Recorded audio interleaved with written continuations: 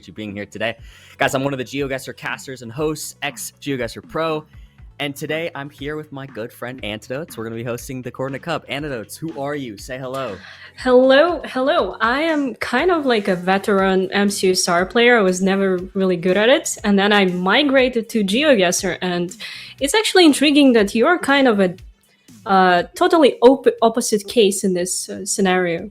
You kind of started playing Minecraft, and now we are combining these games and bringing them to you guys to enjoy on stream.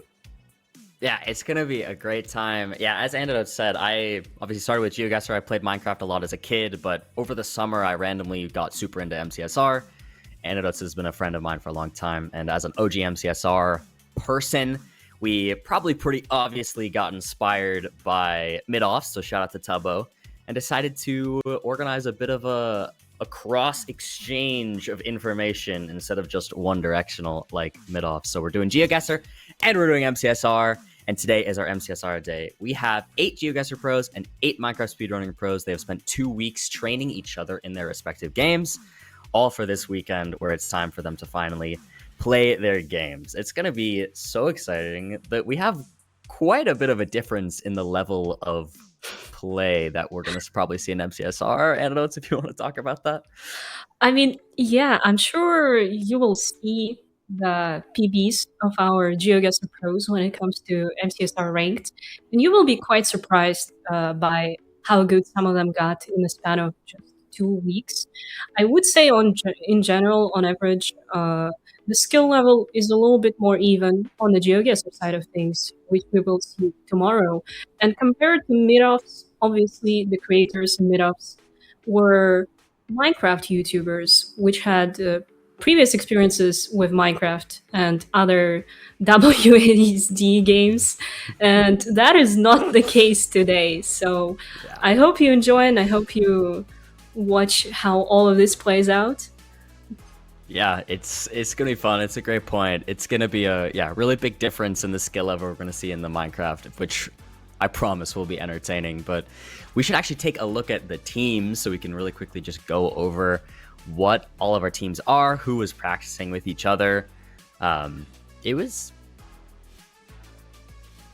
took us some time, but after contacting people for a super long time, we finally did it. And these were our teams that have been practicing for the last 2 weeks: Blinky and Raoul, Lenley and Anjo, Zigzag and Feinberg, Ziggy and Silver, Finbar and Fulham, MK and Infume, Radu and Fruitberries, and then Debre was initially paired with Pound Cake. You guys know Debre, the GeoGuessr Pro, but he sadly had to drop out a couple of days in, and we replaced him with a different GeoGuessr Pro named Bad at GeoGuessr, who's a legend, multiple world record holder, and absolute gamer, and he's gotten very good even though he joined in last. Yeah, these are our teams. And now we can take a look at the bracket and see what we're gonna have going on today in our MCSR games. I'm so excited. Paulina, talk to me about what we're looking at. All right, so the bracket was seeded based on their MCSR ranked and private room PBs.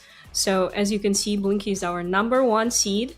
You will be genuinely surprised by how good Blinky got at this game. You can start calling him our modern day Crooks, I think. But that would be a very big hit for the GeoGuessr community if he transitions into MCSR scene. So please do not take him from us just yet. And we have Blinky playing against Zigzag, a very, very famous GeoGuessr player. So that is our first matchup. What do you think is going to happen here, Bloom? What a great question. I mean, we'll see. Blinky is so scary. I mean, yeah, as you said, the first seed. What's his new PB? Like 13 minutes or something? It's ridiculous. 13:44 in just 2 weeks. Anyone here from the MCSR community, how long did it take you to get a 13-minute time? Blinky did it in 2 weeks, so he is the first seed. What? I mean, like, I don't know what you want to say to that. That's unbelievable. But he is first seed. He's going up against Zigzag. It should be fun. But guys, Me and Antidotes are going to be your casters today, but we also have an analyst desk for you who is going to kind of break down the beginning of our games and our post-match stuff. That's going to be Malchus and Moo, and I'm sure they're excited and definitely a little nervous, but let's go say hi to them and we can get into some seed bans to start off the day. For sure. Hello, everybody. Welcome to the analyst desk. My name is Malchus, and I've been a Minecraft speedrunner for probably around 2 or 3 years. And I'm here today with Moo, who's a GeoGuessr pro. Like Bloom said, we're going to be covering seed bans and post-match analysis as well. Yeah, Moo, go ahead and tell me what's standing out to you at the end of game 1 here. Well, thank you. I'm really excited for this tournament. As you said, my name is Moo. I'm a GeoGuessr pro. A lot of people watching probably will know me, and you as well. But yeah, I'm really excited to be here today.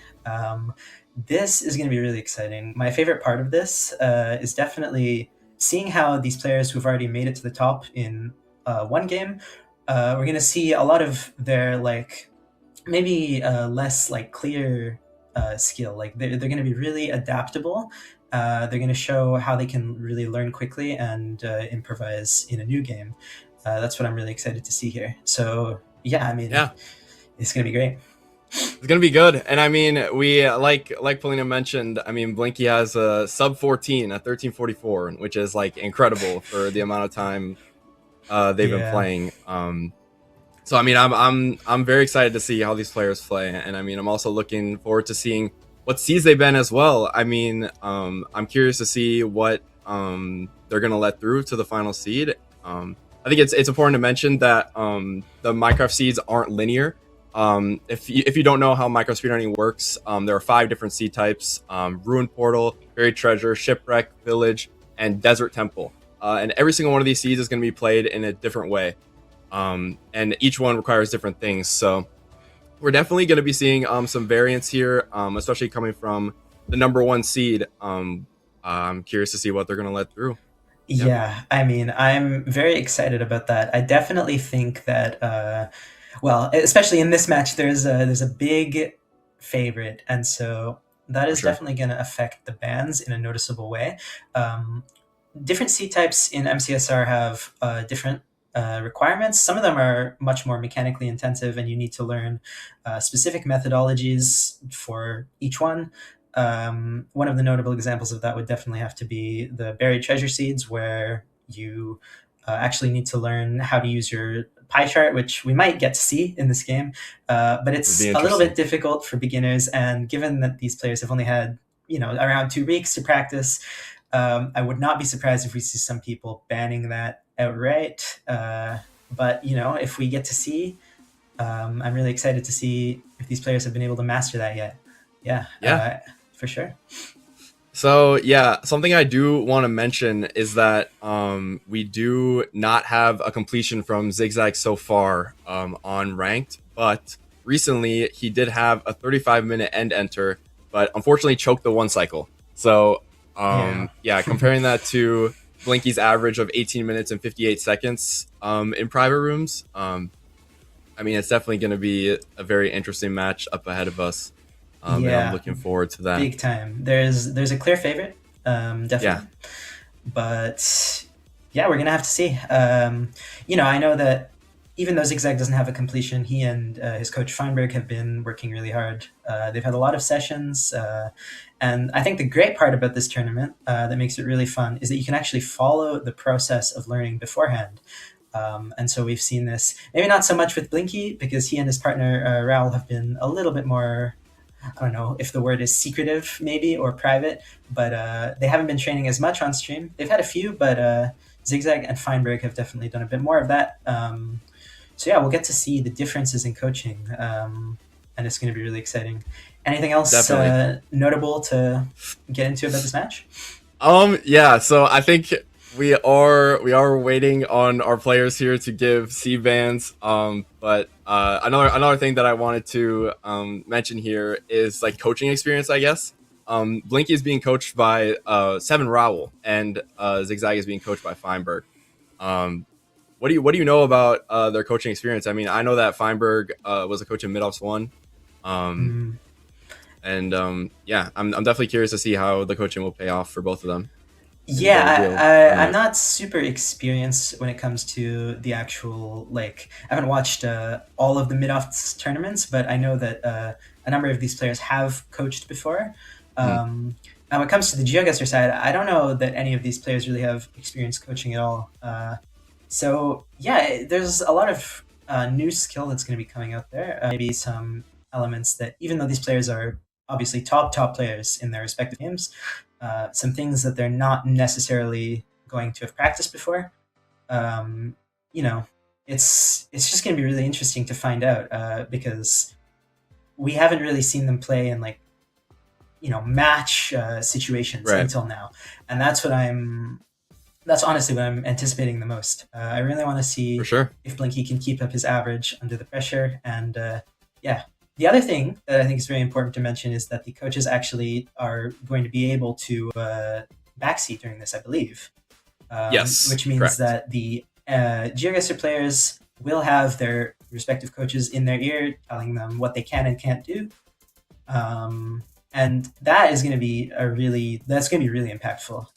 Maybe you can share some of the specific benefits that's going to have as opposed to playing on your own. Yeah, I mean, you're like, obviously beforehand they've run through bastions and stuff just to get a feel for it. But I mean, you never know what a Minecraft seed is going to throw at you. So I mean, like having that someone in your ear who's had, like, honestly thousands and thousands of hours of experience is going to be great. So I mean, yeah, I think we'll definitely see some variance between the games through the coaching style as well as the live coaching style. And I mean, yeah, I think it's gonna be really cool to see. And yeah, I'm definitely excited. I believe we're still waiting for our final bans here. That's correct. Just bear with us. Yeah, no, I mean, it's gonna be super exciting.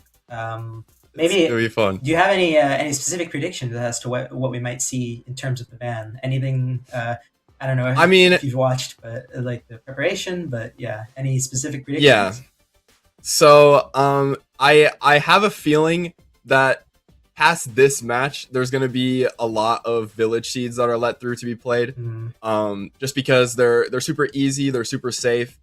And I just think that that's what I expect to like be let through the most. But Definitely. I do want to say that the Blinky match is the one that I'm the most curious about, because I personally have ran private rooms with Blinky, and I mean, we were playing buried treasured seeds in there as well. So I'm really curious to see. And I do have the clear that we are good for seed bans. So let's take a look at what we have.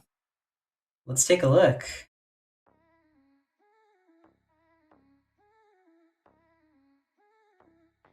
It's buried treasure. I mean, like I said, not very complex. Yes, not surprising. Second ban, ruin portal. Interesting. Right. That's interesting. Okay. Yeah, that is an interesting one. I mean, ruin portals can be quite high variance. Sometimes you're not going to enter the nether with enough iron, and that can throw you off, definitely, because it means you have to enter the bastion without an iron pick. And Team Zigzag has banned shipwrecks. Looks like we're just completely getting rid of the ocean seeds. I mean, magma portals. Not surprising at all. Absolutely. Yeah. The final ban is a desert temple, which means the village seed is going to be the last one. Not surprising. Definitely. This is a theme that we can expect to see a lot today. Yes. The village seed. I have a feeling it's definitely the safest one. You get a lot of food, a lot of materials, and so yeah. So for those unaware, a village seed is going to be played pretty simply. We're pretty much always going to be looking for a blacksmith. And then in the blacksmith, we're going to be getting the iron that we need to make a bucket and a flint and steel, as well as the iron pickaxe. If there's not enough iron, like, we're just killing the golem. And then we're looking for a lava pool to enter the nether and then go towards the bastion. Definitely. That's kind of what the seed kind of plays out in the beginning. That's it. There's a clear line, and we're going to see if those players can follow it. Yeah, I'm very excited. I think Zigzag will definitely be more comfortable on this than some of the riskier, some of the more strategy intensive seeds. And so we'll see. Yeah, and I also think with the coaches, the live coaching as well, village seeds do have a high skill ceiling. It's kind of a low entry and a high skill ceiling because there's just so much that you have to figure out. Yeah. Like you have to figure out like where your gravel is and like the line to get wood, as well as like finding your lava pool. So all that stuff is definitely taken off their shoulders with their coach. So I think there's definitely going to be some variance there, and I'm very curious to see how that's going to play out in the live match. Yeah, the coaches are definitely going to be able to help a lot with the line. I think that's a problem that a lot of players who are maybe newer to MCSR are going to run into, where they have the issue of sort of just remembering all of the different components, right? Especially, I would say that a village is among one of the more complicated ones in terms of just juggling everything, because everything is sort of presented to you at once, right? You have all of the materials within your vision, basically, right from the start, and you have to determine what the most efficient way is to run through them. You have to make sure you're not forgetting anything. You have to make sure you're spotting everything as well. It can be very easy on a village seed, for example, to miss a lava pool. And so we'll see how the players can handle that. But I would say the coaching is definitely like very impactful when it comes to, just staying composed, making sure you don't forget anything, especially for those players with maybe slightly less match experience. I don't think Blinky is going to have any trouble remembering exactly what he needs to be getting in the village. But for Zigzag, having Feinberg in his ear, that might be very helpful. For sure, yeah. And I mean, Feinberg has lots of experience in ranked, being one of the top players of MCSR ranked currently. Not discounting Raul's achievements whatsoever, but yeah. So I think definitely it's gonna be super cool to see, and yeah, we are just waiting on a cue to send it back to the casters, but I am super excited. I mean, I think this match is really going to set the pace for the rest of the tournament. Maybe a slightly faster pace, given that we have who I would say the clear favorite in Blinky competing. But yeah, it's gonna be a lot of fun, and I'm curious to see how all of that comes together. Do you have anything else to add about this match? I'm really reaching here for more things to talk about. It's just yeah, it's gonna be lots of fun to see the scene, and I don't disagree. What else can we talk about here? Yeah, guys. I'm opening the chat now. Hey guys, how's it going? These things happen. I mean, it's gonna be it's gonna be great. I'm interested to see. I'm interested to see if all the players have their bastions down. That's something that I think is interesting. Oh yes, we can definitely talk about that. When it comes to like we said, some of the players have a little bit less of that match experience, and I think that there is a big difference between maybe seeing a bastion route and practicing it in a vacuum versus actually doing it in a run. One of the things about the bastion practice map is that usually you have like maxed out saturation, you have like good food, and it's really easy to get through the run. And these examples, we might not see that at all. So it can be a lot easier to die, especially if even if you falter for just a second in your mechanics. It can be really easy to mess up a route.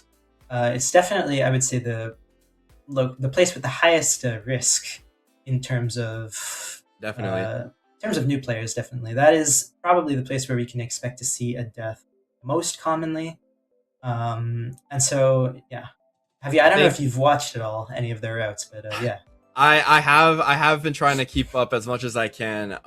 But yeah, I mean, like you were saying, I think like the variance that comes from a real run compared to a practice map is definitely something that I hope everyone is prepared for, because like you said, there's going to be like maybe your blocks aren't going to be on the spot that you expect them to be, or your food's going to be like somewhere randomly in your inventory. Like there's going to be things like that are going to prevent you from the consistency that you're used to of the practice map.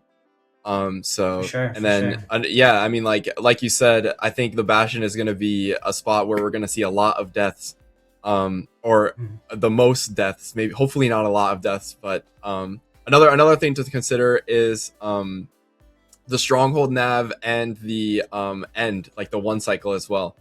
I don't think we're going to be seeing any zero cycles today. I doubt it. Yeah. I that would be quite something. Yeah. But yeah, I mean, like, I think that's definitely something that I'm going to be looking out for is the ability to just like rip through a stronghold, which obviously is going to be assisted by their coaches. Yeah, the And nav will then definitely, that will be a big help. I yeah, think one thing that could be worth going through is actually because some of the players or some of the viewers here probably have not actually, engaged with anything related to Minecraft speedrunning before. It could be worth just going over the outline, especially now that we have the CTEC, the outline of the general, the progression of a speedrun. So if you maybe want to take us through that while we're waiting for our cue here. sorry, what did you say? I was reading what Bloom sent in the broadcast chat. That's okay. I was saying I think it might be worth going through the outline of the general. Yes, MCSR of speedrun. course, my Definitely. fault. Yes. So I mean, as I outlined earlier, the line of the overworld is just gonna be like getting your iron, which we'll find in the blacksmith and the iron golem, and then getting to the nether through a lava pool. And then once we're in the nether, the standard line is just we're gonna be going to a bastion, and then routing the bastion, trading all the gold in the bastion to get pearls, string, obsidian, and fire resistance. String for beds to blow up the dragon, obsidian to get closer to the stronghold, and then fire resistance for the fortress, which is where we're going to get our blaze rods. And then while we're at the fortress, we're going to be measuring the ender eye. Oh, that's also something that will be interesting to see. Definitely, yeah, that's a good point. I think a common mistake from new players can come down to like their eye measuring ability. I mean, after like how many runs I've done, like it's just second nature to me. But when you're first starting out, there's a lot of things that get in the way of your measuring, like desync or your Ninja Brain bot not being calibrated correctly. And I'm sure that their coaches, who all have bounds of more experience than me, have set everything up. But I mean, there's a small case where like some desync could happen that's not catched that's not caught, and then we're missing the stronghold, and then that's a long. Yeah, I mean that is definitely one example in a long list of things that can go wrong in the average MCSR run, especially when you don't have that much experience. Yeah, I think there's a lot of different cases where we could see that. One interesting thing, do you know maybe how many of the players have actually learned Bodai for this? I don't know if I checked in on that, but that might be interesting. I think more often than not they're loading or they're learning Bodai, but I think we are. I want to clarify that was the call to throw it back to the casters, just in case. Okay, sounds good. So right. It looks like we're ready to go into match one. Cinema, finally, we're done stalling. I hope you guys enjoy, and I hope you guys are excited as we are. But yeah, any final words? No, I mean, this is gonna be great. I'm super excited, and yeah, let's throw it back to Bloom and Antidotes for the first match. All right. Hello, everybody. We're back. We're ready. I would like it to be abundantly clear that this took forever because of Zigzag. Feel free to make fun of him if you would like. But we're finally ready. The players are going to get started. Blinky without a beanie is actually insane. Yo, can we W Malchus, W Moo? Because they were nervous for this, and then they just had to talk for like 20 minutes straight. Yes. So, like, GG.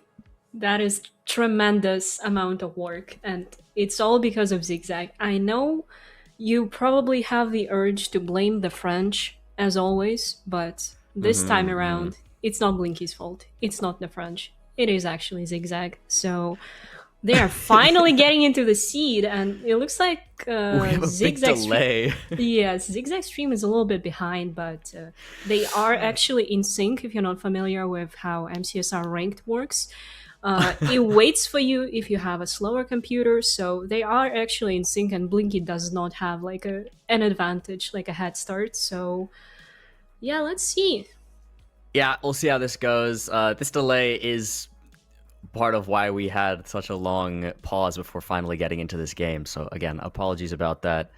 We're just gonna have to deal with it. I mean, he couldn't get his screen share going for the first I don't know, however long that lasted, 20 minutes. Zigzag just couldn't get a screen share. So we finally did it. We're here. We're gonna just deal with this delay, but they're off. They're ready. Bloom and Antidotes back on the cast. Let's do this thing. Let's do our thing. Okay, right off the bat, we are tempted to point out that Zigzag has not found a blacksmith yet, and he's just waddling around, kind of making his way there, while Blinky already has all of his tools crafted, and now he's just gonna have to kill the golem for the bucket to enter the nether and find a lava pool. Yeah, I mean, we have a minute blacksmith, I don't know what you'd call it. Enter? No. But you're getting the blacksmith at a minute in. Blacksmith enter, W. Add it to the splits. Okay. New split idea for ranked. Blacksmith enter. Just for this. I mean, with where these players are at, we honestly need blacksmith enter. We need iron golem kill. Things are taking long enough that they could be their own splits, but Zigzag finally crafting some tools here, and I think he's gonna kill the golem, but he has no iron pickaxe, which he's gonna need, and then he also is gonna need a bucket, so he's gonna kill this golem. And I didn't see what the iron drop rate was on this seed for killing the iron golem, but I don't think we're getting 7. You would need 7 because you need a flint and steel, unless he's gonna woodlight. You need a flint and steel. So that's 1 iron. You need a bucket. You need a pickaxe. Yes. So we might be cooked. I think it's Pat's already. I think if you're thinking in your head, you should be resetting right now. As soon as you notice that you wasted all of your iron, and I'm not sure why Finebear has not pointed that out to Zigzag yet, or maybe he has. But it is a little bit unfortunate that the resetting is not happening right now, because I don't know how they're gonna go around the lack of iron situation. Yeah, great. Oh, Blinky's in the lava. Oh, he saved himself. Scary moment there.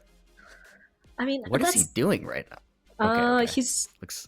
It kind of looked like a woodlight setup, but he actually has flint in his hotbar, so I'm not sure what is happening here exactly. Maybe just an awkward spot. Iron?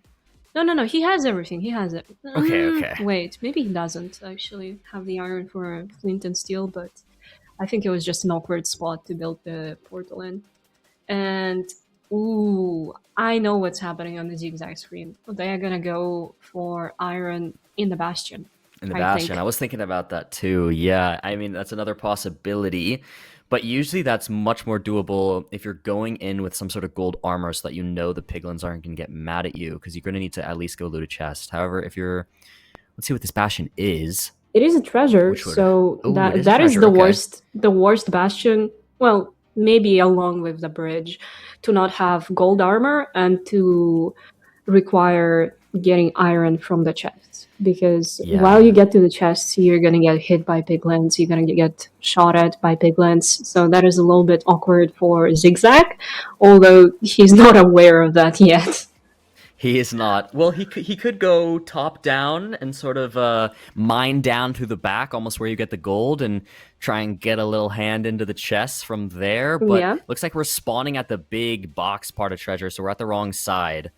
So it does make more sense to do the route going from the bridge here in the middle of the treasure, going all the way up. So it looks like Blinky's finally going to be getting there and doing that. Zigzag finally making his portal here at about 4 minutes, 30 seconds. Oof. That is kind of the entry time that you would expect from GeoGuessr pros who just got into Minecraft 2 weeks ago. So Blinky is actually the anomaly here. I'm very interested to see what kind of route he does. First of all, he did craft golden armor. And he runs up the stairs, which is also expected for a GeoGuessr pro, I would say. I think we're probably going to see Save Boomer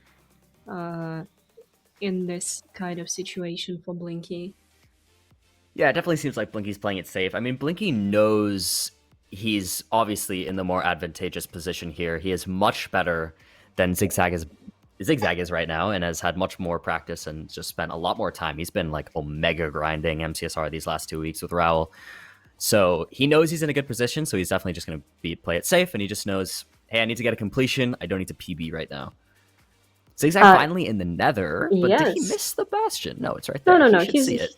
I'm not sure what he's looking at in terms of looking down in that ravine. I'm not sure why he was inspecting it so carefully. Maybe region guessing, like, could this be Nevada? Oh, yeah. These mountains look like, like the Nevada mountains. Yeah. I think what's also interesting about this match is how safe or risky Zigzag is going to try to play. I think he will be playing as safely as we can see right now, crafting gold armor from this gold ore in the nether right here. So is that what he's going to do? I mean, he's not picking it up because it's a wooden pickaxe. Well, no. Wait, no, he is. My bad. I haven't played MCSR. I haven't played MCSR in a bit. No, you're good. Wow, I'm looking over at Blinky again here. He's already getting backup blocks for trades, looting chests. I mean, Blinky's looking at possibly at least a sub 10 fort, I would say. He's cooking right now. Yeah, that's going to be a pretty fast bastion exit, I think. Depends on how the trades go. Ooh, and he does have a stray piglin. Deals with it pretty nicely. Yeah. Bro is locked. Like, all right. That's actually awesome to see. Blinky with the lava bucket strats, all good. And then Zigzag over here fighting a hoglin. And he's got piglins on him. Oh. He's just fighting demons, man. He's just fighting demons. He is. Listen, Oscar, I believe in you. I think he at least gets to trades, right? Surely. He will get to the rampart. I believe in him. Also, maybe he's taking his sweet time because he's gonna upload it on his Minecraft channel. This is just content for his Minecraft channel, of course. Yes, this is just part of the Let's Play. And in the meantime, Blinky's already out, looking for the fortress. It's guaranteed to be close, and he already finds it. Really fast. That was great. Let's see how good rates are for him. I mean, this could be a really good time for Blinky. He's at 8 minutes in the fort. Has some lava here, but he's got fire res on already, so he's going to be able to just swim through that, even though it slows him down. He's already in the open part of the fort as well, so spawner should be close by. He's got the lava on the hoglin. I think the meat's gonna burn, and it burned. Yeah. He's good on food bread, though. Yeah. And yeah, he's got 16 bread, and then Zigzag's still just mining gold nuggets. 45. Let's see, how many does he have? 3, 4. He can make boots. Let's go. Chad, he can make boots. Hoglin spawner. Hoglin spawner. Oh my. Okay. Lava, the hoglin, we're good. We've got 2 here. He's put a bed down. Does he know blaze bed with two beds on the side? Is that what he's gonna do? Or did he? Yeah, it looks like he does. Wow, he actually learned. Ooh, getting spawned Double on. bed. I get spawned on. Every time I'm at the spawner, I get spawned on and I take damage. That's because you take like 5 billion years to set up the blaze bed. I do take 5 million years to set up the blaze bed. Okay. That seemed like a very successful blaze bed. You gotta take out all of the fire, otherwise the blazes will have a limited amount of space where they can spawn, so that's what Blinky is doing right now. Clearing his inventory before he blinds and gets enough rods, which is quite good, and doing his crafts right now. Yep, he is task overlapping very well here. 6 beds, looks like 6 bed 3 anchor, so he's going to be all set for a 1 cycle. No worries there for him. Exactly. So Blinky has just gotten so good. Oh, but he just killed that blaze in the fire, which is not great. He could have lost a rod there. I didn't see, though. Potentially? I thought I saw a rod like on the side there, but might have been tripping. I want to point out that Zigzag is already looting chest. I don't think he's started the trades. Let's take a look here. No, it doesn't look like he started trades. Is he gonna do a top-down treasure? I know there's a route that you can kind of do top-down. Or I guess I shouldn't say top-down, it's just top treasure, because you don't go downwards after, but just kind of playing treasure only from the top, ignoring the 2 blocks on the bridge. I think that'll be what he's doing. I think so as well. It's it doesn't make any sense to go down to the bridge and grab those gold blocks. That's just a time loss.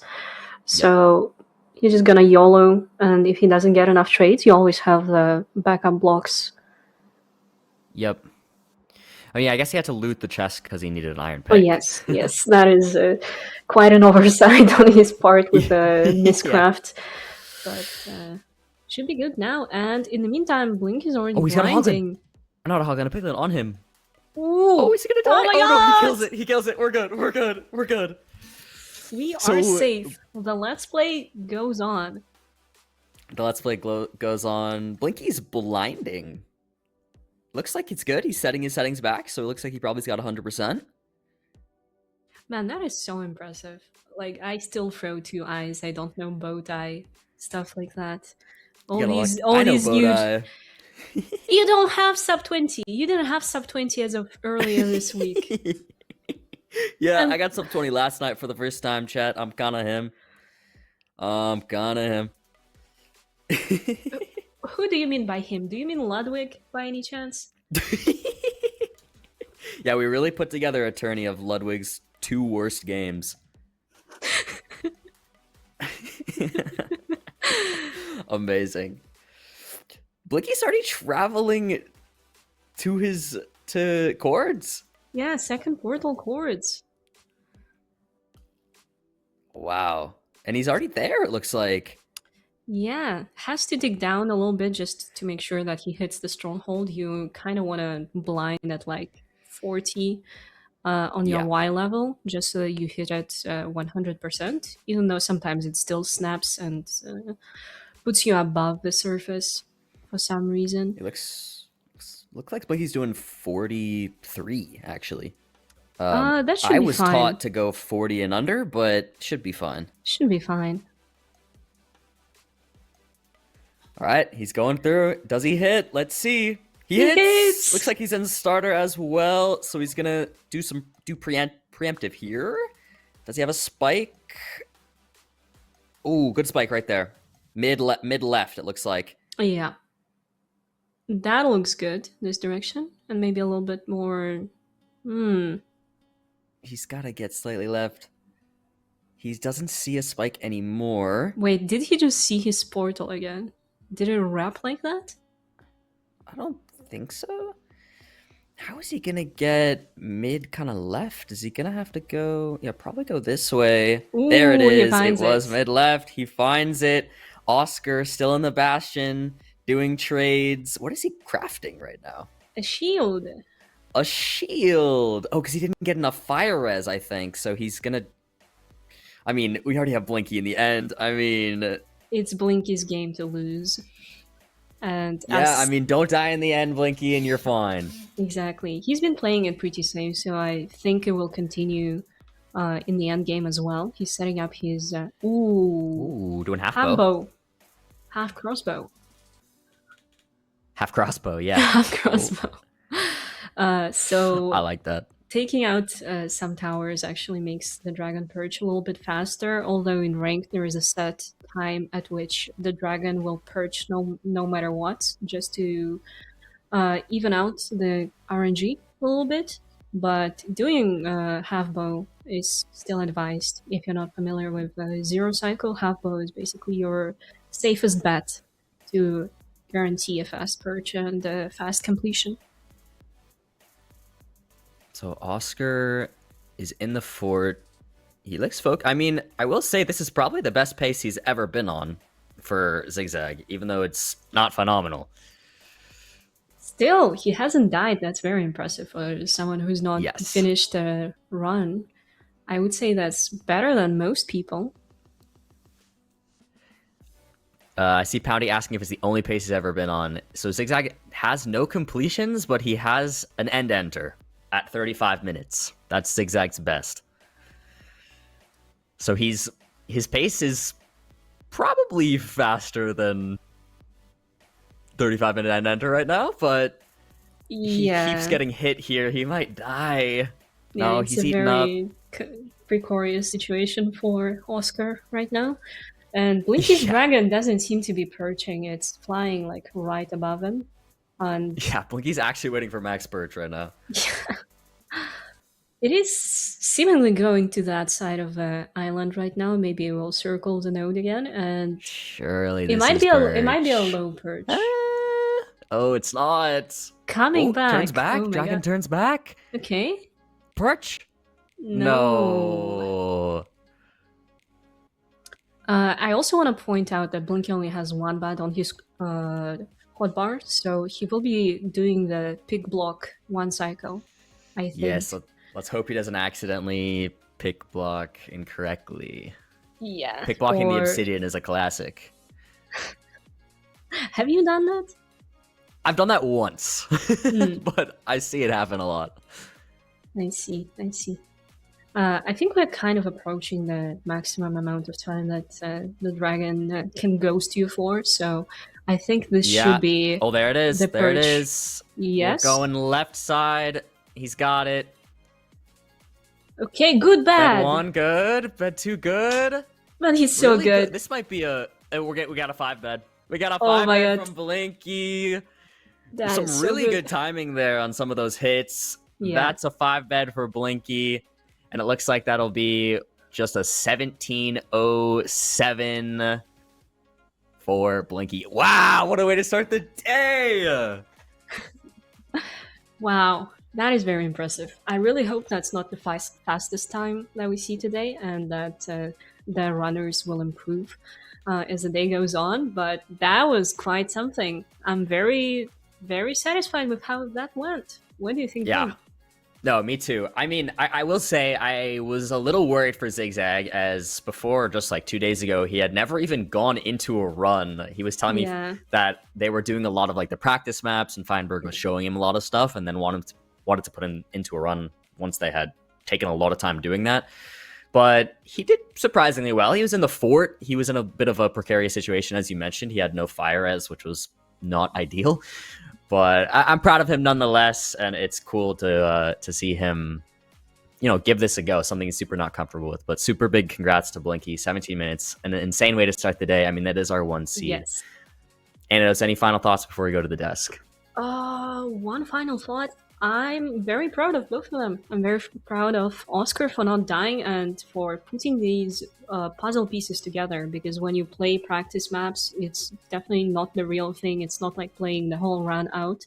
So I'm very glad that he managed to put them together and not die, get to the fortress, and deal with all of these situations that he ended up being in. So I'm happy that our runners managed to connect with their coaches in a way that allowed for this to happen. Yeah, all the pairings got along super well, and we're having such a good time these past 2 weeks, so it makes me happy. But with that said, we'll let the desk break down the match and get you guys into the next one as well. So let's go say hi to Marcus and Moo once again. Hello, everybody, and welcome back to the desk. It's me, Malchus, and I'm here with Moo. So I mean, that match was quite the interesting watch for sure. I mean, we had the first seed. I mean, just blowing Zigzag out of the water here. I mean, one of the main things I wanted to note was the iron pickaxe blunder. I mean, that was that ended up taking some crazy time off. What do you think about it? Yeah, I mean, that's it's definitely a mistake that we can see a lot from people who are maybe, like I said before we went into the match, not so experienced when it comes to all of the routing and all of the math that you have to do in any given run. But yeah, I mean, it's definitely one of those things where just an experience, right? You just need the experience to know exactly what you have to make with what amount of iron, and so he lost a little bit of time there. But so actually we can go to the seed splits now, I believe. Nice. And take a look at how this run progressed. Yeah. All right. Wow! Look at this. Nice. I So mean, as you can this see, I is- mean, we had. yeah. I mean, at the end of the day, like the Nether Enter wasn't that far apart. It felt a little further due to like the delay and stuff, but I think That's the delay true. ended up That's getting true. mitigated further in the run. Mhm. But yeah, I mean, like considering the iron pickaxe blunder, and then as well as how long Oscar or Zigzag originally took to get to the blacksmith at the beginning of the seed. Yeah. I honestly wouldn't even say that this is that bad, but No, we can not at see all. the effects of the iron pickaxe or not having the iron pickaxe as we move on. Yeah, there's the definitely a Bastion ripple route. effect there, huh? And I do Yeah. think the pace from Zigzag is actually pretty respectable, especially when, as we said, there's a bit of a lack of actual game experience there. He hadn't really done much rank before this, of course, but yeah, I mean, talk about this pace from Blinky. Like this is what we were expecting to see. Even maybe a slightly slower overworld than maybe he is used to, but the rest of this run was just so clean. It's really, really impressive for someone who's For only sure. been playing for 2 weeks. Yeah, Yeah. definitely. Another thing I do want to note is that a 14-minute fortress like isn't even that bad of a time. It's just, I mean, Honestly, like yeah. being a coach for Project Bloom, I've seen plenty of 14-minute forts. So yeah, I mean, like I can't even be mad about that. It's just the caliber of Yeah, Blinky here is just it's hard to match. it's really impressive. Yeah, and I mean, I think honestly, if Zigzag was matched up against anyone other than Blinky here, this run definitely he would have probably gotten a lot further. But I think this pace would have held up a lot more. So yeah, he definitely nothing to be necessarily ashamed of for him. But wow, I mean, this is just Definitely. it's really strong all the way through from Blinky. Yeah. I think another thing I wanted to touch on was when Blinky was entering the end. He was pre-sorting his inventory, and I mean it was like the Yeah. perfect hotbar for zero. And I was getting so excited. And like the first pearl, it was really looking like he was aiming up to the tower to go for the second pearl from the zero cycle. But I mean, we didn't end up seeing it. Yeah. I don't really know if that's something that we have to keep an eye out for or not. But I mean, I would love to see it. It would be pretty That cool would to be see that a would zero be cycle. some great content. I mean, I for one was definitely not expecting anybody to be going for zero. I mean that Definitely. that is so impressive, even to like consider doing that in a match like this after having played only 2 weeks. Like that is really remarkable. So yeah, I was very surprised to see that. But well, we'll see what happens in the next seeds. Maybe he will pull it off if he has like sure. an easier tower, for example. We'll see. Yeah. Yeah. Are we able to take a look at the bracket? Yeah, let's take a look at the I bracket. would if love we to can. see what matches we have ahead of us. Yeah. So, Nice. Wow. Yeah. So Nice next up there, we yeah. have Bag versus Lenley. I mean, this is quite another exciting match coming up. Two of our like higher seeds as well. I mean, I'm excited. I'm excited to see. Do you have any like initial thoughts of this match before we get in? I do. I think this match is honestly the one that I've been anticipating the most, honestly, because these two players, for reference, I believe this is seed 4 and seed 5 out of the 8 players that we have today, and so naturally they're going to be very even. But I think we've seen both of them improve a lot, particularly in these last few days. And so I'm definitely anticipating this. I think it's going to be an interesting match, and I'm curious to see if Bag or Lenley can show maybe even the potential of standing up to Blinky here. I mean, he's still going to be a clear favorite in my eyes, but yeah, we'll see what Bag and Lenley can come up with. And in terms Definitely. of their matchup specifically, I think they're definitely going to play each other very close. So I'm very excited. Yeah, I mean, looking at their average and their best times here, I mean, like their best times are literally a minute and 30 seconds apart, which is quite a large difference between Zigzag and Blinky. Stark difference. So from I what we mean, just saw. yes, Definitely. Yeah. we'll definitely be seeing a lot more. Well, hopefully we'll be seeing a lot more of a tight match, with decision making having a lot of impact on the times. So it's definitely going to be a very good match to see. Yeah, I mean, I'm very, very excited to see just what they can come up with. Do we maybe have any predictions going into it as to, maybe we can start with the seed bands, just what we're going to be seeing here?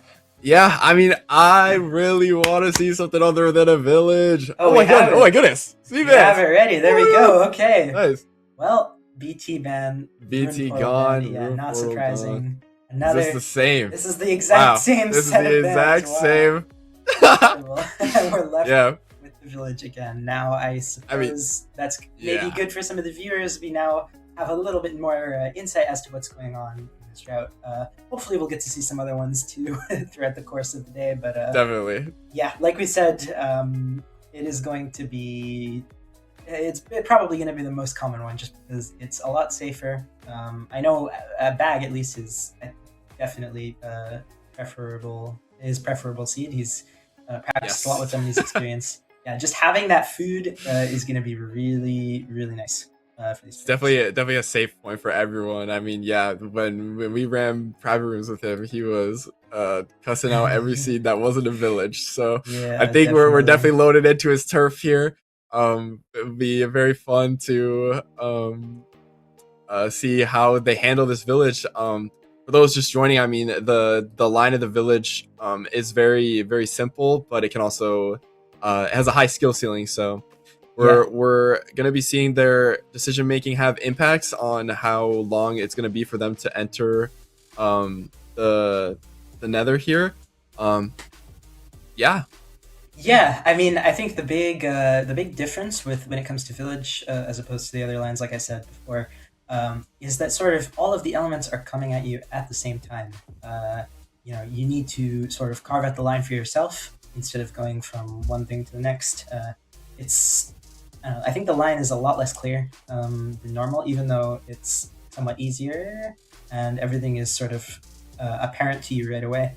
Yeah, but like you said, definitely a high skill ceiling sort of thing. But yeah, I mean, we talked about Bag's proficiency with villages, but we can't count out Lenley. I know that he's definitely practiced a lot of villages as well. And yeah, definitely, I would say all of the players in this tournament have at least touched on this seed type because it is for sure the safest, and they know that it's probably going to get picked a lot of the time. And I'm sure the coaches have said the same thing to them as well. Right. Yeah. Yeah, it's gonna.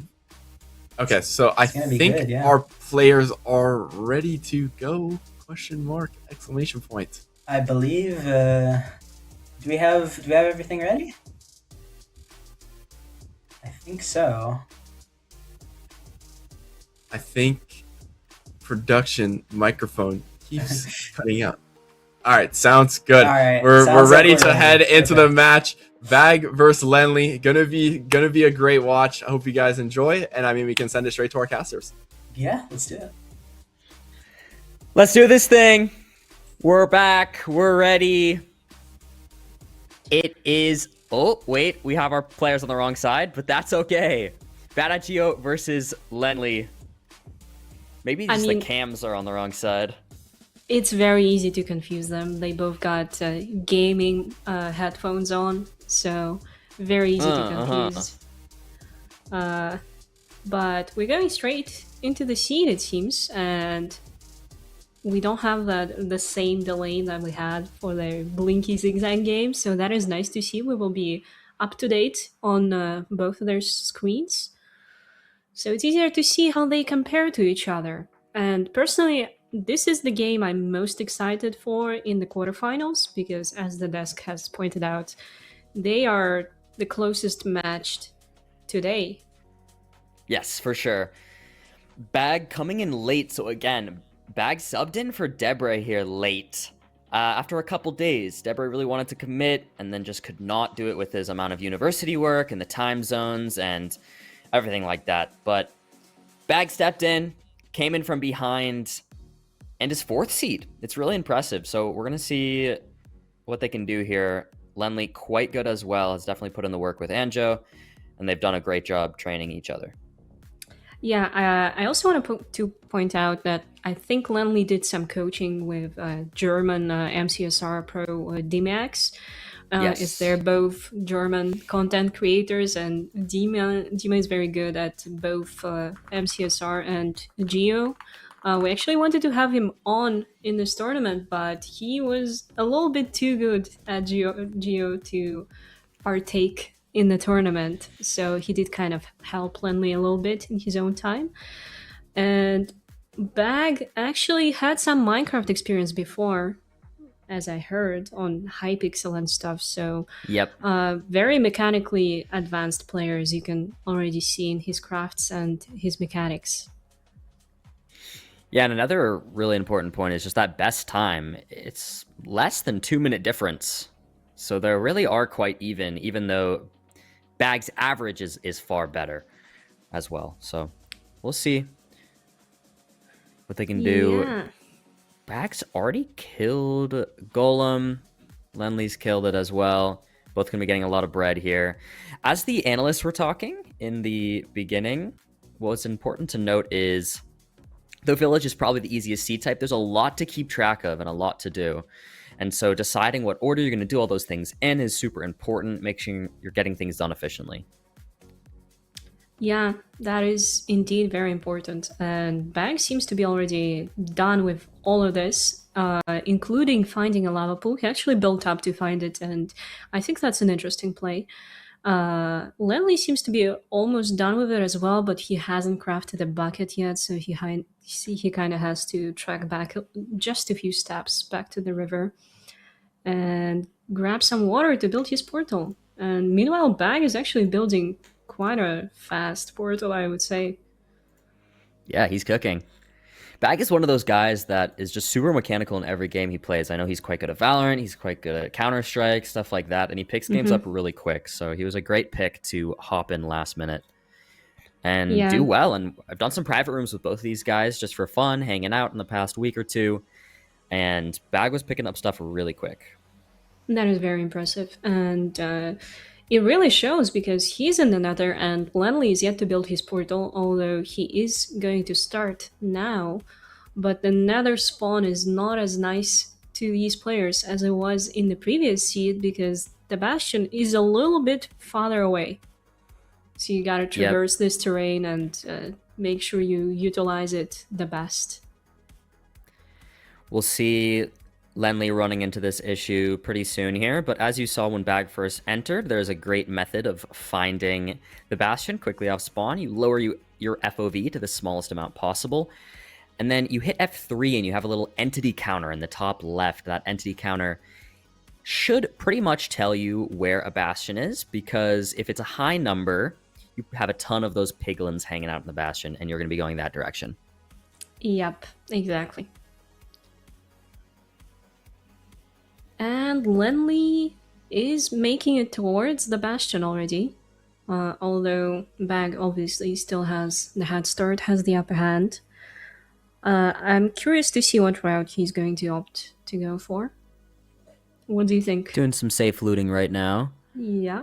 But we should be in housing Bastion, so it looks like he's just going to do a top down here, but it's a double triple, so he's going to go over here and get these other chests as well before starting his route, looks like.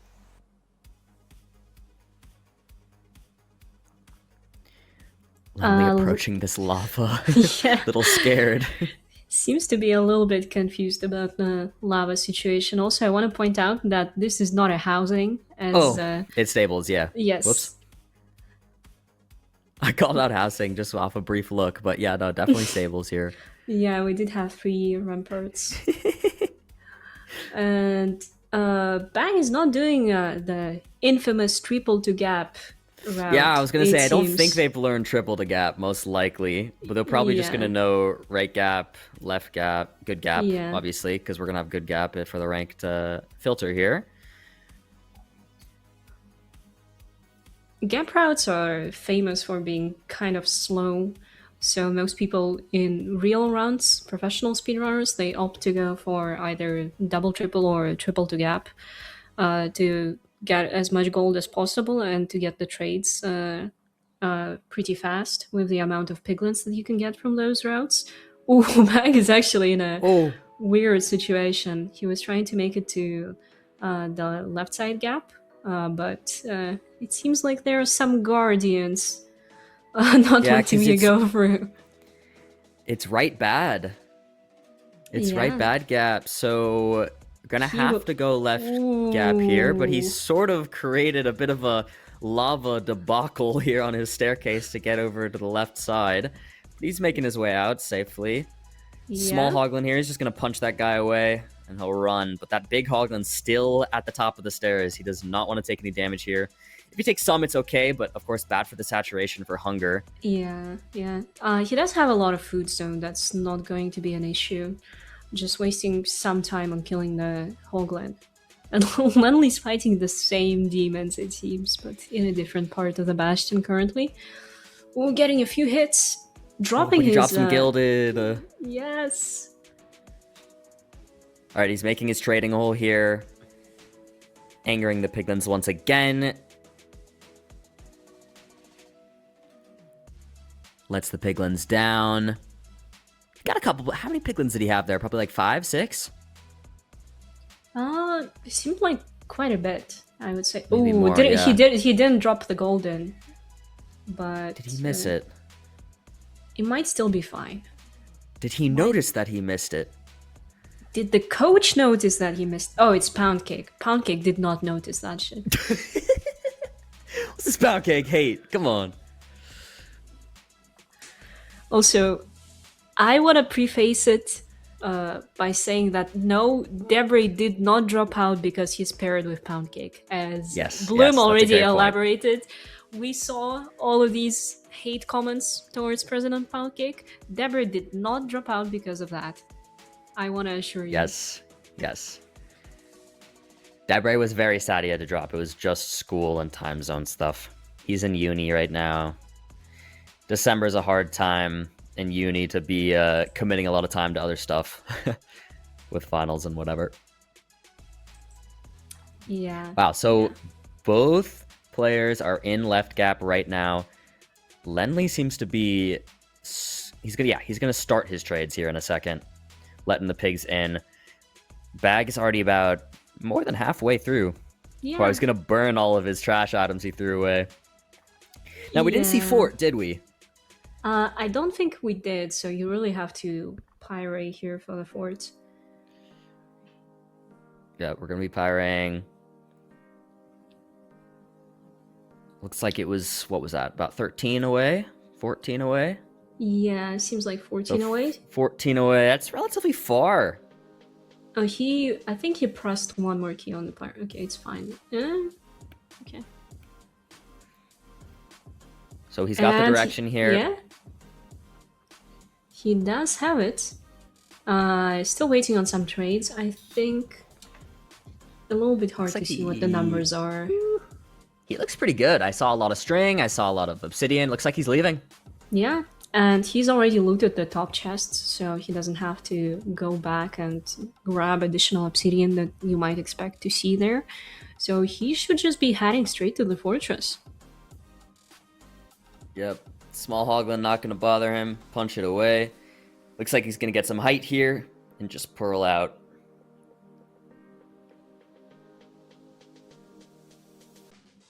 Ready for the fire res. Lenley doing his pyre right now while his trades are going. So it's honestly a pretty tight game. It really could still go either way. Bag would just need to make a pretty slight mistake and Lenley could make up some time. I don't know about Lenley's fort splits or, you know, stronghold nav splits or anything, but if his are generally faster than Bag's, I mean, this is still such a tight race. Yeah, yeah. And obviously a lot of things can happen in the fortress, especially if it's in a precarious biome like, for example, Snow Sand Valley, or I don't know, maybe we will get some Hoglins in the spawner again, and that will be quite a threat for our players, but ooh, it is actually in Basalt, so they shouldn't be faced with any angry mobs, although it is over lava, so you will get some more spawns occasionally. And Bag just has to make it to the good part of the fort and find a spawner or get some strays. Definitely some lag here on Lenley's screen share. Sorry about that, everybody. It's just is what it is. I think it's probably because he's streaming and screen sharing to us. But it's okay.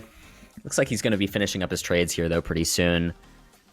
Got a decent bit of string. He's got some pearls. 3 fire res. That's not bad. I didn't see the obsidian count there. Yeah, I also did not catch that. But he has a stack of string, and he also grabbed 2 beds from the village, I think. So yeah. Picked up some more string so he can technically 0 cycle with this amount, but we all know that's not gonna happen. Yeah, yeah.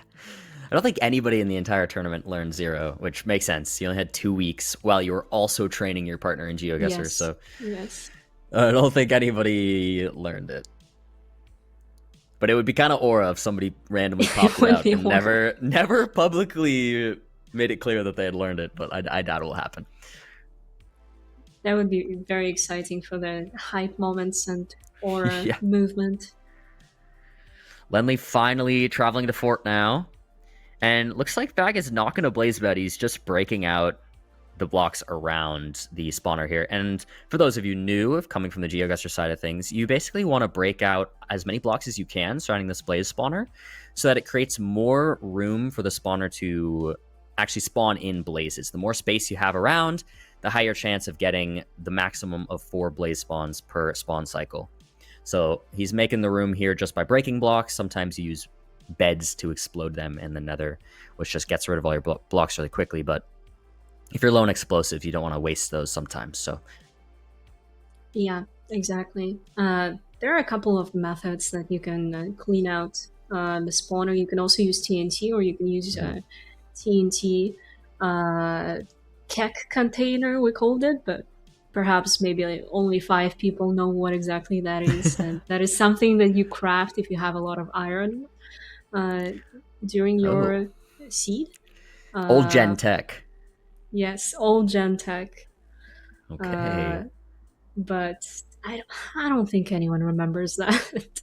So what I find interesting is that Bag opted to mine it out, although on Lenly's screen we saw that they actually had a lot of wool, so that's probably not a string constraint that Bag faced. It was a choice to do this because it's safer. Maybe he doesn't feel too confident doing a blaze bed just yet. Yeah, good point. Good point. They're also at different spawners here, so we'll see. But again, blaze rod spawn rates will be standardized, so it'll take the same amount of blaze kills to get the same amount of rods for the 2 players. Now, Bag's already blinding, and he has 7 rods. Ooh, and he has a village, so he's just grabbing some more beds. No, he's setting a respawn point. Okay. He's setting a respawn. Okay, that's like actually kind of based. It's a very safe play. Very weird place to do that. Usually you do that in the portal room, for example, if you die during the 1 cycle, but you just wanted to do it now. He wants to come back here, and maybe that's a good destination. Yeah, he's crafting all of his beds, and I think he had 8 there. Oh, and now he's sleeping on top of the... What? He slept twice in this village, 1 time on top of a tree. He's gonna make a tree fort up there, actually. Yeah, treehouse. Yeah. I think it's cool to see that Lenly is actually like expanding the spawner. That is the attack that MCSR pros usually do when the spawner is overhanging over terrain or lava, so that the blazes don't spawn like in the air, basically. So that allows them to get more spawns in and not fall off the fort, basically. Yeah, and also using soul sand is super helpful because when there's fire on the soul sand, it doesn't count as the block being... Obstructed. I don't know what you call it. Obstructed. Now, when another block is there and it's on fire, it will not... It'll restrict the spawn area, basically. Yeah.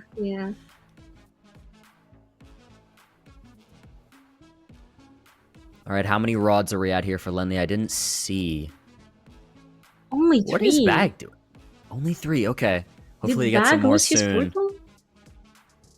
Ooh, oh, there it is. I do think that he lost it there for a second. All right, he's going to blind here on 4, which is smart. Yeah. All right, Bag has He's a gonna lot do of some crafting. aggressive mobs around him right now. Oh, he got hit by a wither, but he should He be should fine. be fine. Wither Should be fine. skeleton. All Let's right. see, he's moving to chords for second portal. Lenly blind. He got GeoGuessr in the back. The grind never stops. The grind absolutely I love never that. stops. Massive shout out to GeoGuessr. GeoGuessr is the one sponsoring this tournament for the prize pool. $1,500 given by GeoGuessr themselves. Love that they support community initiatives like this. Big shout out. Yeah, shout out to GeoGuessr. And on the contrary, the Minecraft side of things is brought to you by MCSR Ranked, which is actually a community-run initiative that is not official or affiliated with Mojang. So that's nice to see that GeoGuessr supports community-run events, and then it's nice to have projects like MCSR Ranked being made by passionate members of the community, Oliver and Redline. Shout out. Big shout out. Oliver did help us set today up. So, W Oliver. If you want to try out MCSR Ranked yourself, just go to mcsrrank.com. Check it out. Yeah, and as for the GeoGuessr, we actually have a challenge created for this tournament that you can try and play. Yeah, go try some GeoGuessr. Wait, Bags in the stronghold. Oh, That's a great spike. all right. Kind of top left-ish? Yeah, but he has to go middle though because there's nothing in the top left. Interesting. Oh, he's on fire. Lenly's on fire. Get the fire res. Get the fire res. Drink. Streamer, Okay, we're eat. good. Streamer, eat, please. Eat, streamer, eat, please. I actually don't like Bag's direction because when he first turned here, he saw the library, and usually, like, both library and the portal room are very big rooms that the stronghold needs a lot of room to spawn either of them in. And when it's cluttered like this, and you see a library, you usually want to turn around. Maybe he should go top right, and then it will, like, wrap around and go left again. Yes. Yeah. Yeah, looks like it will. This is going to be the way. Keep going straight there. There it is. Yep, nice. There's that top left spike he saw. So he's going to be end entering here at about 19 minutes. Lenly on his way to make second portal. Yeah, so Lenly is a little bit behind, but anything can happen in the end. You can die to an Enderman like Sky Crabs, or you can fail the one cycle and then respawn in a village that Bag stopped in. So anything can happen. But as with Blinky versus Zigzag game, we do have somewhat of a clear favorite right now. It's just Bag's game to lose. Yeah, let's see what he can do. He's on a great pace. Bag's best time is 19:15, and he's waiting for the perch here at 19:15. Yeah. So very good pace for him. He's probably going to hit around his average, maybe a little bit better than his average time so far. Yeah, I think it's going to be sub-average just because of max perch time, but True. not quite his PB.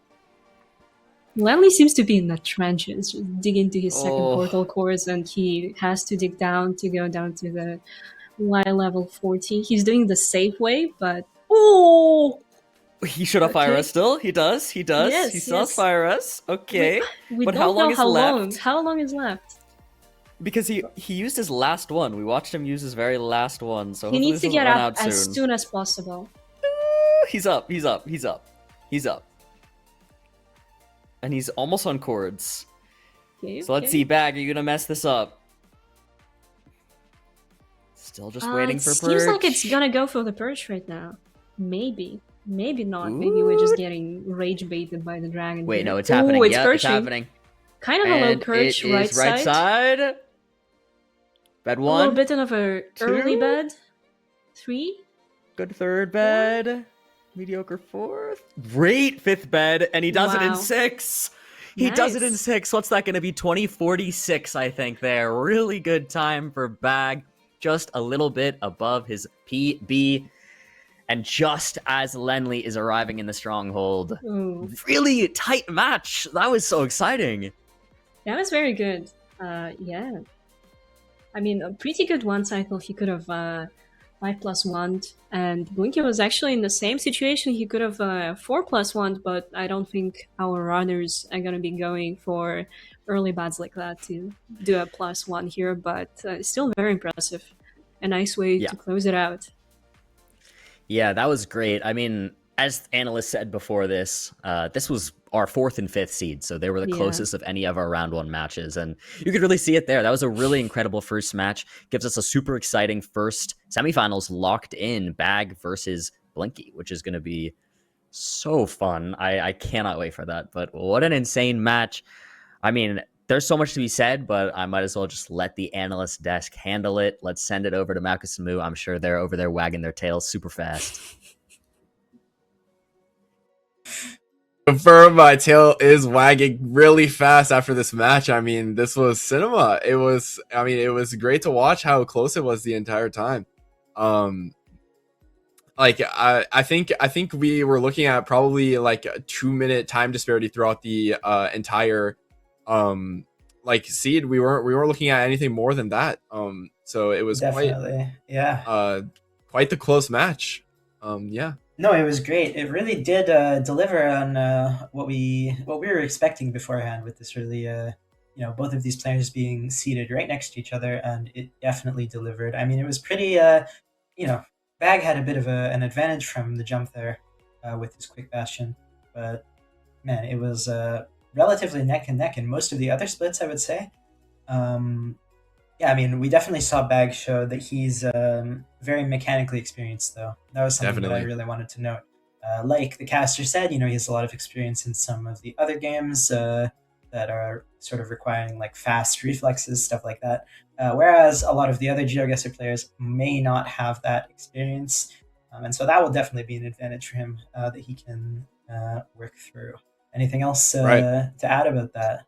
Yeah, I mean, I think yes, we can take. I just want to note quickly. One of the things that I noticed was they played the overworld really fast on the seed. I mean, I think Bag was entering the Nether. We can take looking at around a 3-minute flat enter.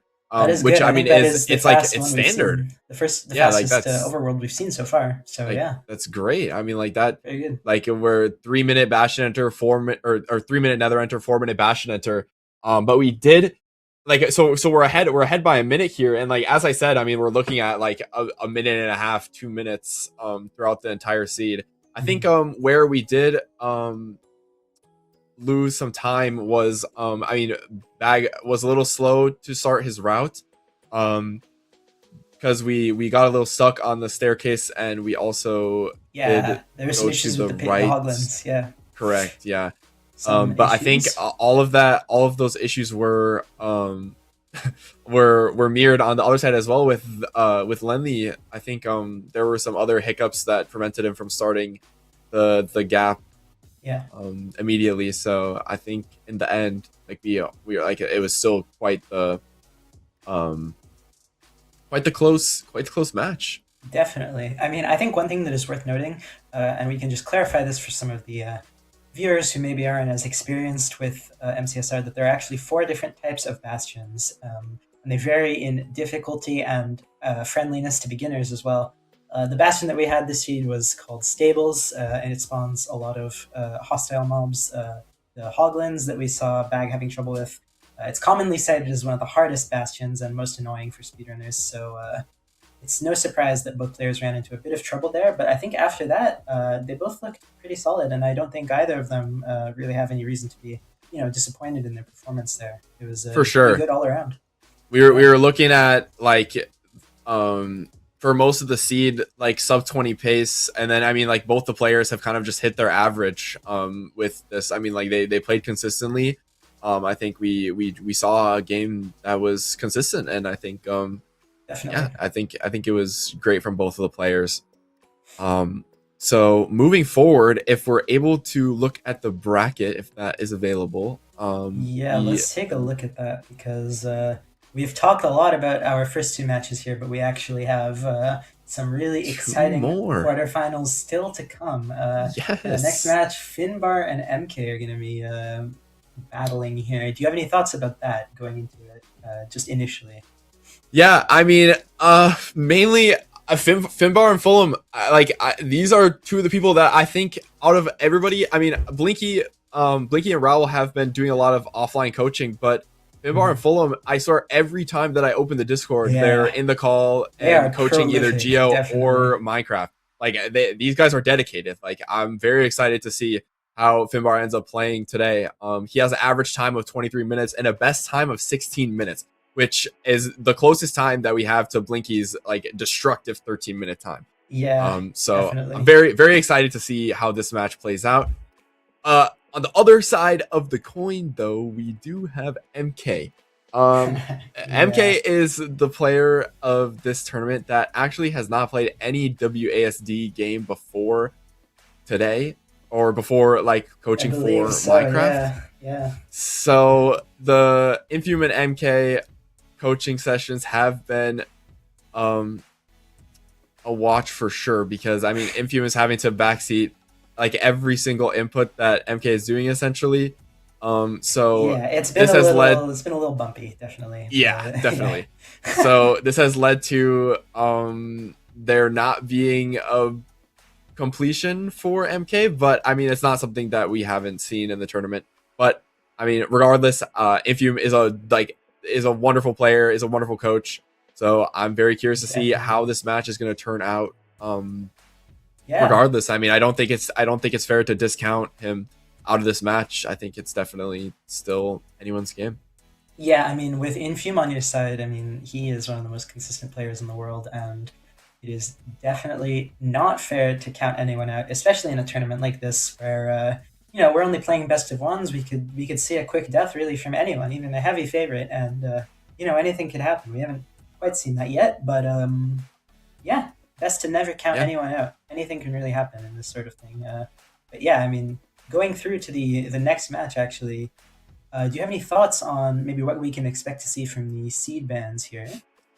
I think for seed bands, I think with the note of MK not having played very many WSD games, I think we're going to be going into an easier seed. I think there's a very high chance that we're going to be seeing villages. If not village, probably Desert Temple might be the second easiest, but I think we're definitely going into a village seed, but we obviously will have to wait and see the seed bands.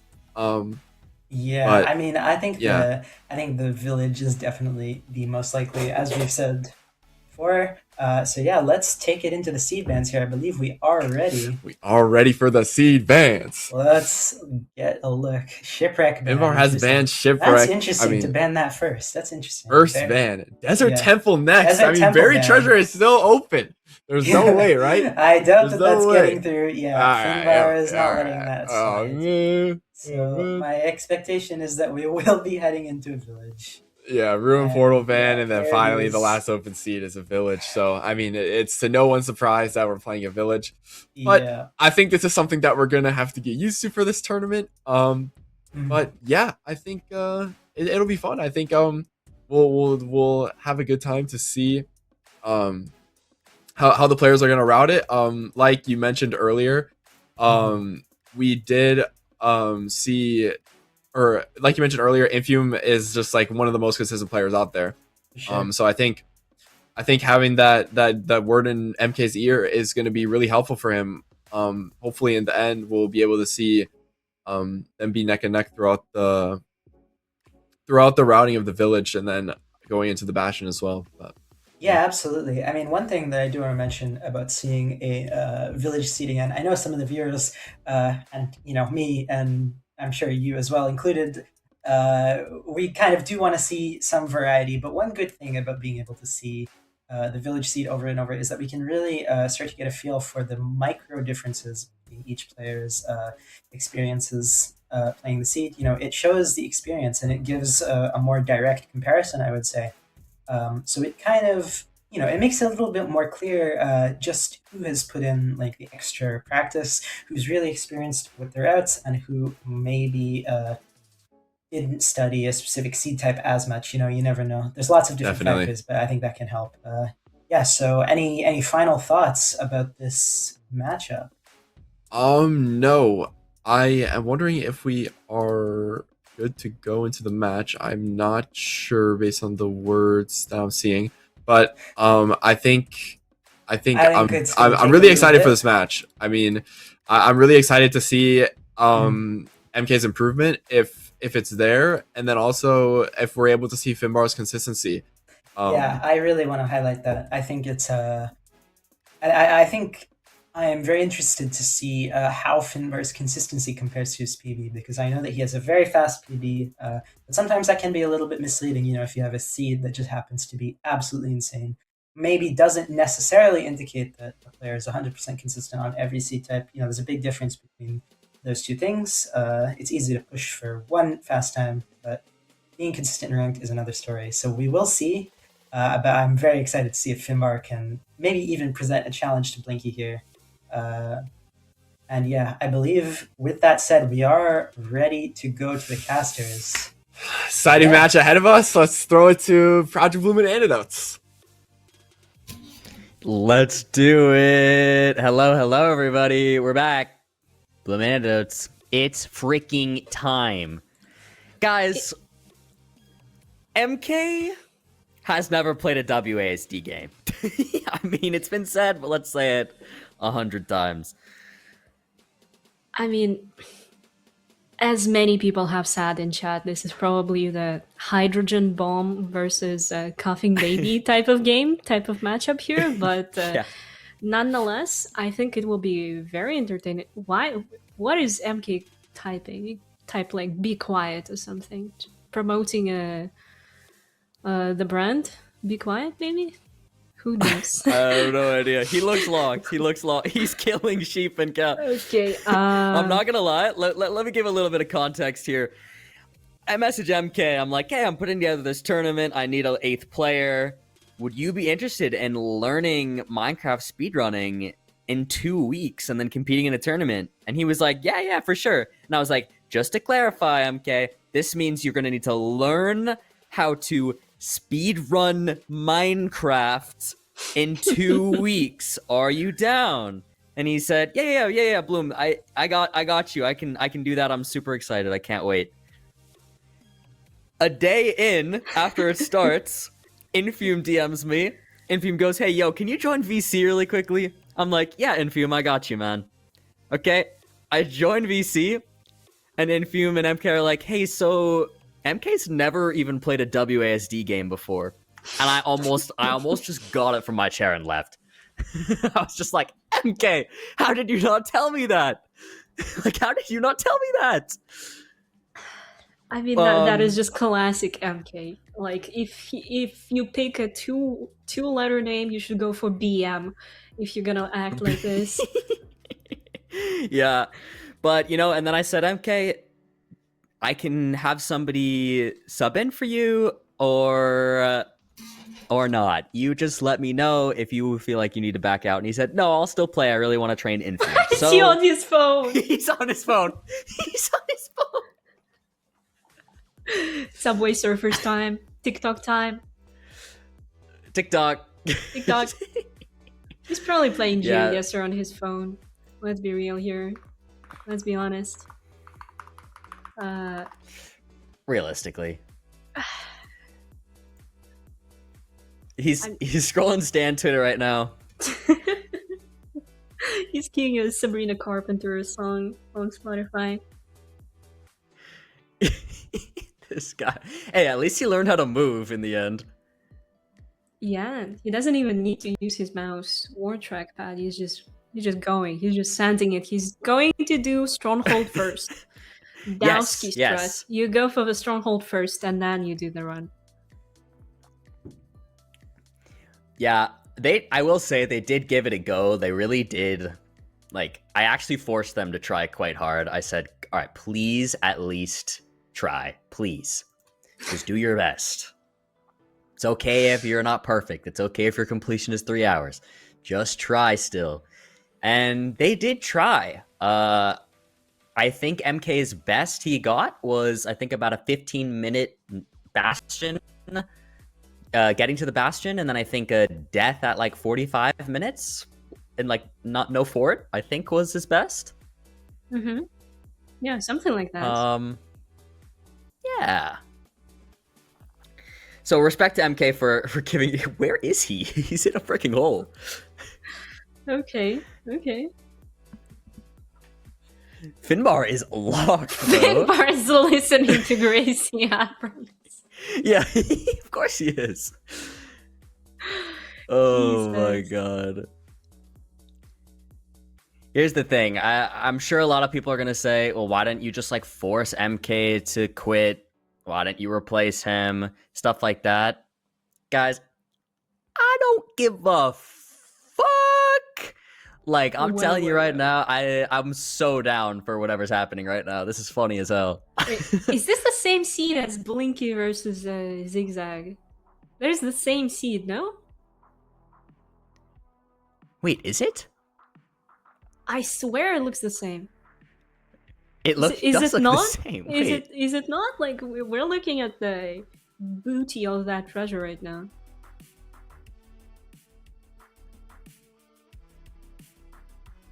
Okay. Oh wait, Fudge is saying it isn't. isn't. Okay. Isn't. I trust. I trust. I trust the goat. I trust. Man, I really wish... Yeah, Bezo, you low-key just hope Finbar dies. I mean, Bro's actually starting a Let's Play. All the power to him, like all the power to him. But he's crafting. He's crafting a lot of stuff. Building a house, trying to join House Builder Gang. Did he just look at the keyboard to find the S key? Yes, that is exactly what happened for MK. Wait, House Builder Gang. Shout out. Shout out. Ooh, this is some tech from Finn. The leaves going across like that, is that he's gonna use that as a bridge. I don't think I've ever seen anybody do that. I feel like a lot of people do that. Oh. How have I never seen anyone do that? Like, wait, going for a swim. Going for a swim. And he's back at his phone. I mean, I hope he's having the time of his life, but I do wish that he tried to play for real, because in that case, yeah, I would want so badly to be a fly on his wall, just to hear Infume tell him every input to make.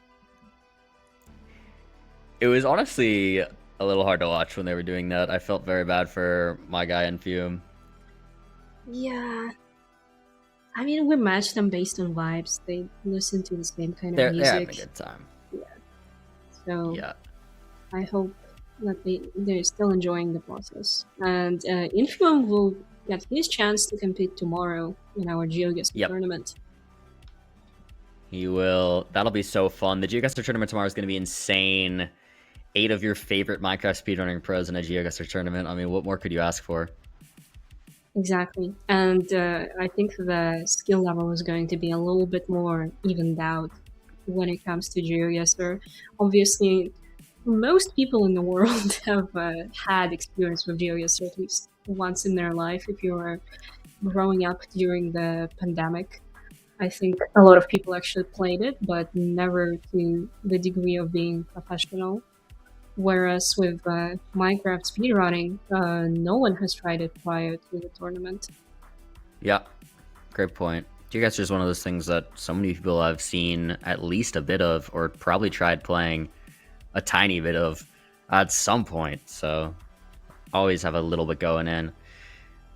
Finn's doing pretty well on this treasure route here. I mean, you know, he's still got to complete the game. Yeah. Imagine Finn dies like 4 times and rage quits and has to and just forfeits. Like imagine. Oh my god, that could be the power play for MK.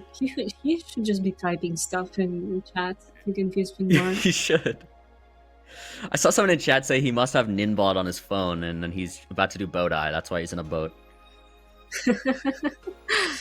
I mean, 24 people bet on MK winning.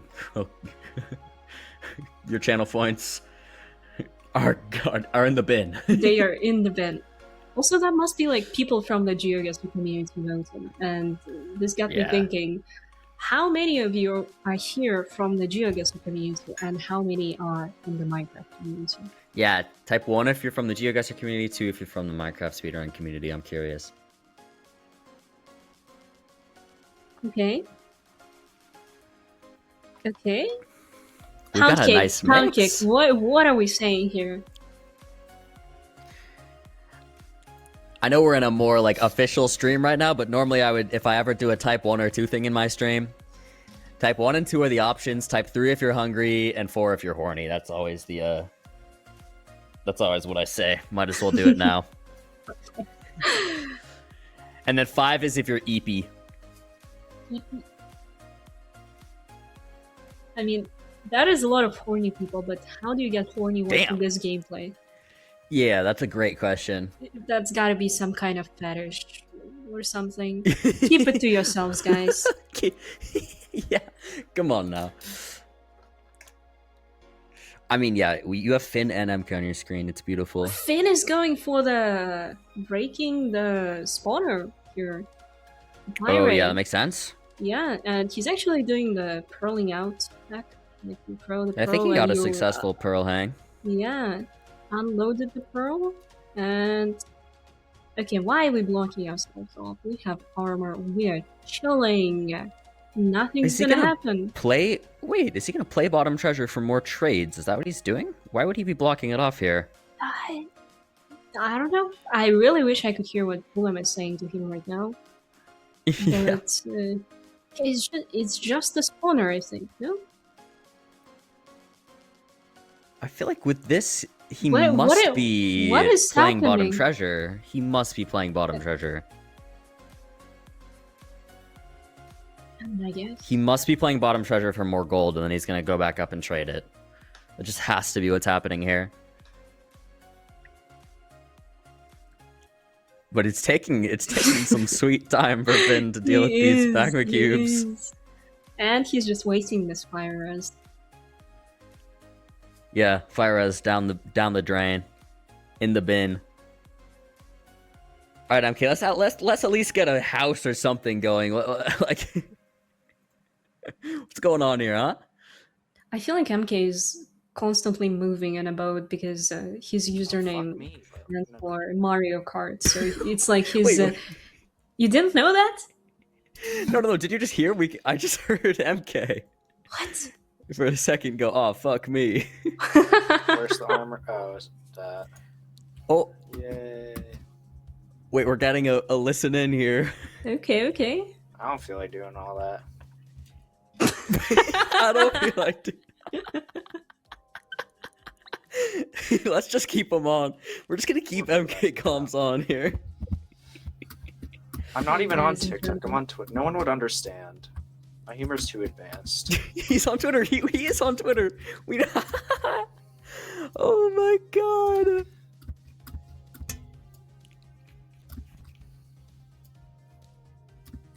Great breathing sounds here from MK.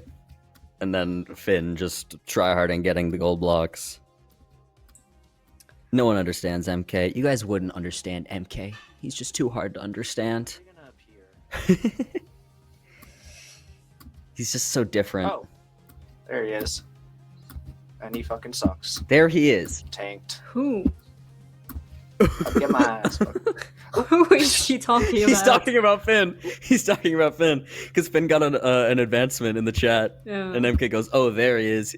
Finn tanked." How is he get shaming? How is he He's- split shaming right now? Oh, fuck. Literally. This is peak content. This is exactly what we're all here for Tanked. today. Oh, wait, there's the shooters. Oh, The shooters. Is that what they call skeletons?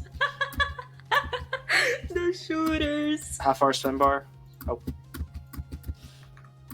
Oh, I got shot. Fuck. This is incredible. Do you think he's gonna die? I feel like he Bro, I wanna probably is fucking going to eat. die. I'm getting Infume to get MK to build a Wait. house. Okay. I don't know. I don't, Yeah, he's gonna need some food. No. I can't build anything. There's too many.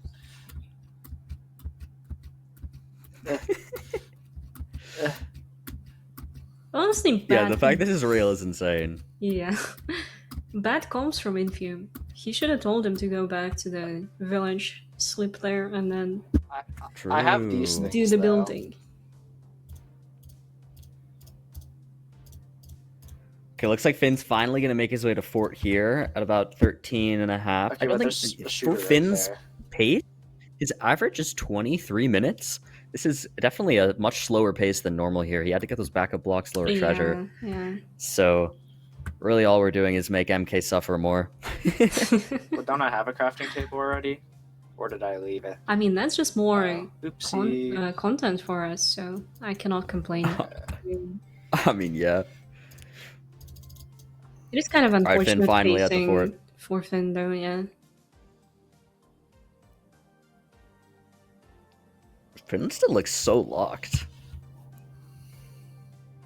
I mean, and that's what Gracie Abrams in your ears does to you, apparently. True. True. Finn is notorious for listening to Gracie Abrams while live playing competitive GeoGuessr Okay, lands. well, I need to get wood without. Yeah, but Yeah, basically something's her missing me. or Taylor Swift. Or He Taylor. He has this rotation going on. Oh, he's in the fortress good from Infume. Yeah. Who is Infium rooting for? We all know who Infume's rooting for. Let's we be all real. know. Let's be realistic here. Still taking MK over Ludwig. You know, we should try and organize that show match. Ooh, I don't feel like Ludwig could be down. I mean, how could Ludwig turn Okay. down this opportunity? Like, he could be looking a little bit good in MK than MK in this matchup. Like, I feel like Yeah, it that's would be his the only only chance to MCSR look better matchup than that someone. he'd look good. Yeah. Oh my god. Zigzag with the raid. Welcome in everybody from Zigzag Stream. Welcome in, guys. Oh, people asking how MK got a higher rating than Zigzag. So by the time we did seeding, Zigzag had never even opened a run before. So technically that put MK at a higher seed because MK had been in an actual run before.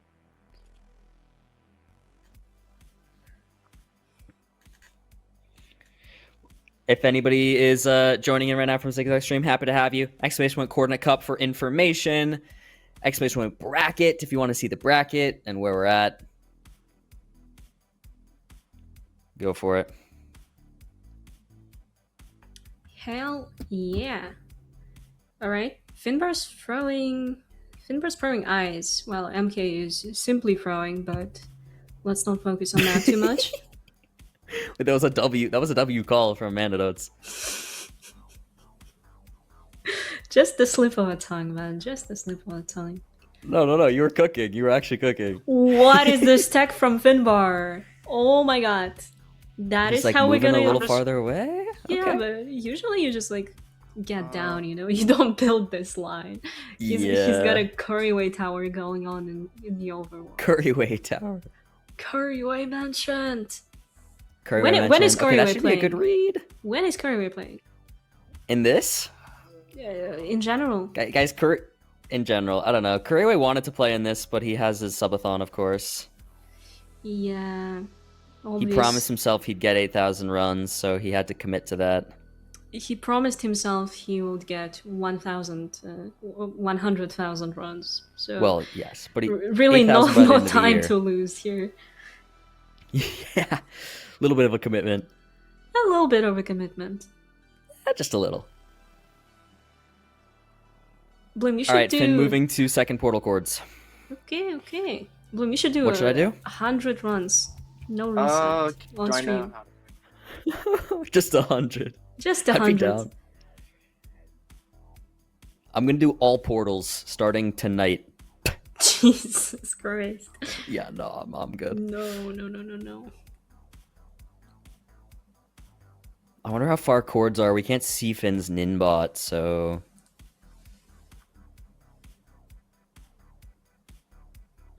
Seems like good portal. The quite a portal bit there. I mean, far.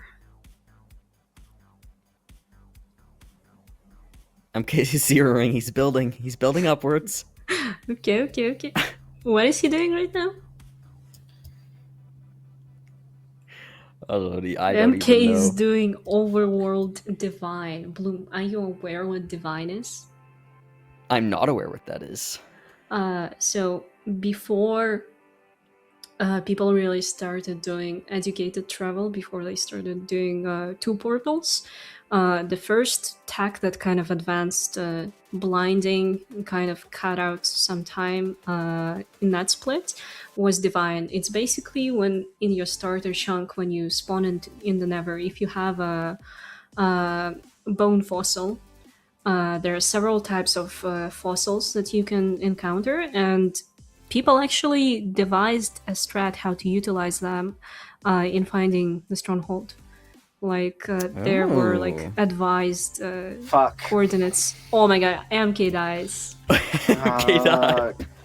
Okay, I don't die. know where the fuck that is. Yeah. So people used to look at fossils in the Never, and the most famous Interesting. run. The most famous run that did that is actually Brentilda.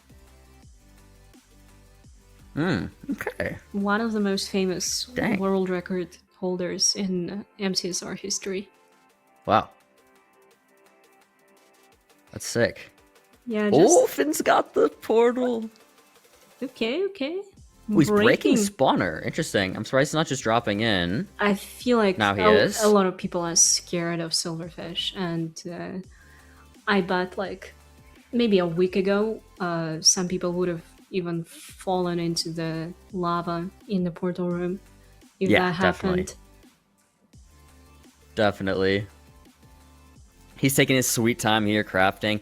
So obviously Finn is faster than this. His average is 16. I mean, his best is 1642, average 23. He still could hit his average here, which would be good for him. But he definitely took his sweet time. No pressure here. Yeah. Oh, he's leaving out string to craft a bow, but he also has a crossbow, so a little bit of a mishap on his side, or maybe on Who's winning? Fulham's side. I don't know. But he's doing all of his crafts, and this might confuse you as a MCSR viewer because it might look like he's prepping for 0, but that is absolutely not the case, unless they've been hiding something from us, Finbar and Fulham. But that's just your average one cycle prep. Yeah. Well, yeah, it's worth mentioning. Hax is coaching right now on the day. Oh yeah. Yes. In Finn's ear. We kind of forgot to mention that. Finn and Fulham have been the duo for the past 2 weeks, but Fulham was just unavailable only today, so we have Hax stepping in for the back seating for Finn. Who is Hax? I only know Fulham 2. That's what the True, Discord Fulham says. 2. Fulham 2. Fulham too. We Fulham did when 2. Hax joined the Discord for this event. I instantly renamed Hax to Fulham number 2.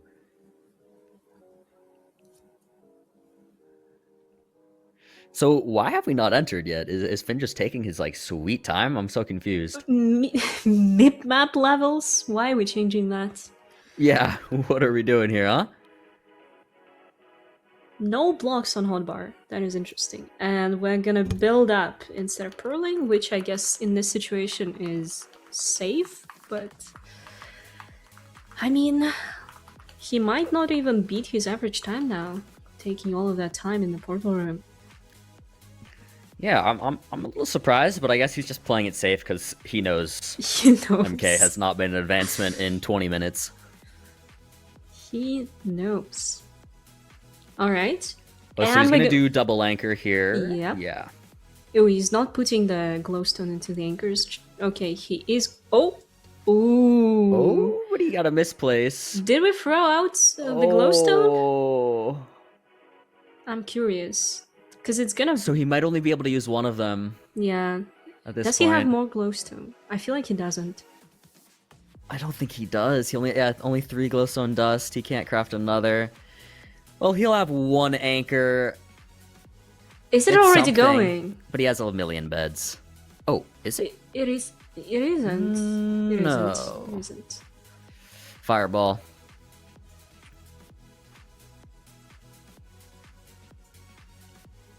He's killing himself.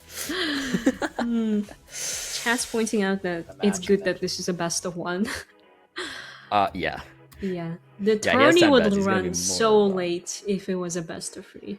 just because of the skill level on the runners and how long an average completion would take. So obviously it's a best of one today, but the GeoGuessr games tomorrow are going to be much shorter, so it's going to be a best of 5 all the way through, including the finals.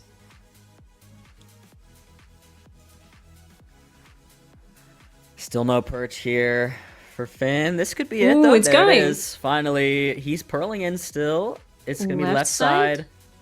He has one anchor. Anchor one, That bed. is very good damage on the anchor. Yep. Beds are not Oh, that did too 0 good. damage. Oh, that was a good bed. That was a good bed at the end. And it's over. What is that going to be? Just about a 24-minute completion from Vin. You can see him Yeah. laughing there. He did Yeah. it, finally. And MK, you're done. GG's. I mean, GG, it's pretty much what we expected. I would say it's actually slower than what I expected probably from Finn. But again, as we mentioned multiple times, he could just take his time. He played everything Yeah. as safely as possible. And he did it. 24 minutes. He moves on past the quarterfinals. I must say, MK, next time, let me know beforehand you've never played a WASD game. But I hope you still had fun. I know he had a lot of fun training Infume. So we'll see how Infume does tomorrow. Hopefully Infume is not that bad at GeoGuessr. We'll see, though. But all right, that was fun. That was fun. That was fun. One That more was fun. quarterfinal to go.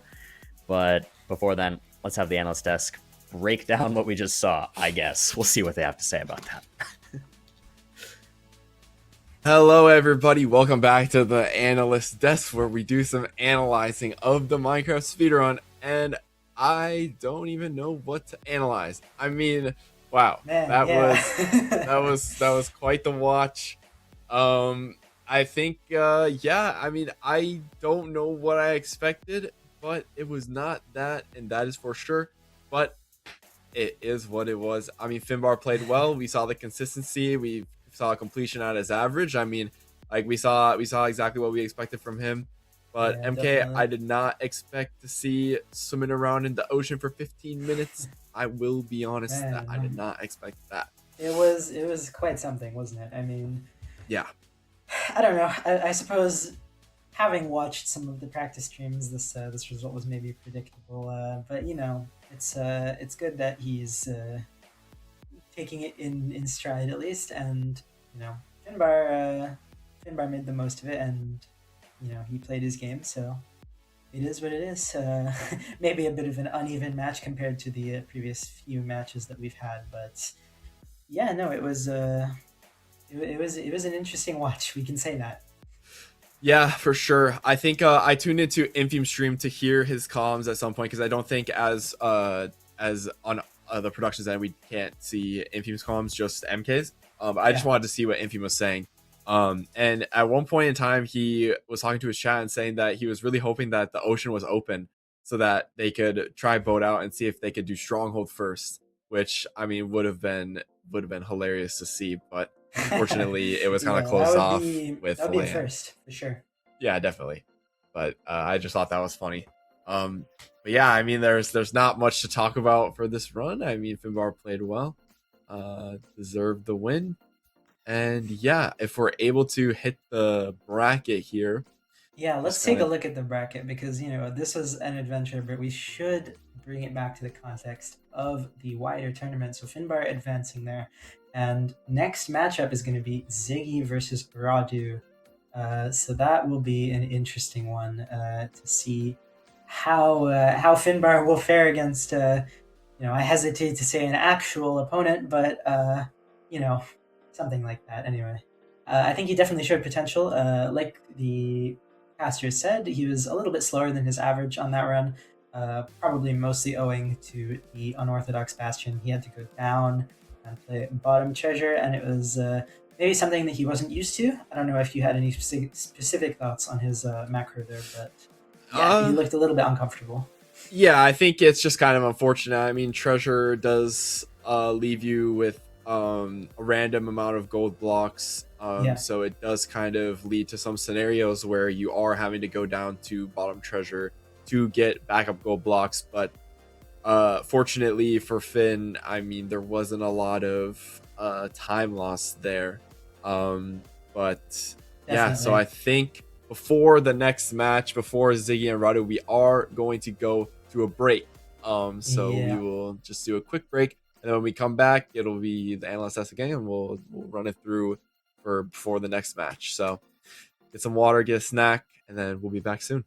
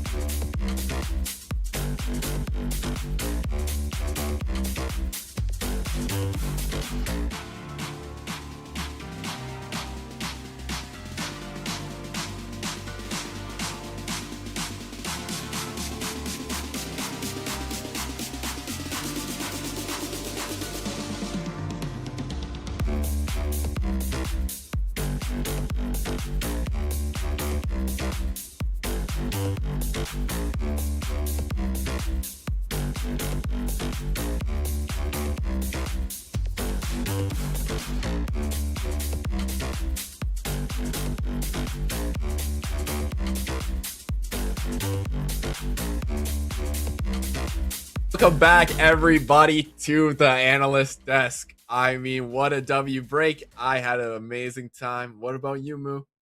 It was a good break. I mean, yeah, we've had a lot of action so far. So yeah, I'm definitely excited to get into this next section. But yeah, breaks are always good, you know. Good for your health. Thanks. So next matchup, we do have an exciting one. Ziggy versus Radu coming on up. I mean, it looks like I mean it's gonna be another close game. It's not gonna be hopefully like the last match or the first match. I mean, it's looking like it's gonna be close. Ziggy's average time is 23 minutes. And then Radu's average as well is 28 minutes, which is because he just recently got a completion. So yeah, I mean, like with Radu's recent completion, I think there's a lot to be questioned on if he's able to play faster, because this is his one completion that he has. So I think yeah, definitely. Yeah, I think we'll definitely be able to see if he's able to play any faster today. And then Ziggy, I think his best time is in 18 minutes and 5 seconds, which is a very respectable time for considering how much they've played. And I think I would be very happy to see him beat that personal best in tournament. So yeah, I mean, it's good to bring up Radu's experience there. I think maybe could be in a similar situation to Zigzag actually, where he and his coach sort of focused more on the practice outside of things, and maybe didn't get into too many of the actual runs. But he has a completion on the board now. You know, he's shown that he can definitely maintain pace. So it's gonna be interesting to see how he stacks up against Ziggy. I know Ziggy has been playing ranked, I believe, and doing a lot more of that match situation practice. So yeah, and his PB is not something to be scoffed at. 18 minutes, very solid stuff. So yeah, for sure, it's gonna be good to see what they can do today. I think we are able to go straight into the seed bands if possible.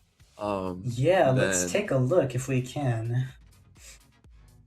And then yes, so we do need a little bit of stall for the seed bands, which is no problem. But so good. Yeah, I mean, I think for the seed bands, I am really hoping to see not a village, but yeah, obviously still up in the air.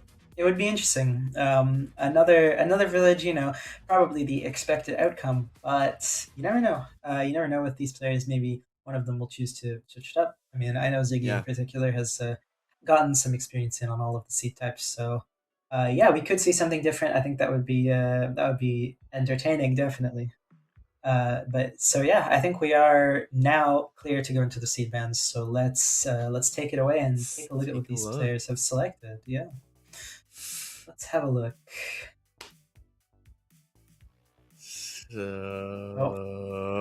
We're joking. Hey, I guess not. We're getting word from production that's saying to type L producer in the chat. Please do not type this, and please type W producer, W Diallo. That's the goat. I think he thought he was ready, but he's just not actually fully ready. Some more difficulties. All right, so we're we can go into fully ready to send it to the seed band. So let's take a look here. We go. First seed band, Bandit Shipwreck. I mean, it's to be expected. Ocean Seas are not fun for new players. Desert Temple next. Again, lots to do there.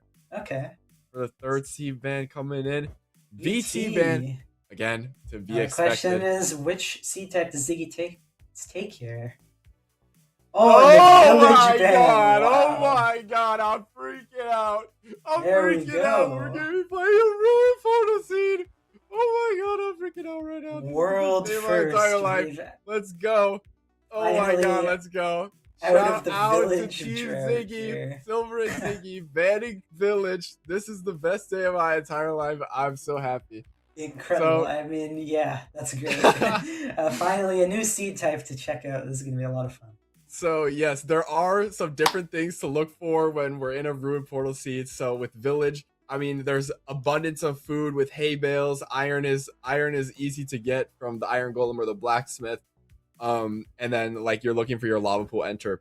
Ruined portals kind of take all of that and throw it out the window. I mean, food is kind of random. Like you either will spawn in with a chest with golden carrots, have food nearby, like with like animals, or there are sometimes are just situations or scenarios where there are like none available. I think we might see runners like kind of fishing, like not physically fishing, but like metaphorically fishing to find food in ways that aren't typical.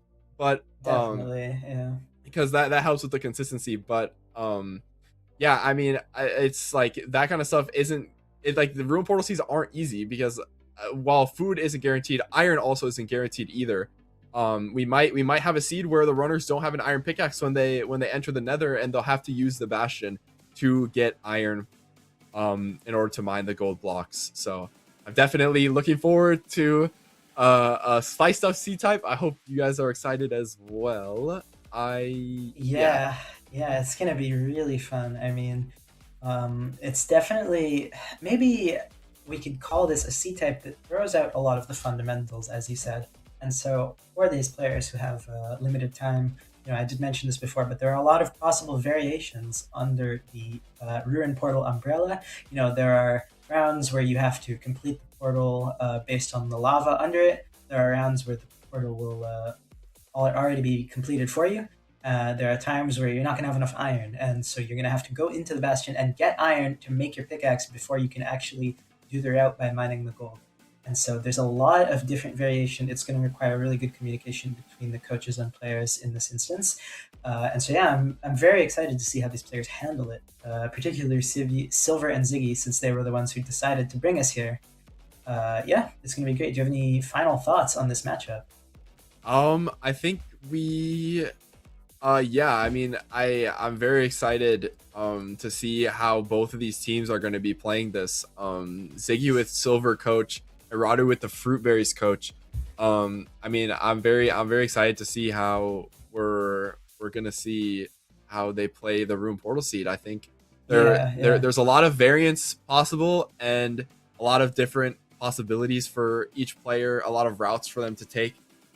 So I'm looking forward to seeing. But I think for now we are still waiting on the players to be fully ready with their inputs of their video ingest. So I think we're still stalling a little bit. So one thing I would bring up there is the coaches that we have in this match are some of our most experienced. They've been around for a while and they've done a lot. I'm not entirely familiar with the lineups from some of the past events such as mid-offs, but I would assume that these players have definitely participated before, and I'm sure that they are both very experienced coaches given how experienced they are when it comes to the game itself. So I'm very excited to see.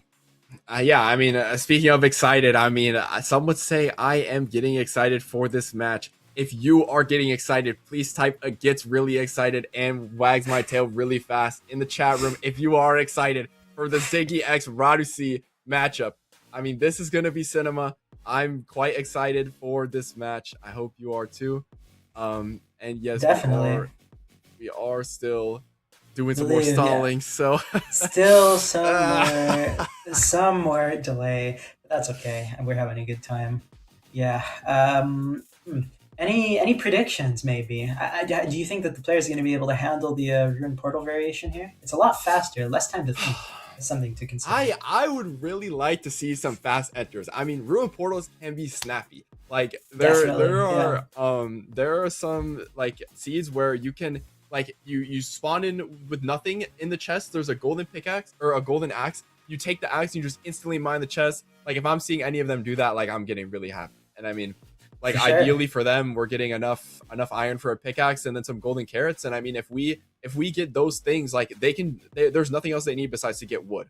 If they get all of those things and they just run it straight into the nether, you could be looking at some sub 1 minute enters, which is a stark change from what we've been seeing earlier with 3 minute, 4 minute, 5 minute enters. Absolutely. And it would be very excited to see sub 2, maybe even sub 1 nether enters, but we will see. We'll see in the match.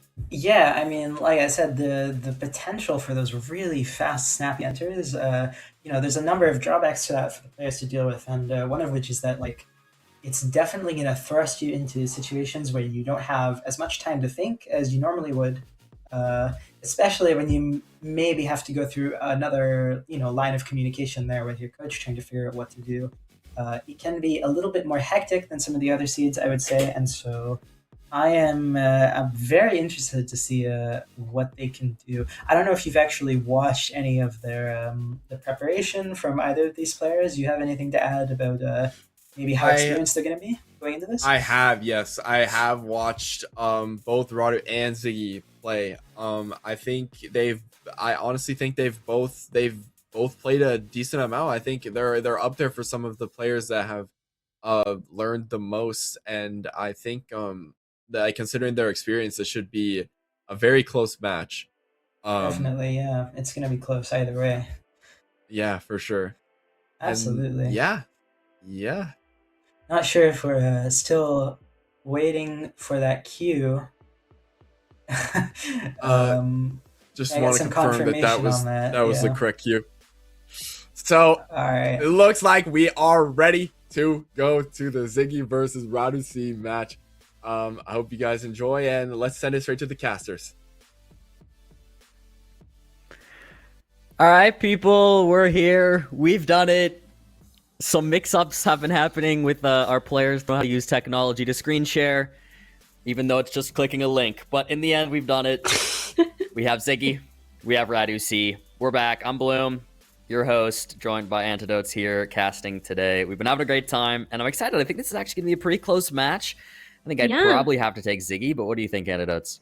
I mean, with how much of a hard time Radu has been having with technology, I feel like Ziggy might have the upper hand with this computer stuff, but obviously might not be the case. So I'm really excited how this goes. And Ziggy breaks the chest with yes, I love that. With the axe, just like Malkus said. If he sees it, he will be very happy. So I hope he's happy and wagging his tail. I'm sure Malkus is happy and really excited and wagging his tail. Oh, I'm loving this. We're just getting to see so much of what Ziggy worked on, these little small things that Silver was able to teach him. For instance, if there's an axe in the Rune Portal chest, you pick that up and break the chest. It saves you about a second, but it's definitely worthwhile. And then we're seeing another tech I saw Silver teach Ziggy where if a pig is not moving, you just light the fire directly next to the pig, and then you push the pig into the fire. And as you're doing that, that allows your axe to already be charged up, and you can get the crit right away. So we did see him do that on the first pig, but lovely. Ziggy's learned a lot of these little small time savers. Yeah. Working out well for him.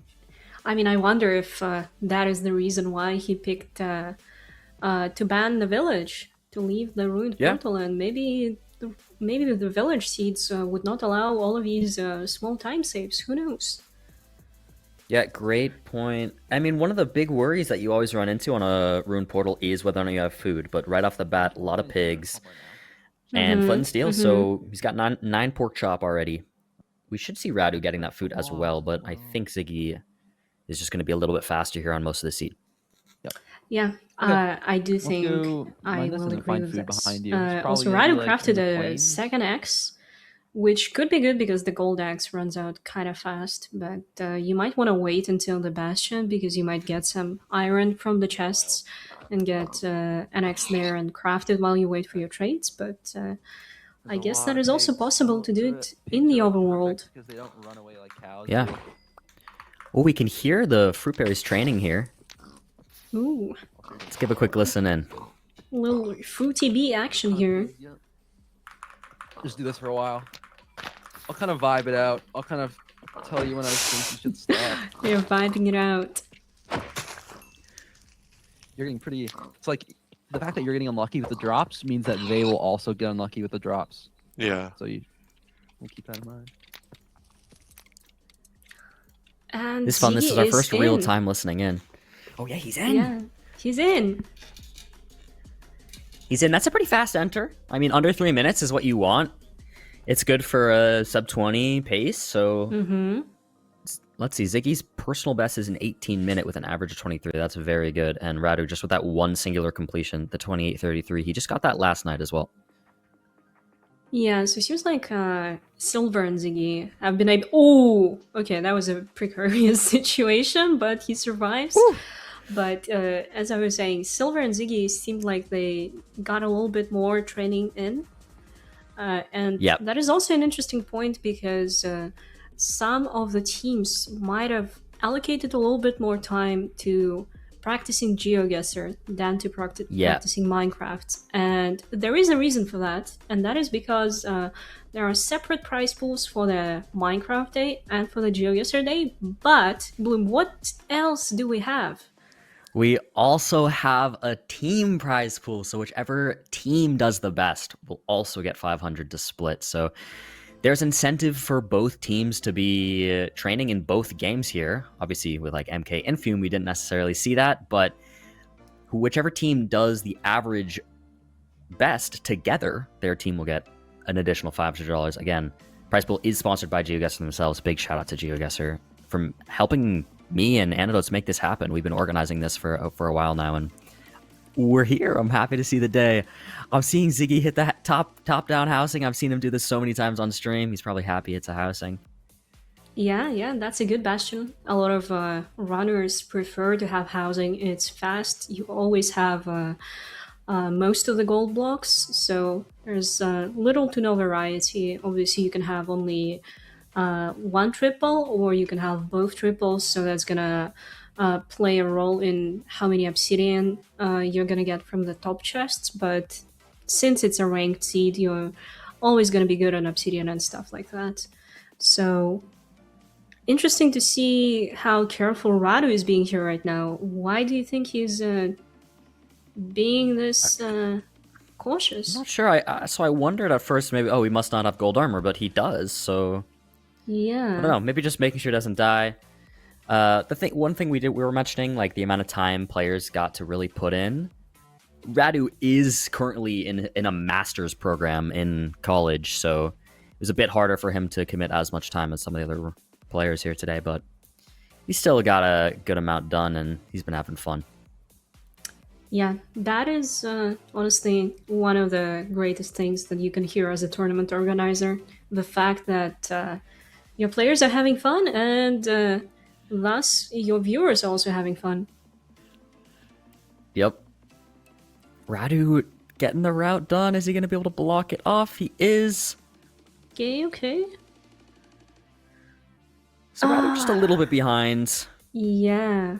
I mean, Ziggy is good to go. He has everything. He has 35 obsidian. When have you seen that last time? 35?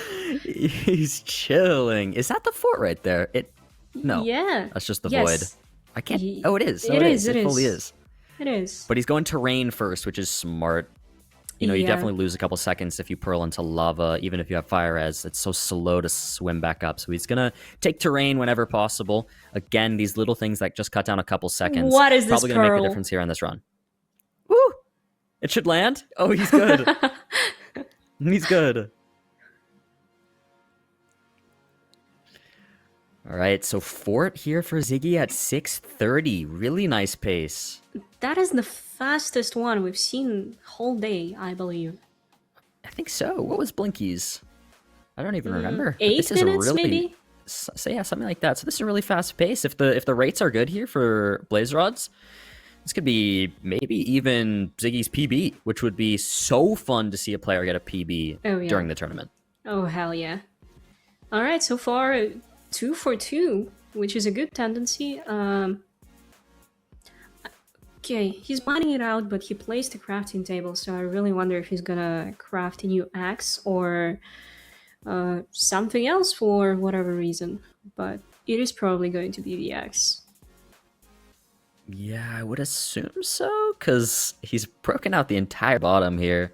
Yeah, that is a very unfortunate spawn outside of this Oh, spawner that is. here. Oh, yeah. but he's got it on there. He's got it on the walkway. Okay.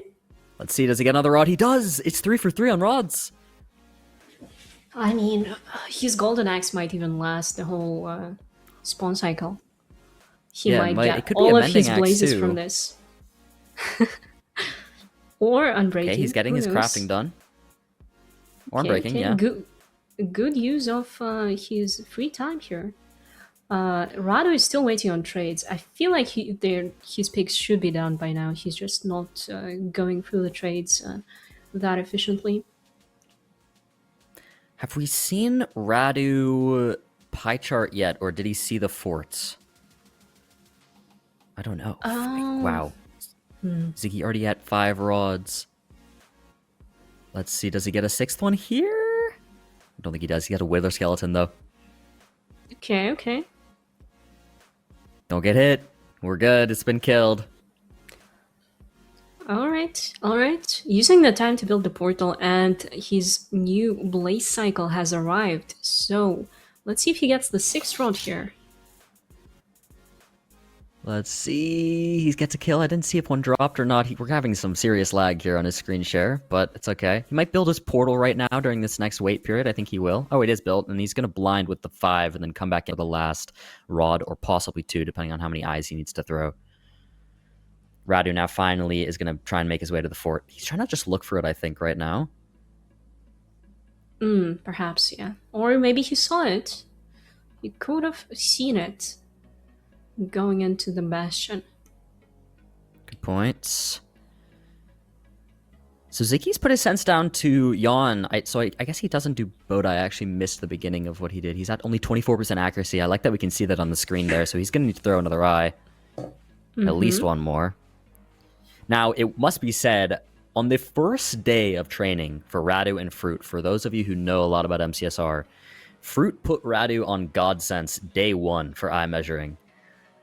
And that's a pretty stark difference compared to what we're seeing from Ziggy.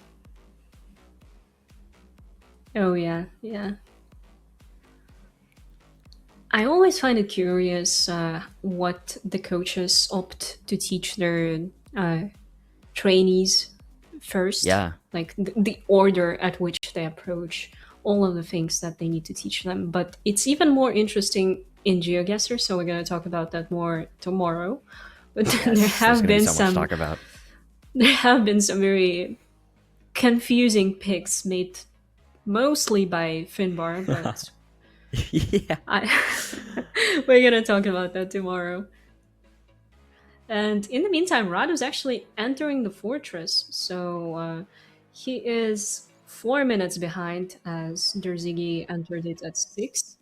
So quite a bit of a difference, but still endgame needs to happen, and I don't know, many things can go wrong in the end. Yes.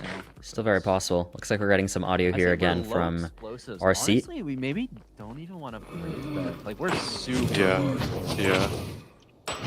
Gonna go for no explosives, just like Ziggy did. We do this and we like. But rates are phenomenal, so we'll see if Radu can come back on this. Let's keep listening. Yeah. Ooh, he is going to craft something. Your time now. Ooh. Yep. So He's on only- the left on the book. He's only on 40 string. That is not ideal. Oh, I feel like Yeah. he didn't pick up some of Two the anchors, string and trades. We have 4 beds. Okay, so we're gonna. Yeah, only 4 beds, 2 anchors. It's doable. But we can. It's we can doable, hit a but 6 tough. Explosive, but that is crazy. Okay, you can keep my. Got the unlucky spawn, the same unlucky spawn that Ziggy got, actually. Kind of like fill in the gaps so you don't kind of like fall down. W standardized spawns.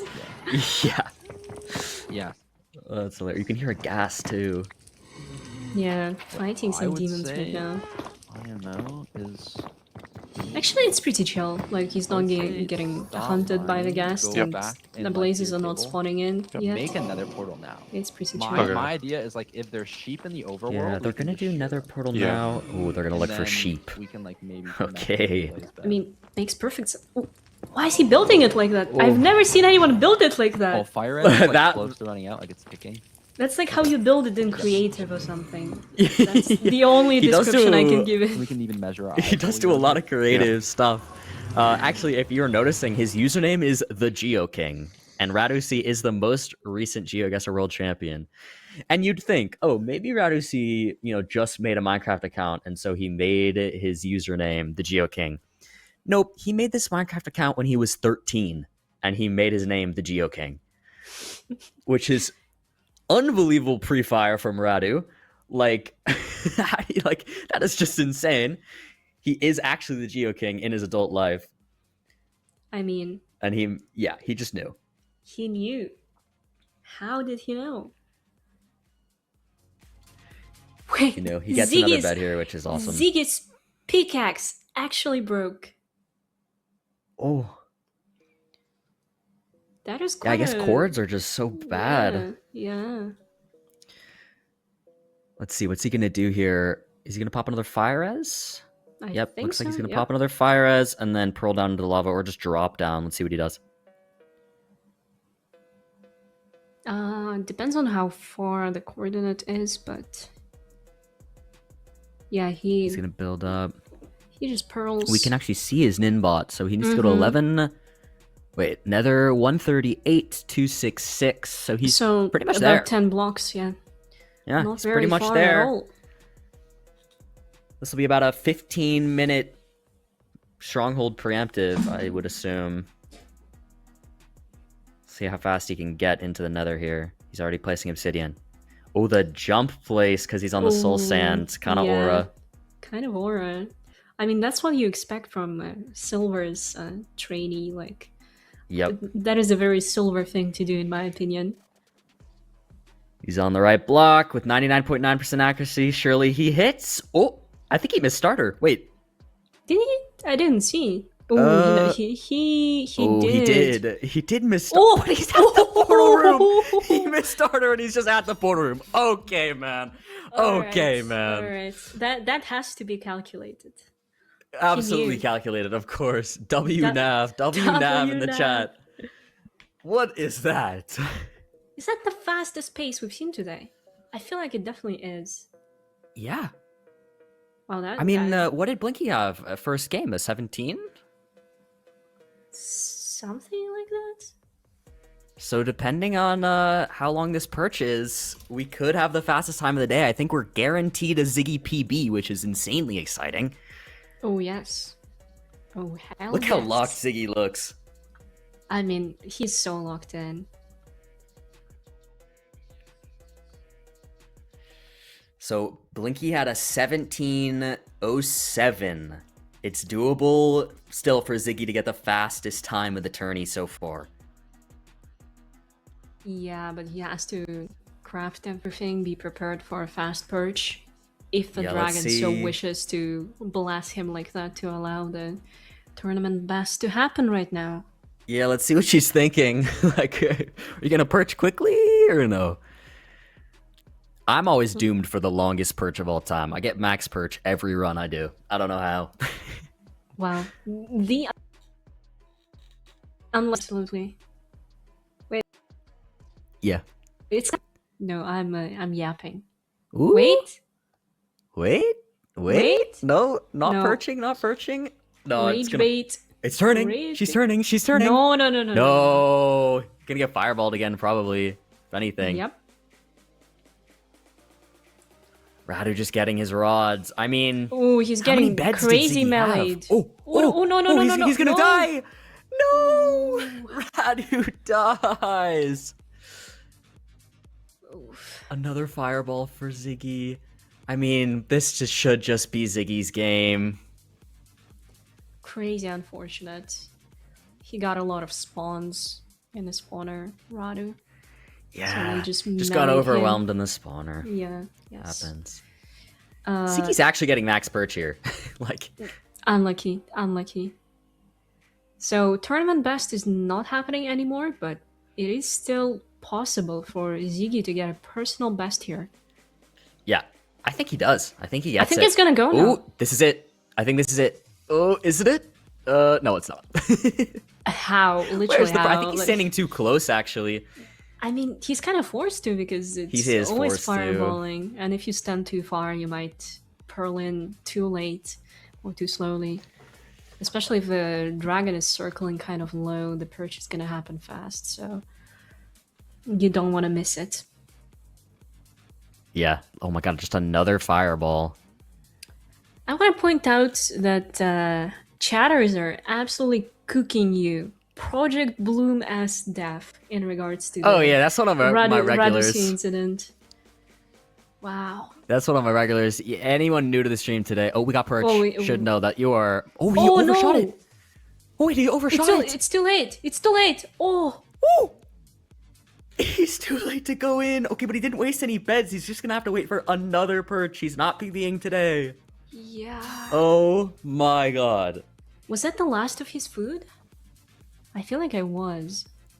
It might be the last of his food, but he should be fine. He should catch the next perch. Hopefully it's a quick second perch. We'll see. Yeah. I was circling kind of weirdly there for a second. Pound cake in the chat. Guys, stop being mean to Bloom. He's really good for not having played a WASD game. I've played a WASD game before. Come on, man. I have a sub 20, so I'm the GOAT. Exactly. That is the spirit. Yeah, but what I was gonna say, if anyone who's new, you are more than welcome to make fun of me. I do not care. Yeah, being mean to Bloom is literally rule number 1. So Radu's just hopping back, gonna pick up his items if he can. Hopefully they didn't despawn in fire. Yeah, so they aren't gonna despawn because he hasn't been in a Never for long enough and he hasn't had them loaded in. And also I think he's Ziggy's got it. Ooh, Ziggy's got it, yeah. Oh? Okay, there's a good bet. That's not a good bet. He has it. He has it. There, yeah. he has it. He has it. He's done it. Yeah, I just meant they might despawn in the fire or like get burned if there was any fire on the ground from the blazes. But looks like we're chilling. Ziggy has done it regardless. He's getting a nice little sub 20 there. And he takes the game. Quarterfinal number 4. That was exciting, I must say. Like, it would have actually been really close if Radu didn't die. I mean, yeah. Yeah. He basically got the same time as your PV, actually. Like 10 seconds slower. Yeah. Yeah. Basically. Imagine not being sub Bloom. Or imagine not being subbed to Bloom. Am I right? Wait. Yeah, wait. Anados is low-key cooking. That's actually a good point. I'm cooking. You can use your Amazon Prime. Any primers? No, just kidding. But guys, that's the end of our quarters. I had such a good time in the quarters. I think those were really enjoyable, and that was a fun last one to end it. Bummer about Radu, as I said, dying there. I think it could have been much closer. But yeah, in the end, goes to Ziggy, the higher seeded player, as probably expected. And with that, I should say, Antidotes, do you want to say some final words? Because Nerdy is going to be hopping in with me after this match.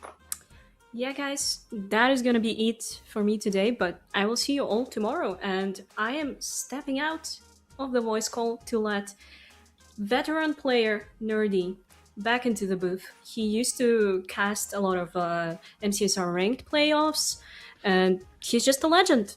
He's the GOAT. I hope he has fun, and I hope these two fellas get along, and you get along with Nerdy, all of our GeoGuessr viewers. So, pleasure of casting with you, Bloom.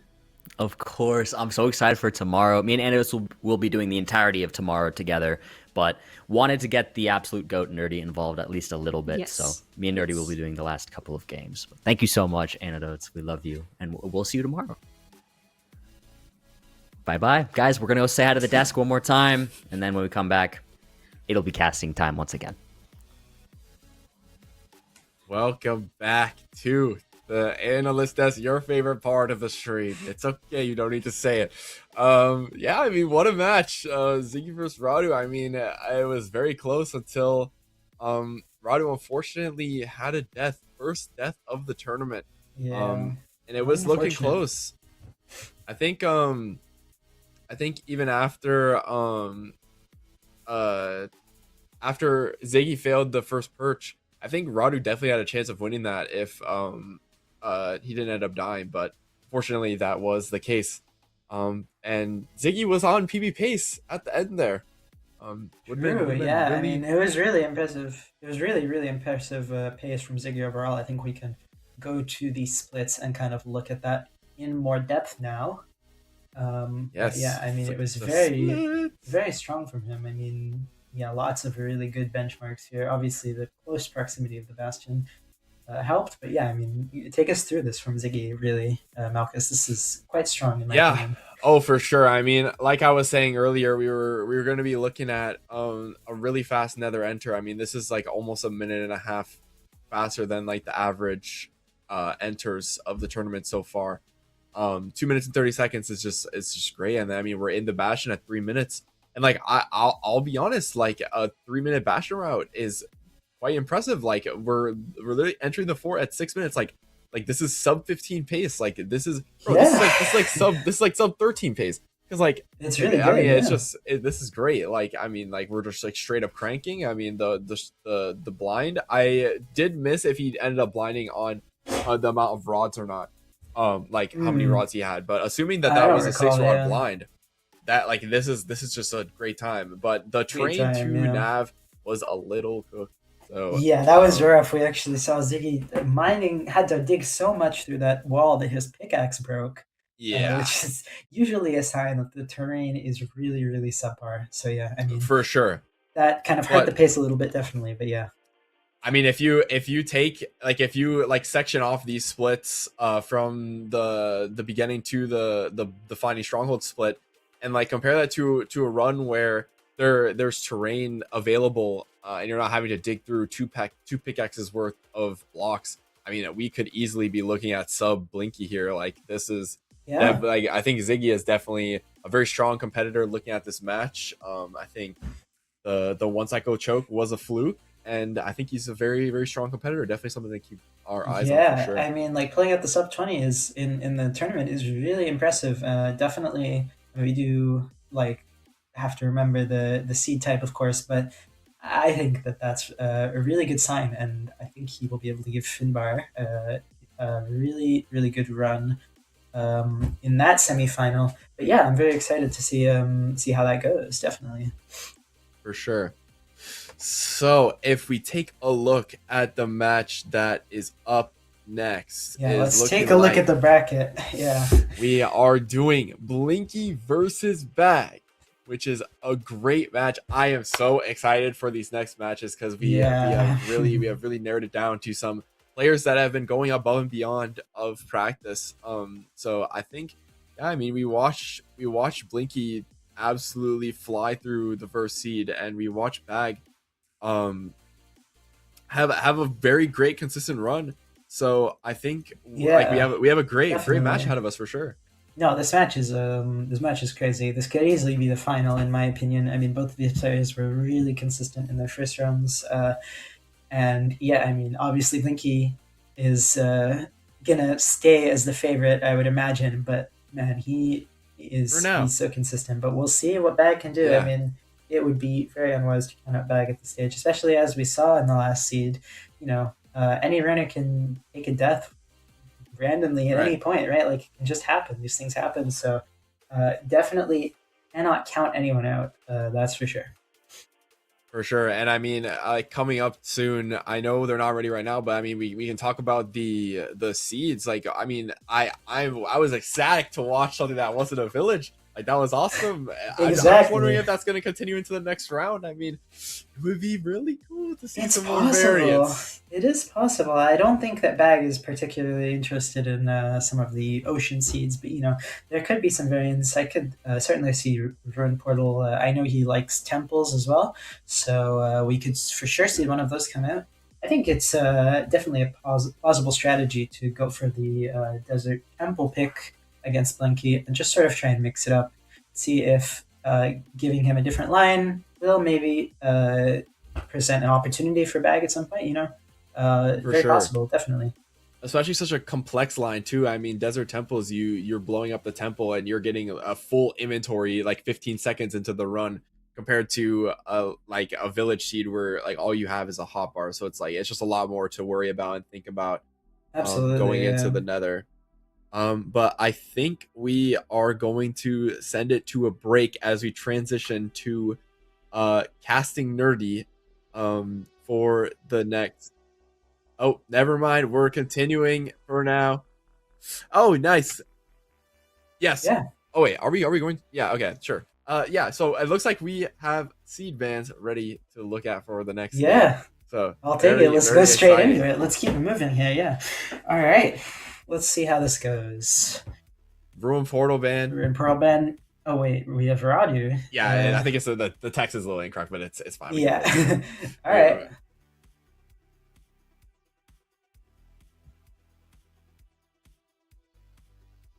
Yeah. Yep. I'm not sure so I think we're getting some information right now on who Radu is supposed to be. I believe.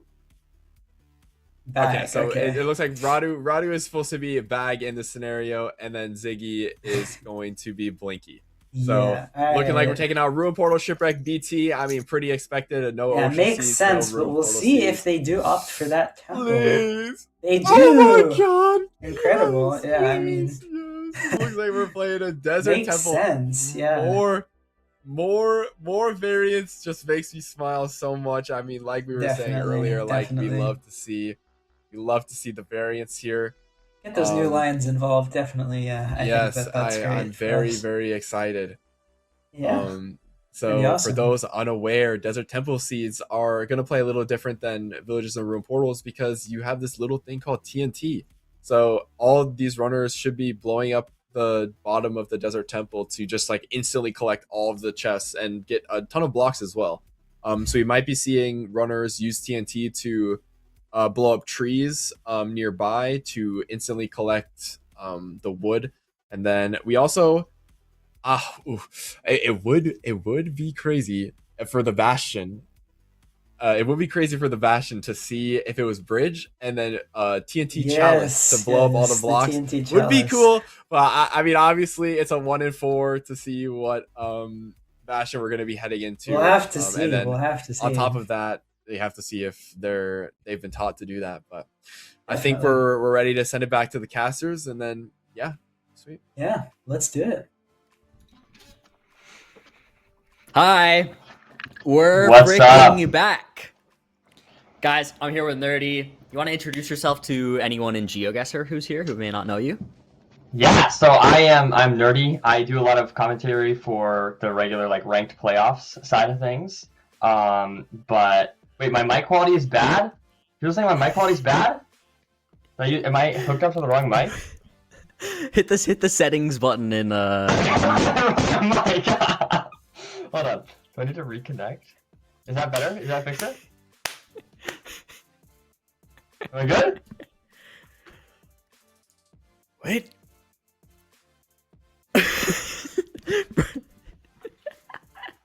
Funny Mike.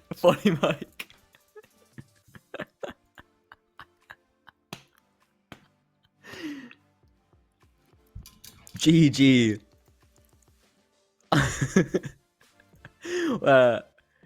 Did he do it? Hello? Is it fixed? W. We're back. We're fixed. Are we good? I think we're good. Okay, I'm so sorry. I've never used this website before. I'm so sorry. My bad. You're good. Don't worry about Anyways, it. what's up, guys? Well, that's a good introduction. But yeah, I'm Nerdy. I do a lot of commentary for the regular ranked playoffs. I make YouTube videos. Yeah, I guess people notice the Barcelona flag. I like Barcelona and Breaking Bad as well. It's like an iconic thing that I like Breaking Bad. I have to bring it up at any point in my life. So yeah. Anyways, that's what I got. That's what I got for you guys, and I'm excited to be here. That's a perfect introduction. Also, W, Breaking Bad, and Better Call Saul. Those are two fire shows. Yes. Yeah, very much so. Incredible. But yeah, I'm excited how to get Nerdy in here. I'm gonna confidently say you are my favorite MCSR caster, so I'm excited to thank you. I appreciate that. Thank you. That means a lot. Of course. This is going to be fun. We're going to be doing the semis and the finals together. So just wanted to do a quick Nerdy intro, and then we can hop straight into the game. I can't wait. We're finally made it through. We have the people who have definitely taken this the most seriously now, and they're freaking ready to rumble and ready to do this thing. We finally have a Desert Temple seed, which is going to be super exciting. I can't wait. I believe our players are ready. So we'll head in here in just a second.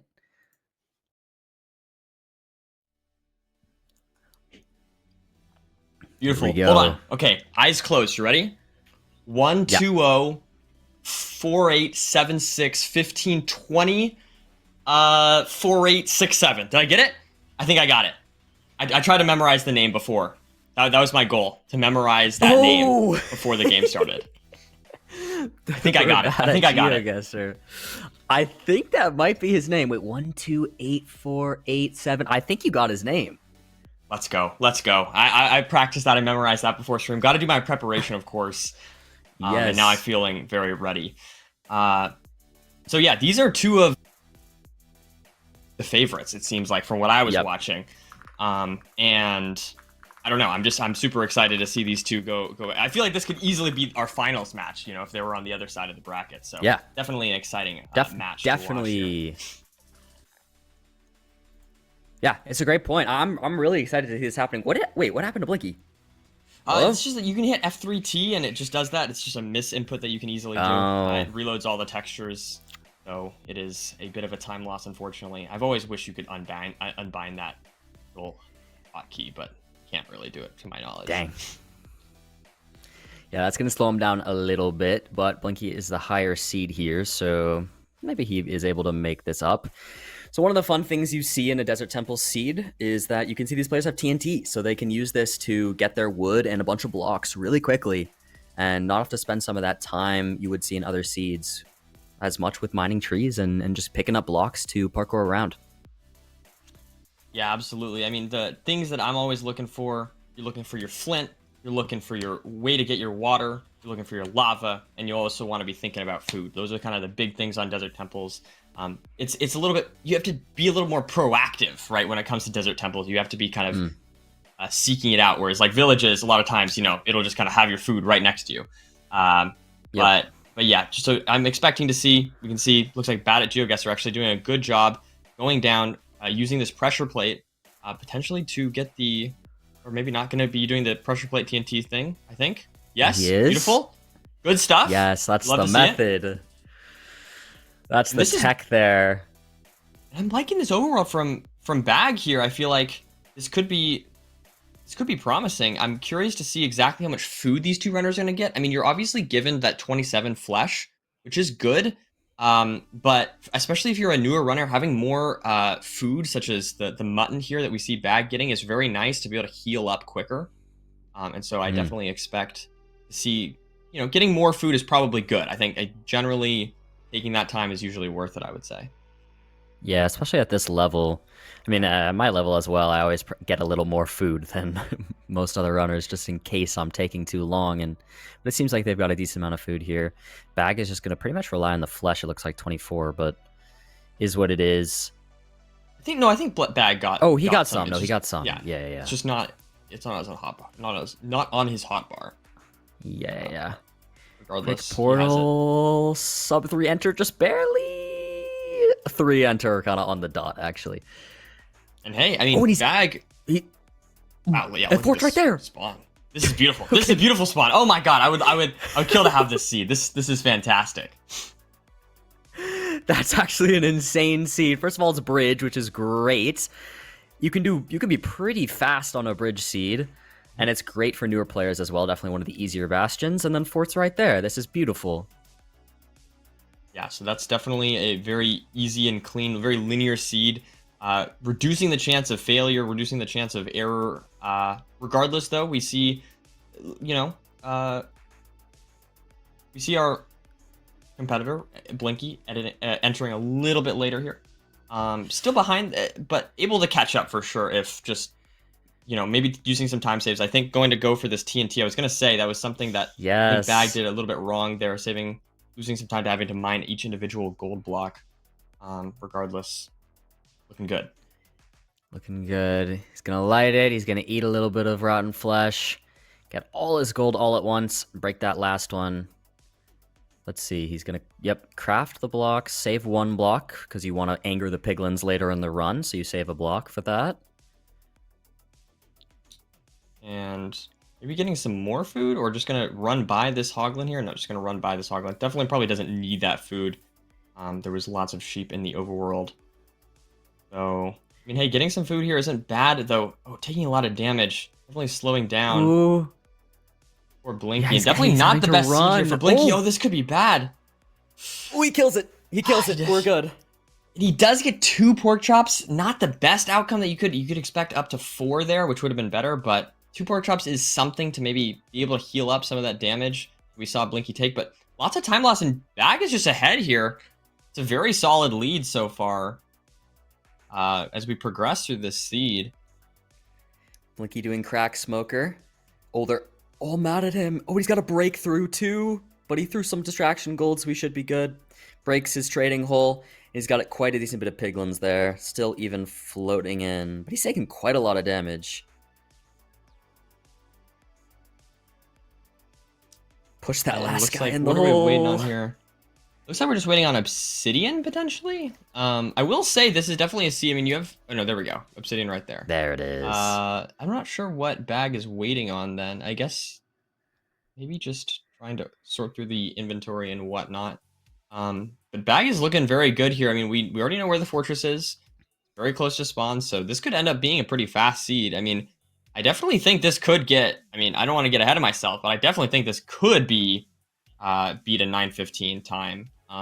It's definitely a possibility. Yeah, it definitely is, especially if the rates are good. We'll have to see when we get to the blaze spawners. But it looks like Bag, yeah, already heading out here. Using that mutton to heal up faster there. 5 mutton left, or maybe 6. Able to pearl Looks like they onto are the at the fortress here. close. I mean, this is really good pace. I mean, a 6-minute fortress is really, especially on a temple seed, I'd like to point out. Like, temple seeds are notably the slowest. And so this is really impressive to me, the way that Bag is handling the seed so far.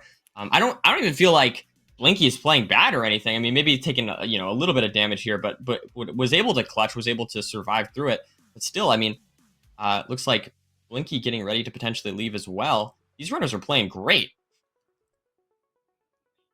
Yeah, I will say, I think Blinky played that Bastion faster if you don't include his little debacle with the Hoglin at the beginning. And so he made up some very decent time here. Bag has finally made it to the open part of the fort, but still no spawner. Blinky opting to stay on top of the fort to find the open section where you can actually find the 2 blaze spawners. There we go. We see now Blinky has found the open part of the fortress as well. And just looking around, you can use your pie chart here the way that you can kind of do a preemptive kind of thing in order to find them, but looks like neither runner opting to do that. I wonder if they got that far. I could see both of them getting that far, especially these 2, but they're not doing it. Now, where is the spawner? Like, that is the question that we have to answer here. I mean, it's ruining our possibility of sub 10. Oh man, that would be. Can you imagine? Actually, if they got sub 10 before me, I would not be okay with that. I would not allow that. I would tell Oliver to call the match off. Not gonna happen. Okay, I can't let that happen. That would destroy my ego too much. You'd be Oliver shut down all of MCSR ranked forever if that happens. That would be a disaster. No, but they're on still very solid pace here. Definitely sub 15able if they get a fast end game, but this spawner is really slowing them down. Yeah, where is it? Like, this is actually unreal. It has to be somewhere, but finally Blinky finds both. Wow, last second. He's got both. Oh, and he's already out of fire res. Oh, and he has a drinkable one, so he's gonna take a couple hearts there. But he should be okay. Let's see how good these rates are. Hopefully, none yet, I think. Yeah, none yet. He's going to switch to a diamond sword. Play smart. Oh, and he's going down to the other spawner. I expect Blinky to use the TNT to do the donut and build off of this second spawner. Let's see. It looks like he will. Ooh, a little scary Slight here. Misplace. Oh, yeah. Donut. W donut. W donut indeed. Very solid stuff from Blinky, and unfortunately, I think Bag just losing a lot of time to this fortress. Yeah, I mean, Bag did arrive at fort first, but is just not having a great fort nav. This is quite a bummer for Bag. Does look like still only 2 rods. Say that 4 spawn surely up to 3. Okay, that's good. That's good. Still only 3. These are not great rates. Yeah, this fortress is thrown. Yeah, maybe I did tell Oliver to slow down the seed because it was a little too good there for these runners. Yeah. Sorry about that. I didn't mean that. Didn't mean it to this extent. I mean, we still should see sub 20s here. It's just gonna take a while. I really want to see Bag find one of these spawners. It's difficult. It's hard to watch this. He's just mining into the fort wall. Hoping. Where is it from here? I think he's still pretty far.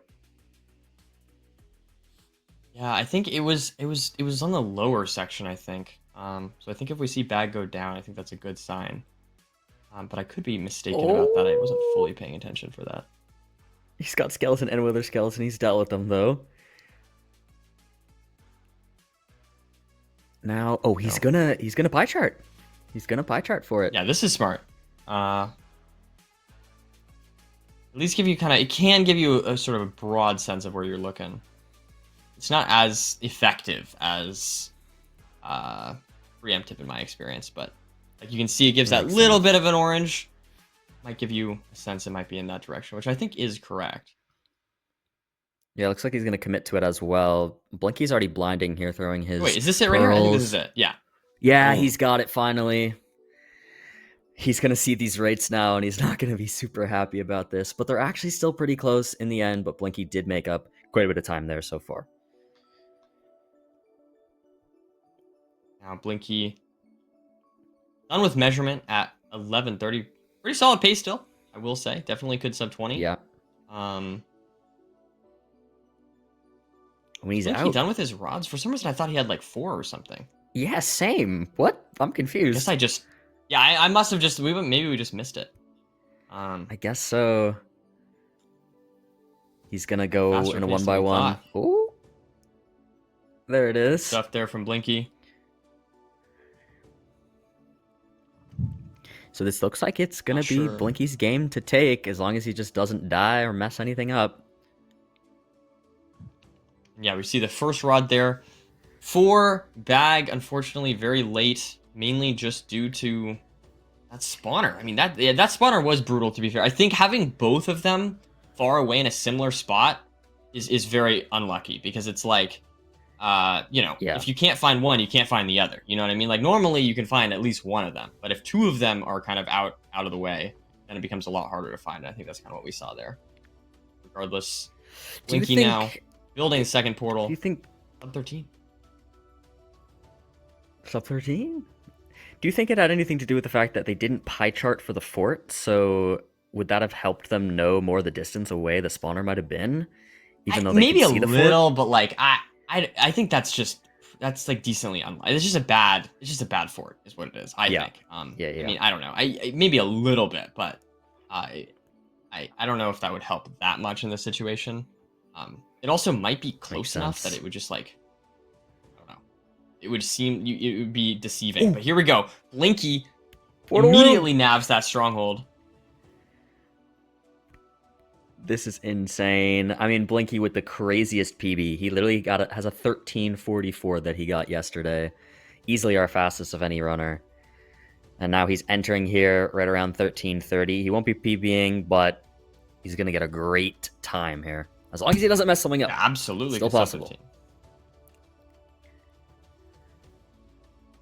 Let's see, we're going to go for half bow, it looks like. Yep, we are. His accuracy seemed pretty good on half bow in his first run that we watched. Taking these crystals out pretty fast.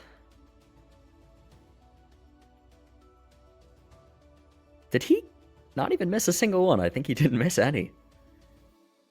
That's awesome. Yeah, good stuff there from Blinky. Now just gonna sit and wait. Technically, maybe giving a slight amount of leeway here for Bag, but it is just very unfortunate that Bag struggled so much in that fort. Yeah, a very, very quick seed. Otherwise, sort of a deceiving seed. Oh, he already has wrong purge. side here for Blinky. Oh, does he have enough beds? Looks I like didn't he's actually see how handling many it beds very he had. Yeah, he's handling it very well. Wrong side. Very clean. He still gets it in the end. Very clean for the dragon flipping or wrong side. Wow. Sub 15 time, absolutely fantastic stuff from Blinky. Despite, a slower overworld, a little bit slower of a seed at the start, was able to just play consistent, push through that really difficult fortress, and make his way to a sub 15 time. I'm very impressed. That's fantastic stuff. Yeah, I mean, I was a little scared when Blinky first started, and we weren't hearing anything from Blinky or Raoul, and then all of a sudden, like, I think 4 days in, Raoul just dropped a screenshot of Blinky getting, I think, like an 18-minute time, and everyone just kind of had like oh no moment. And we're seeing it here. I mean, Blinky has been putting in so much work these last 2 weeks, so much grinding, and it's really paying off. Bummer for Bag, as you said, once again, but I think that was still such a fun semifinals, and I can't wait for the next one. But until then, let's have our analysts break down that match. Welcome back on over to the analyst desks. Yeah, I mean, what a match! That was probably my favorite match to watch so far. I think it was anybody's game until the last probably 3 or 4 minutes there. Yeah, There it was was crazy. definitely some competition between the two. I think for a majority of the run until the fortress, Bag was ahead of them, ahead of Blinky in the match. So when the fortress split came along and they weren't able to find the spawner very easily, due to them both just being so far away from where you would expect them to be, it was surprising to me how fast they pulled ahead. Yeah, I mean, it's really unfortunate for Bag, honestly, because I think that his strategy of going for the desert temple to sort of shake things up and also pick something that he's practiced a lot and he knows he's really good at paid off really well. He had actually a very large lead, even coming out of the bastion, but he just got rolled by that fort. The nav was horrible, and he couldn't find the spawners, as we saw. So yeah, it's really unfortunate for him because everything before that was very clean, but as we know, Blinky also has a very consistent end game, and his pace was towards the end was very, very impressive, I would say. Yeah, I mean, we'll see with the splits when those are ready, but I mean, Blinky definitely cranked that seed, and it was very impressive. Definitely. Yeah, one of the things I wanted to comment on was Blinky's usage of TNT in the freaking seed. It was awesome. Yeah. Yeah, so I mean, we can take a split and then I can pick up. We can take a look at the splits and then I can pick up where I was after we take. Yeah, let's have a look at the splits. I do think they're ready. Yeah. All right. Like, look at this, man. I mean, both players just so fast. It's really impressive. Yeah, like I mean, a 3-minute enter on a desert temple seed is like that's like standard for everything. Like I mean, like that's perfect. Like for both these players, like a 3-minute enter is like exactly what you'd want to see from like players that have been playing for a while, let alone players that have been playing for 2 weeks. So yeah, I mean, obviously the nav to Bastion as well was very easy because they were just right there. Yeah, definitely. The Bastion, as we call it, definitely saved a lot of time there, especially, even leaving the Bastion, but just not having to nav, not having to scan. That does save some time, so it resulted in maybe above average pace there for these two players, but they still played it really well, especially Blinky towards the end. Right. Yeah. I think for both of these players, ideally, we're kind of looking at like maybe a 3 or 4 minute fortress split. But I mean, just how cooked this fortress was. I mean, it's like we're looking at like a almost 5-minute split for Blinky, and then for Bag, I mean, it's just unfortunate. It's just a almost 8-minute fortress split. Yeah, it's really tough for him. I mean, he played so well up until that point. Even Blinky's struggling a lot with that. I mean, yeah, and I mean, I honestly, I think we should highlight the fact that he's still getting sub 15 with a for sure. Sport. Like that is very, very impressive for someone who's just started playing. So props to him for that. Absolutely, that was definitely very impressive to watch outside of that really rough fortress. But yeah, I mean, crazy stuff. Yeah. So if we are able to take a look at the bracket for the next game here. Yeah, let's have a look. We are running. Next up is Finbar and Ziggy, which is going to be another great match here. They're playing for their spot in the finals, against Blinky, the kind of Thanos of this tournament. So we'll see. Yeah, I mean, we'll see what Finbar that is and Ziggy a good way of here. Putting it. I think Blinky is definitely the favorite, but as for this match, it's a lot more even. And we saw obviously Finbar was a very fast PB, but he actually, I would say, struggled a little bit in his first match here today, partially because of a difficult bastion that maybe he wasn't super used to. But I think his pace was a little bit slower than maybe he was expecting. Ziggy, on the other hand, really actually quite impressive. I believe he played pretty far above his average. So yeah, that it's kind of a dichotomy there, and it's going to be quite interesting to watch. I'm pretty excited. Yeah. Definitely. I mean, I'm really looking forward to this match between Finbar and Ziggy here. I think they're two of the more consistent players of the tournament. I think they fought for the spot they're at right now, and I'm excited to see who is able to push further to end up with a spot in the finals match. Yeah. Going to be interesting to see which one of them is able to take it. Do you have any predictions, maybe, and even maybe predictions for the seed bands as well? Yeah, I was just about to ask what you thought about the C band. So I mean, obviously I'm on cloud 9 right now, having a ruin portal right next to a Absolutely. desert temple. It would be great to see another one of those. But I mean, it is in the back of my mind. It feels inevitable that we might end up with a village. But I mean, I still have that little ounce of hope that we'll be seeing something other than a village. But I mean, yeah, what do you think about it? Yeah, you never know, honestly. I mean, we did see Siggy playing the Ruin Portal in his last match. I believe. I can't remember. I think that was his choice to take it to Ruin Portal. That's correct. Yes. So yeah, I mean that could set the stage. Finbar opting for the village.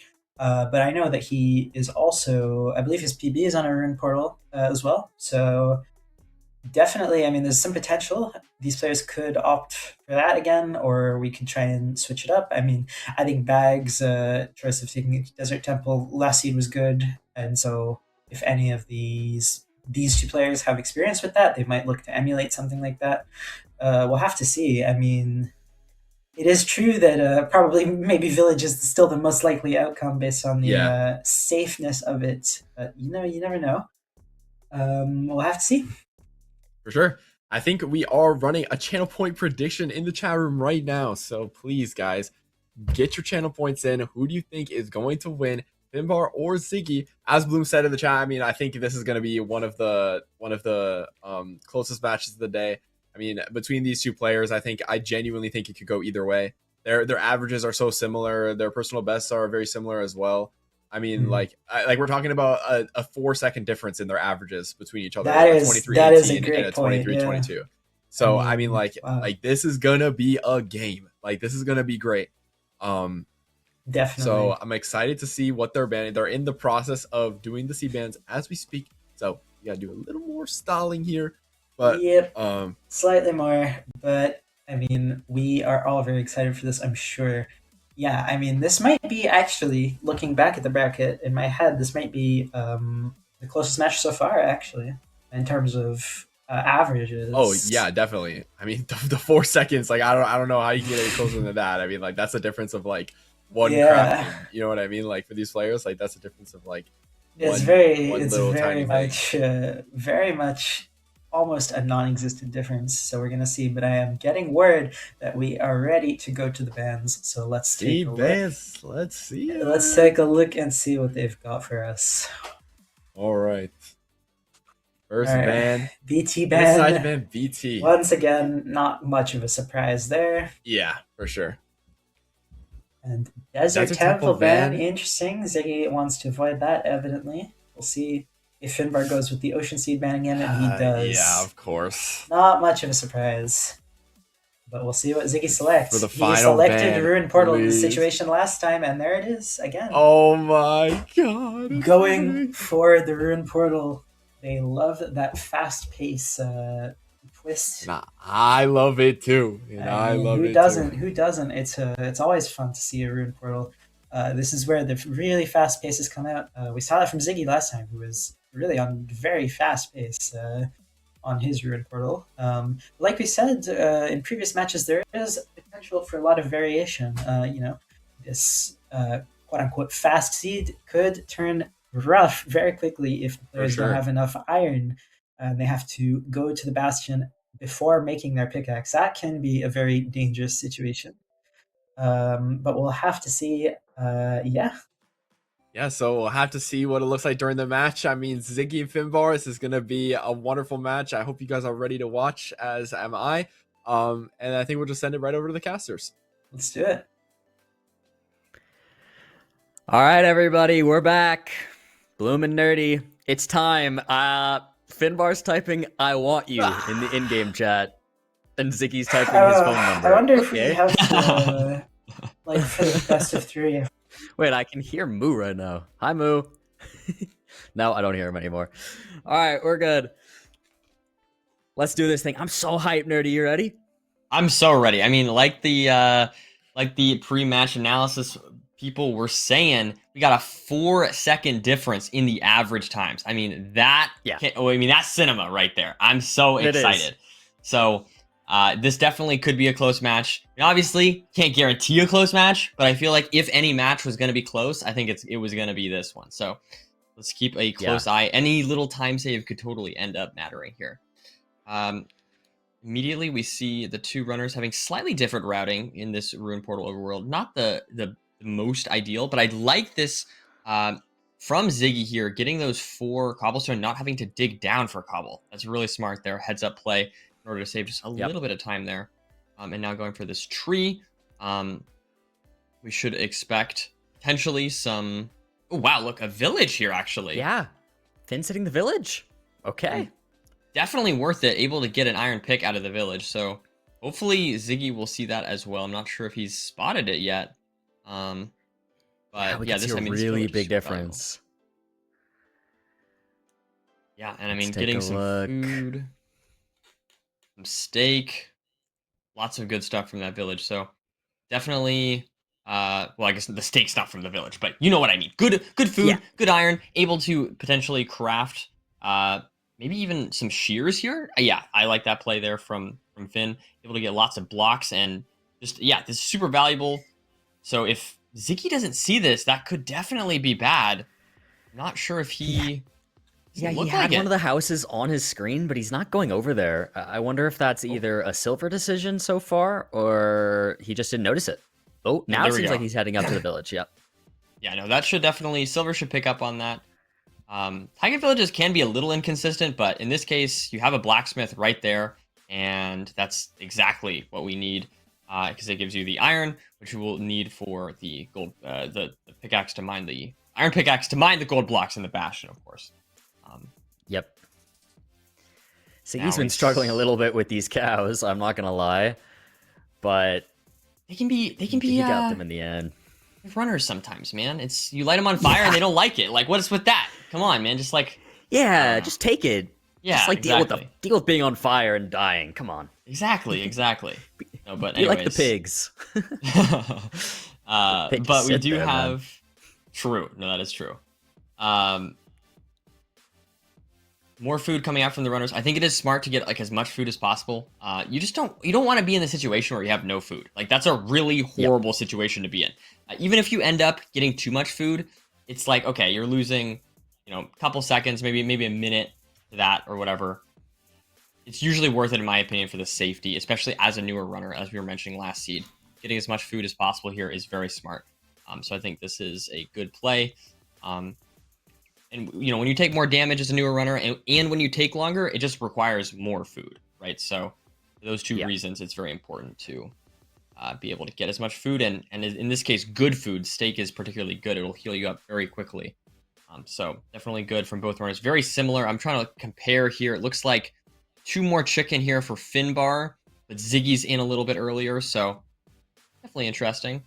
But what you'd expect. These two runners that are supposed to be neck and neck, right? So we should see Finbar here entering just a few seconds later. It's interesting that Ziggy kind of overlapped some of the crafting earlier on, and then Finn sort of had to sit there in that portal and do his crafting at the end of the overworld split. So again, we've seen that Silver really tried to focus Ziggy on some of these task overlapping moments and just cutting those little bits of time wherever you can, and it already paid off here. He's closer to the Bastion than Finn is already here. 4 minutes in. Enter took a decent little bit of time, but fast nonetheless. And this terrain is not nearly as good as that last seed. I mean, this is quite annoying. Yeah. I don't even see the Bastion yet on either screen, so it's definitely unfortunate. So maybe that's it there for Finbar. I'm not sure. Yeah, I can't really tell either. Ziggy's just, building up to stay on terrain. Wow. So Finn with the late enter hits Bastion first. Yeah, and just taking better terrain there. I'm not sure where he's going here. Did I see something wrong? Wasn't the Bastion to his left? Was that not the Bastion? No, there it is. Oh my god, that must have been the fortress. Wait. Oh my god. Oh, that was the fort. Oh, for That must have been the fortress. Yeah. I just thought that was treasure. Oh. I'm so sorry. I think maybe I. No worries. Wow, I'm like losing my mind. Okay. Hey, listen. These no runners, worries. they know lighting structures better than me. Great. Yeah, I just fully thought that was treasure. Like, I swear it looked like Treasure Bastion. It was a big flat surface, and then there was like another big flat surface to the left. I swear. Okay, I swear I'm not crazy. I trust. Anyways. You're good. You're good. We do have We have a stables, 5-minute though. enter here. Yeah. Good gap on the Definitely. right. Looks like. Could be one of the slowest Bastion types, potentially. It could also be one of the fastest, but in this case, definitely unfortunate not to be going off of a triple here. We do see the Piglin hole there for Finbar. It looks like Ziggy is getting ready to start the route as well. Oh, Ziggy's gonna get the mat up top, and then build up that way. Good way to do the route here for right gap. Both players neck and neck. This is like exactly what you want to see here. I mean, beautiful.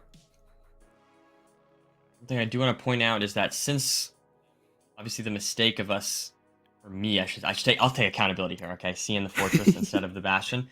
But the good news is, okay, that means the runners saw the fortress, right? So they don't need to pie chart. There's one less step you need to do, one less thing you need to think about. You know where it is, and it's pretty close as well. I'd like to point out, it's like, it's right outside the bastion. So despite the slightly awkward terrain getting to this bastion, the terrain afterwards I think is going to be relatively smooth for these two runners to potentially get a decently quick time. I would love to see them get a PB, because I definitely think a sub 20 is possible. Definitely, especially with that close for it. Maybe like a sub. I don't know. I believe. I'm just always a believer. Okay, I'm optimistic. I want to see the sub. Yes. Okay, maybe not sub 15. This seed is a little slow, but I'm feeling like a sub 16 could happen eventually. Okay. At least. Yeah. Maybe next seed, if not this one. They're at the exact same moment right now. This is insane. They are like truly neck and neck, easily our closest game. I was expecting it coming in here again with that average time, only an average time difference of 4 seconds. Absolutely unbelievable. Trades are looking pretty good, but very low on Obby. Yeah, I was just going to point out the Obby is the main pace lock here. Ideally, you let these pigs trade while you overlap, like finding Obby in a chest. They haven't found any Obby in any chests yet. So I expect that's what we see Finbar doing here. Not sure if Ziggy's going to do something similar. You can just wait on 18 Obby. Ziggy might be done trading, so that could be a bit of time loss compared to like Finbar could make up a lot of time here if he just finds a chest with 5 Obby in it, right? Looks like Ziggy's going to be checking this chest. Gets 1 gold block. Could be useful if you really need it. Yeah, with 18 Obby, if he just needs to trade that little final 9 gold, it's possible to get 2 more Obby there. But we'll see if he can just find it in chests. It's not the best. I generally, in my head, I think of it as like roughly 1 Obby per gold block. Like roughly. Like, that's a very rough estimate. Okay. So getting 2 is like, it's definitely possible, but it would require a little bit of luck here. But using these top chests, boom. Yeah. Immediately 22 Obby, absolutely beautiful there for Finbar. And I think that's what we're going to see Ziggy here. I mean, just a few seconds behind. I mean, this has really been back and forth. What is Ziggy? Ziggy. Oh, he's on the wrong block here, trying to He's on the wrong block. use the height. There it is. There we There's go. his Obby. He can leave on that. More than enough string, more than enough pearls, more than enough fire as we are absolutely vibing. And it looks like Ziggy has actually left for the fortress before Finn. Yeah. And I'm not sure exactly what Finn's waiting on here. I thought he had his Obby. Maybe just wanting to get more pearls and whatnot. I guess those guys weren't done trading. So, yeah, there we go. 2 stacks of string. I mean, this looks great. I think maybe you want 1 more fire res at most. That's the only thing I can really think about. But no, just leaving anyways. That should be totally fine. Heading to that fortress that we saw earlier. And now we should see these runners entering around a sub 10 fortress. That's not bad whatsoever. Yeah, it's just unreal how neck and neck this is. I mean, this is just so exciting. Like, I was hoping players would get to sort of a pretty similar level. Quarters did not necessarily show that, but our top 4 have all been super similar in skill, and that's just so exciting. It makes me so happy. Yeah, the quarters had there was some, let's say, a mixed gameplay. I would say that's the word I would use. Yeah, it's a good way to put it. Ooh, both at the spawner now. Finn made it to the blaze spawner just a little sooner, but Siki's got a ghast at his spawner. Let's get a little return to sender going. Come on. Oh, he's just gonna turn down render distance.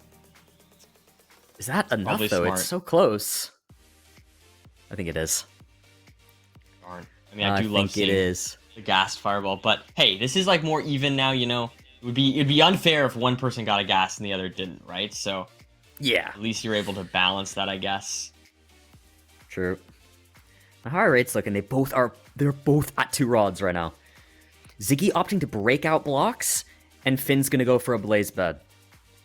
Ooh, wow. Yeah, that could definitely save Finn a lot of time here.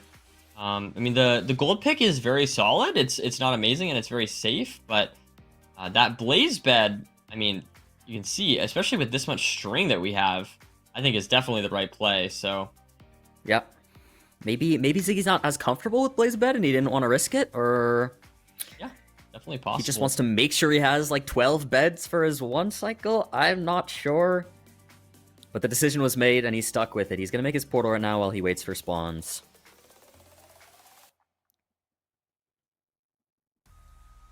Now, 2 rods. So not the best race here so far. Not the fastest blaze spawner that we've seen, but the runners are doing a good job but handling it regardless. Ziggy's at 5 rods. Finn's at 3. Yeah, I guess the blaze bed, like, I just thought that was going to save more time. Ziggy able to Wow. get out of here. He's Needs one gonna more start rod his after blind. this. Okay, hopefully none of his eyes break. But the thing is I don't think, if I'm remembering correctly, I don't think Ziggy does bow tie. So he's gonna need at least 2 eyes. He does his first. Hopefully they don't break. Let's see here. Oh, That it first broke. measurement. So he's gonna need to get at least 2 more rods when he goes back. 100% on the Ninja Broom bot. 674, so pretty close there. Oh, wow. Ooh. The creeper blows up the portal, losing a lot of health as well. That's actually not ideal. Could make this a little and bit a zombie awkward. comes through. Oh my god. Look how many strays, though. 800 Oh my I god. was just gonna say 800 million strays. He's on my 2 God. hearts. Yeah, I was going to say, this is looking scary here. Yeah, definitely eating that gap is Eat the gapple. a good idea here. Yeah. It's a smart play for sure. There we go. One Gets rod. One rod. Just needs one more here. Hopefully one of these guys will drop. 2. It does He's out. indeed. He's getting meleeed though. Just run away, run away. He has angle Pin on, bar 34 here. angle. Measuring an eye. Throwing the eye. I think that's the second one he's thrown here. So 674, so, you know, pretty close. Less than 100 blocks in the nether. Could be coming up on it pretty soon.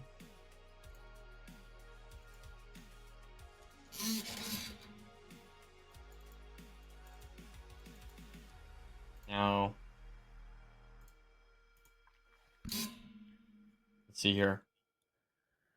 Finbar entering back. So both runners now running to the To cords. stronghold. This is very exciting. I mean, Cords. I think They're so neck and neck. Ziggy's just Yes. right on it, I believe. He needs, what is that? He's- Negative 76,304. He's just all about there. Yeah. A little bit of maybe shakiness from Ziggy or hesitation. Yeah, he seems a little nervous. But this is unbelievable. Finn, Look at this. very close Finn as is well. like right there as well. He's caught up They're all in this the time. Same spot.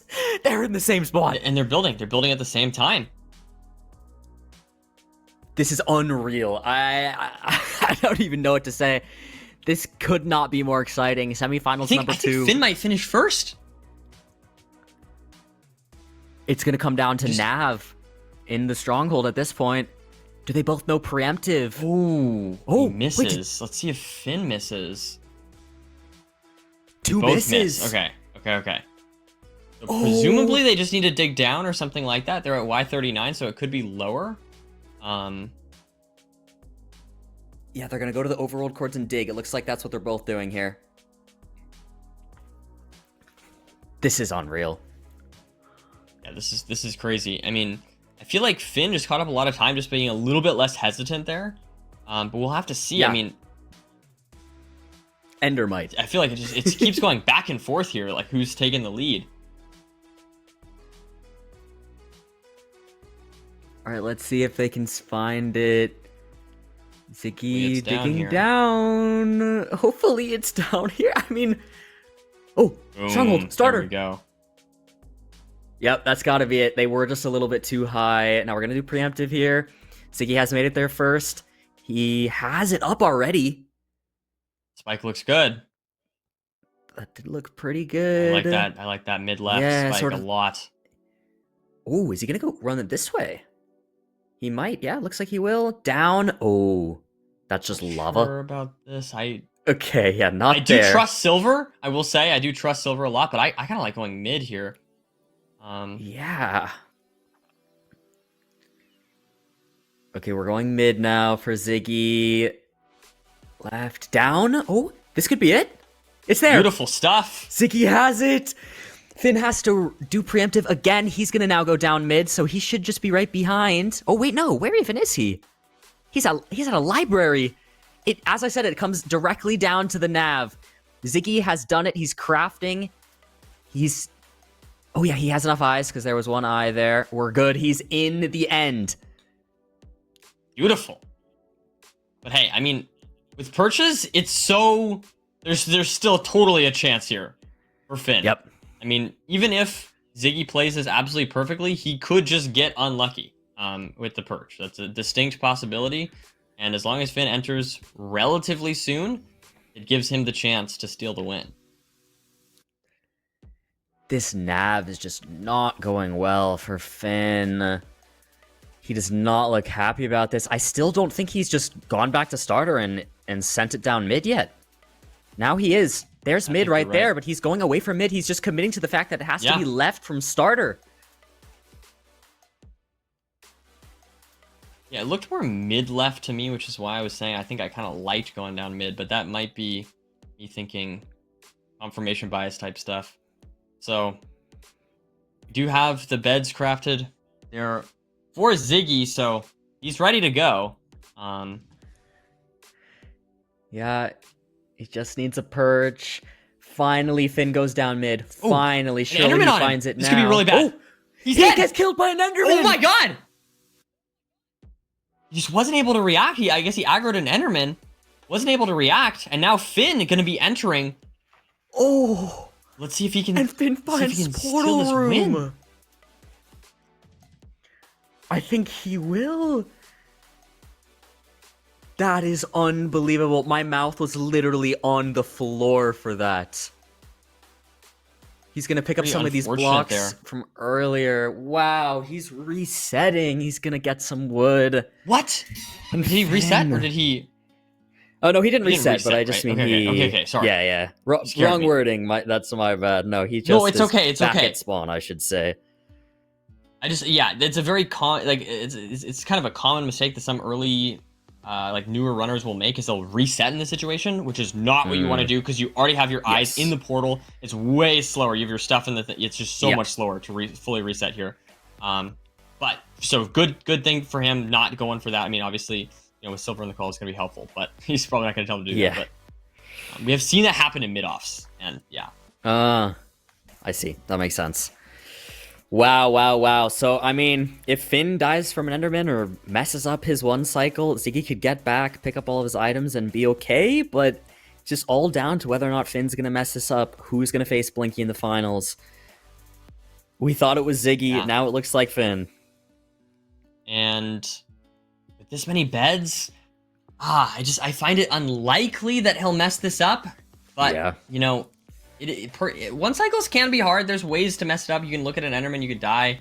there are still ways to mess up, but definitely looking very good here for any Finbar believers. Yeah, it is. He's just taking his time, waiting for her to perch.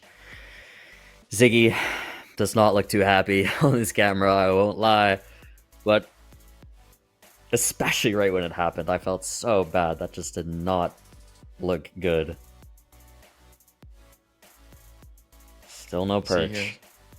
Oh, yeah, no fireball. Just trolling him a little bit. Finn's kind of diagonal here. Maybe could get a diagonal perch, but should be fine. Should be fine. Oh, no perch yet. Still just waiting.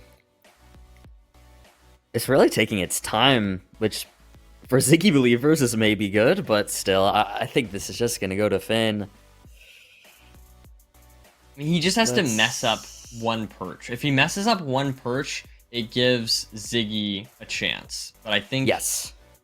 I mean, I don't know. Maybe... Let's see. I think that might be it.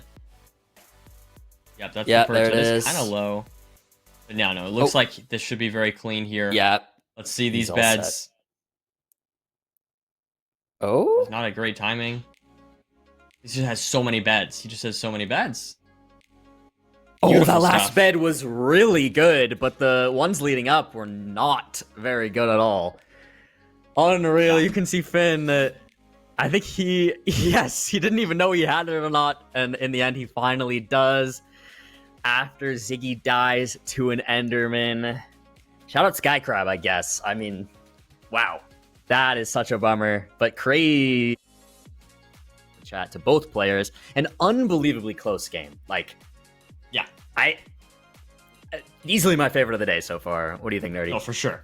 No, I agree. I mean, that was just like we said, neck and neck. We kept thinking one player was going to win or one player was ahead, and then the other player would take the lead. So I think that was easily my favorite. It was, the stats didn't lie here. I mean, they were just very close in skill, very close in speed, and I'm excited to see Finbar versus Blinky here in the finals.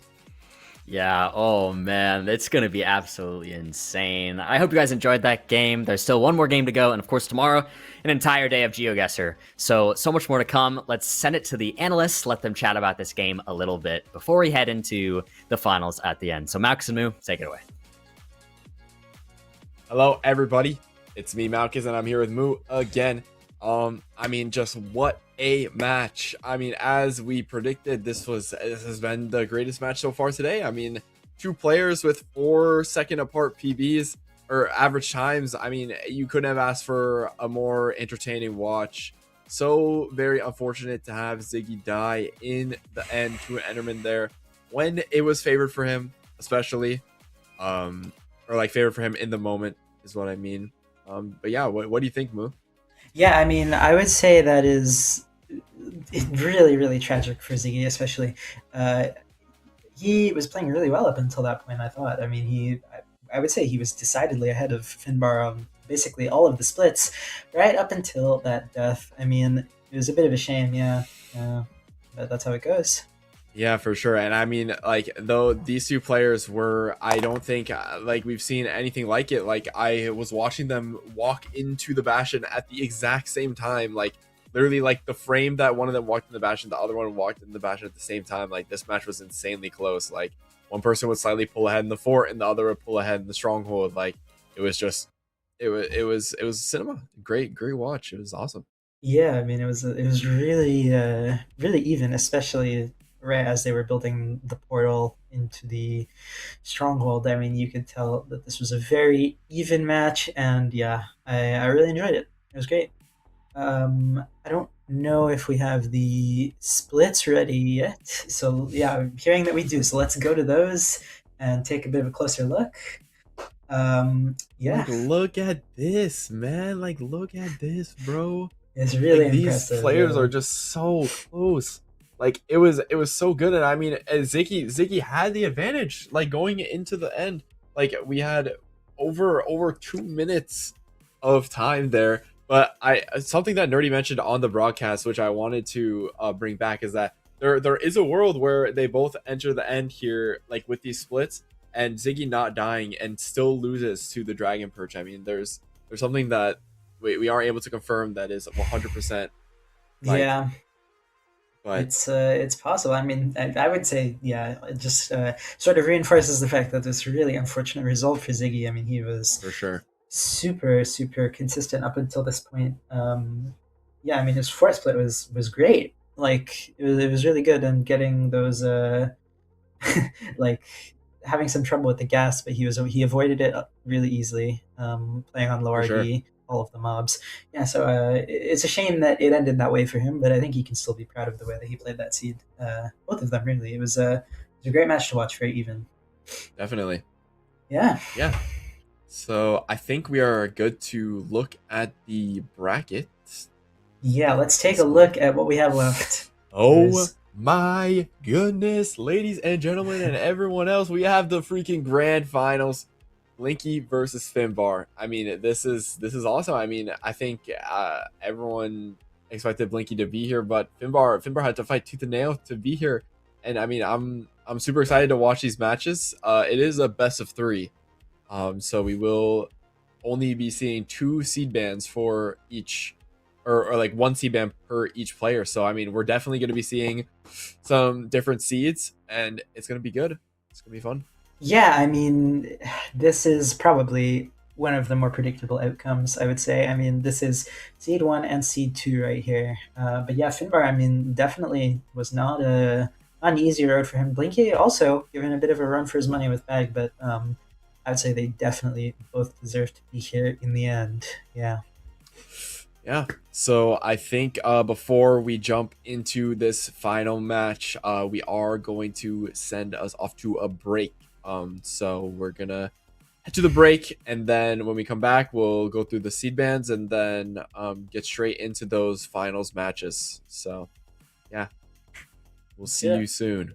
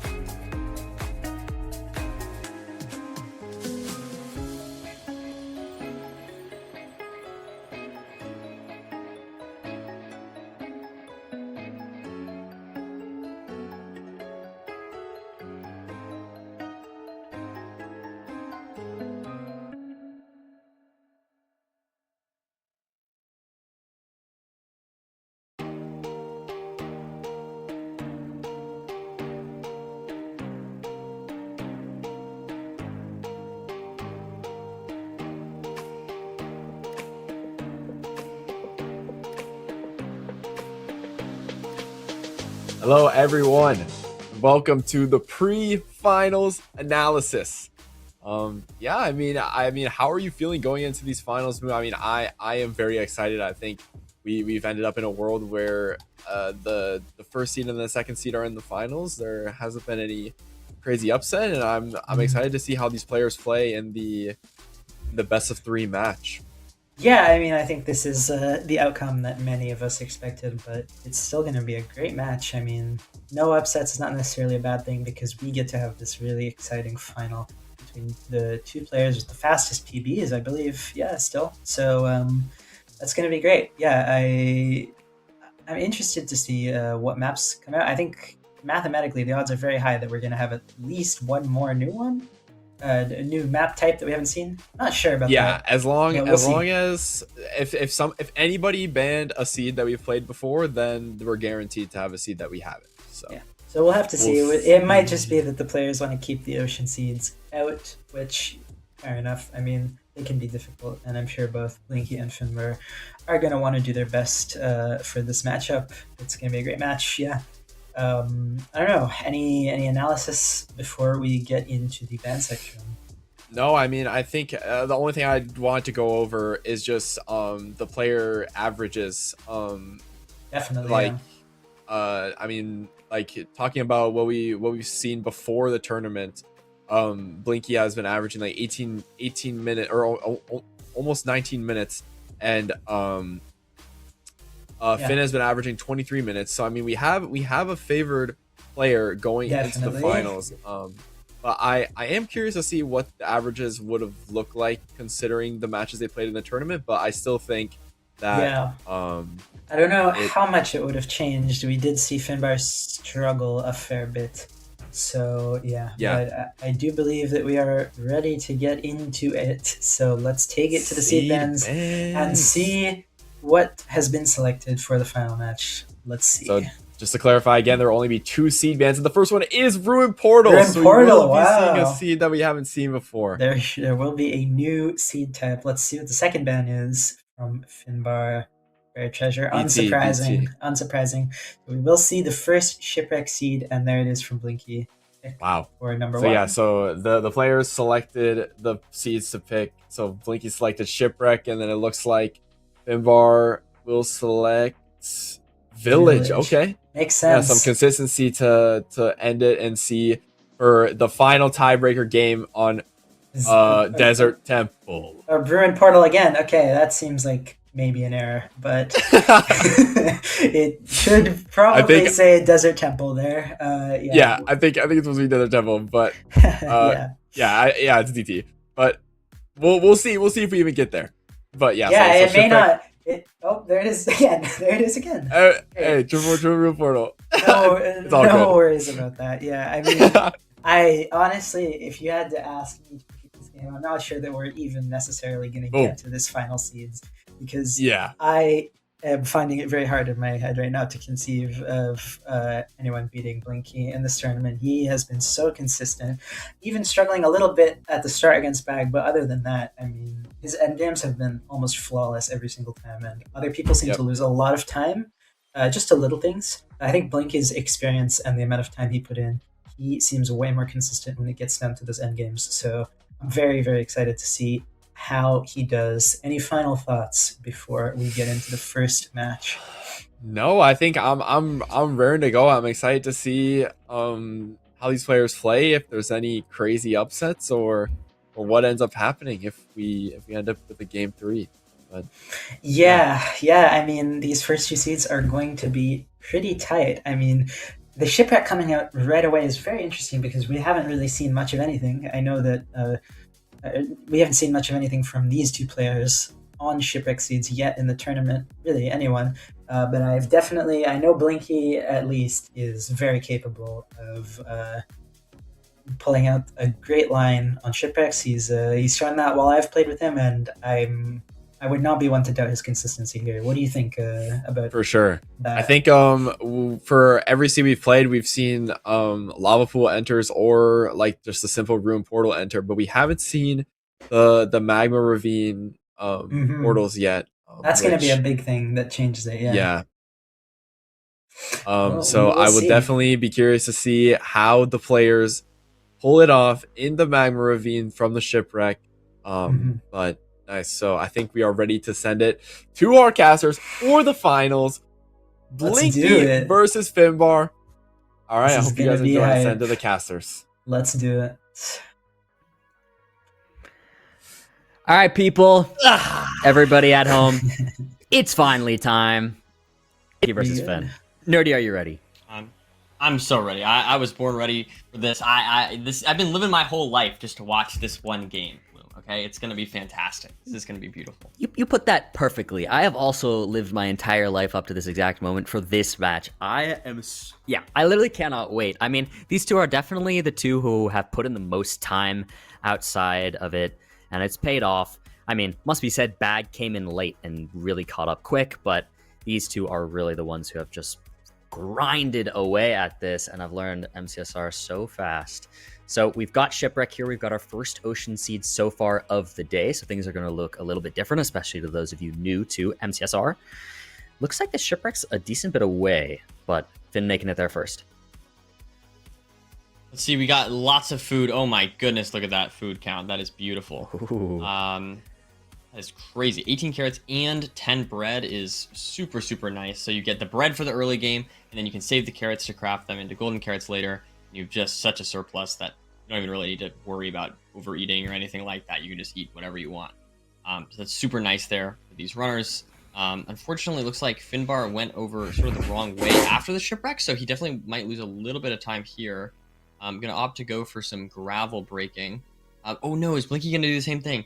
There's no trees there, so they're looking for trees right now, and there's just nowhere to do that except you got to swim over here. So looks like both runners, Blinky adjusting maybe a little bit cleaner there, and Finbar getting one gravel in case he needs to grind that in the Agri-Ravine portal.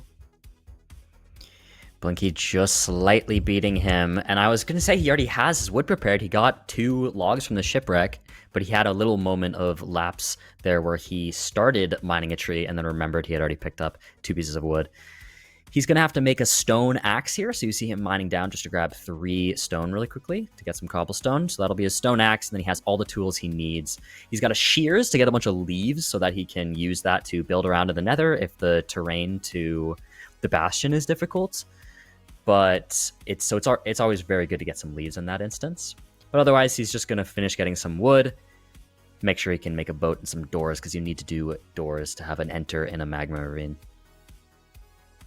Yeah, so both runners getting shears, but one thing that I noticed is a little weird is I think Blinky didn't get all of the iron nuggets. Is what I think happened, or he missed 1 iron because he's not crafting an iron axe, and because he doesn't have enough iron to craft it. So that's very interesting. Had to get the stone axe. I mean, not at the end of the world, but just a little bit strange. Yeah, that's pretty rare to see. I saw when he was fast looting, he kind of tried to get the nuggets, and I believe he accidentally sort of threw half of them out. Oh, okay, yeah. So definitely a little bit of time lost there. And honestly, I might say, despite Blinky being the favorite, I kind of like the way that Finbar's played this overworld more overall. Though, I mean, I guess, hey, speed is speed. If we'll have to see who ends up getting into the nether first. Yeah, whatever you got to do to get it done. Looks like Finbar's going to be in first. Yeah, he's already He there. doesn't mess up this portal. He already has his flint. He has his flint and steel. He's getting the door down there. He's getting the bucket. He's probably going to look for an L shape here, I would assume. Yeah, it looks like he's going to do this L right here. He's floundering a little bit. Oh, maybe he's just listening. Maybe Hax... Actually, I got to remember, Hax is the one in his ear right now. Maybe Hax is making him pick a different L? I'm not exactly sure what the weight is right now. Oh, yeah.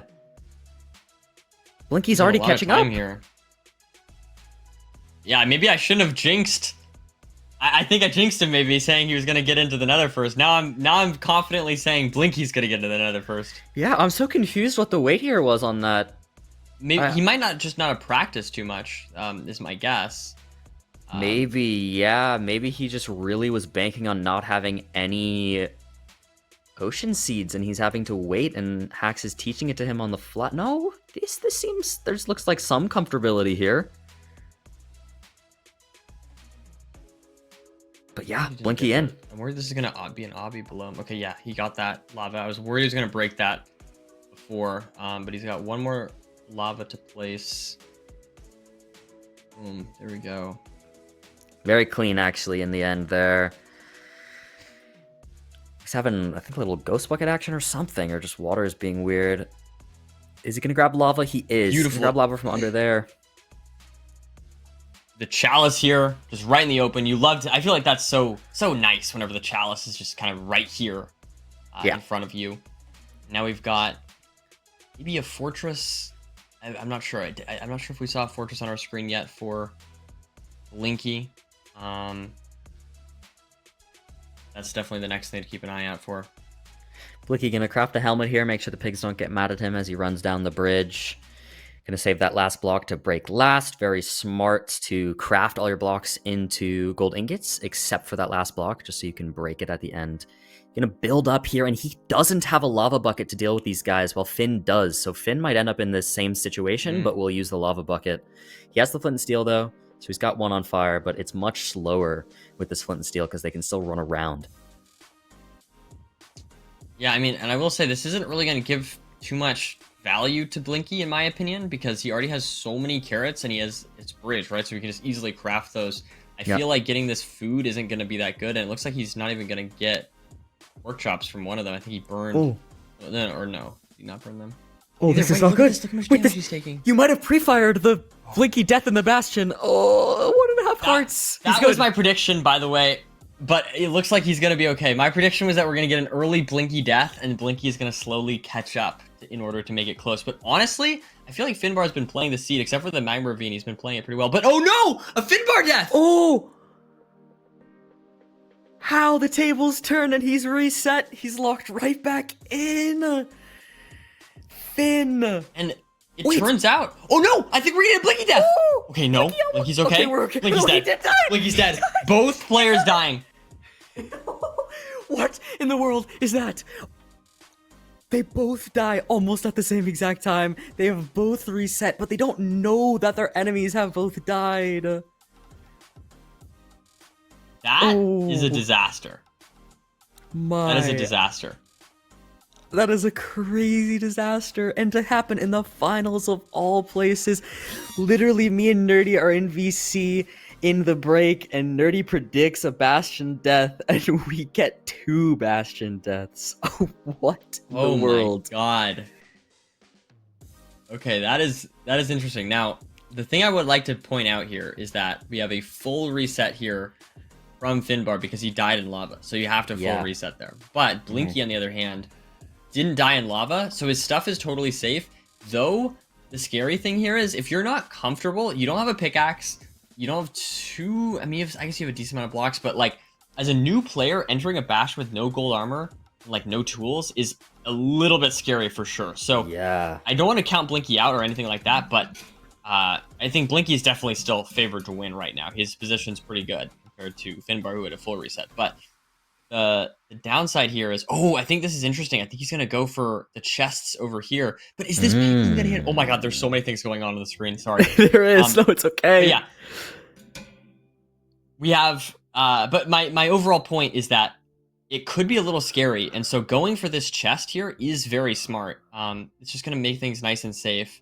If you can get a gold helmet or something like that. Oh, and there's no gold armor. Oh my god. So, okay, only 1 gold sword there is not a lot of distraction material, but it's something. It's something. It'll make it a little bit safer. Oh, he's gonna go for this chest. We also has gilded he's blackstone. gilded. I didn't see that. Oh, but no gold armor there either. Also, I'm looking at Finn's screen, and he accidentally made 2 iron shovels, so he has no shears. Oh no.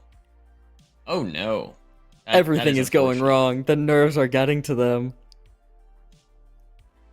Yeah, this is sort of exactly what I was worried about, like not having tools, not having gold armor. This is scary to be in, and it's one of those things where hesitating a lot is it will punish you a lot, because you know the more you hesitate, the more chance you give to the piglins to react. So it is unfortunate not like have the experience of being in this situation before. Mining through this without a pickaxe. This is crazy. He's losing a lot of time. I mean, this might end up being faster for Finbar, who having full reset the seed. Oh my, I just the fact that this is the finals and I'm sitting here watch Blinky break blocks with an arrow. I don't even know what to say. Yeah, it's definitely unfortunate. I'm worried about like after this though, right? So he breaks these blocks and then he has a piglin and needs one thing to distract them with. He has to just send it. He has to just go and not hesitate at all here. But it's so scary because you have all these guys mad at you. Oh, he's picking it up. Let's see if he can make it work. It looks like he is. Oh no, my he's God. on 3 hearts. Taking a lot of damage though. He builds up. He's gonna be okay. He's probably 3 getting hearts. chased.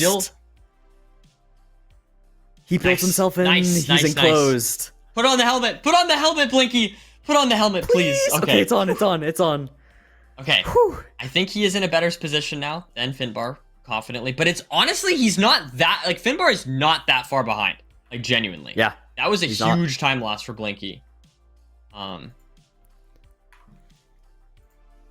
Like, All right. We still haven't really traded at all, you know, from Blinky's perspective. True. So we still have to get all these pigs. Another thing to point out here is he might not have a lot of pigs. It's possible some of them got like he doesn't have like as clean of a route. I think he should be overall okay. But whenever you come back to a bastion, sometimes pigs wander and you don't have as many. I think he's gonna be okay. That is something to keep an eye out. Is his pig count here? There's like 4 right here. I think he might. Yeah, he's gonna make a block so he can make them angry. Yeah, so he's gonna get 2 more here, 3 more, 4. Oh wow, no. Okay, he's good. He got a ton there still. Yeah. No, I think it was pretty enclosed, so they couldn't really wander too far away or anything like that. But good stuff. Good recovery overall from Blinky. But I will say, the mental from Finbar here, he's not too far behind. If he keeps his mental strong, he could absolutely still win this. Yeah, it must be said, like, Hax and Call has to have noticed that they are in the same situation. Blinky has not gotten a new advancement in a while, so they know they're both at just entered Bastion. They can even see it right there in the top right under the timer. So they know it's close, but Finn is now behind. Blinky's got his trades on the way, and it looks like Finn is going to start his route once he can deal with this Hoglin. Now let's see, he's got to wait, a little bit more lava, a little bit more. He doesn't care for the food, he just wants to get that route on the way. And what is he going to go for here? Probably Crack Smoker route. There are some fun names of routes on this Bastion, which is kind of the decisions you make and which side you're going to go to bring your piglins. This one that we see Finn doing here is called Crack Smoker. I'm not exactly sure where it came from. I think just because it's like someone said you'd have to be smoking crack to do that route or something when it first came out. Is that the lore there? I think Raul, the coach here, came up with it. I think that sounds about right. Something like that. I don't know the exact lore honestly, but I think that's something like that. Gotcha. But it's a great route. It's a great route if you have. It's the best. It's the best. I mean, who doesn't want to be smoking crack? Maybe I shouldn't say that. But, oh my god, he has so many pigs, but they're like all getting mad at him in the wrong spot. He had to drop quite a few gold early, but they're getting in there still late. Now, they're actually still at a pretty similar spot here. It actually could still be anybody's game. Now, getting the extra gold. I don't know how many pigs Finn got there compared to Blinky. I feel like Blinky just got so many pigs. It's that huge hobby chest.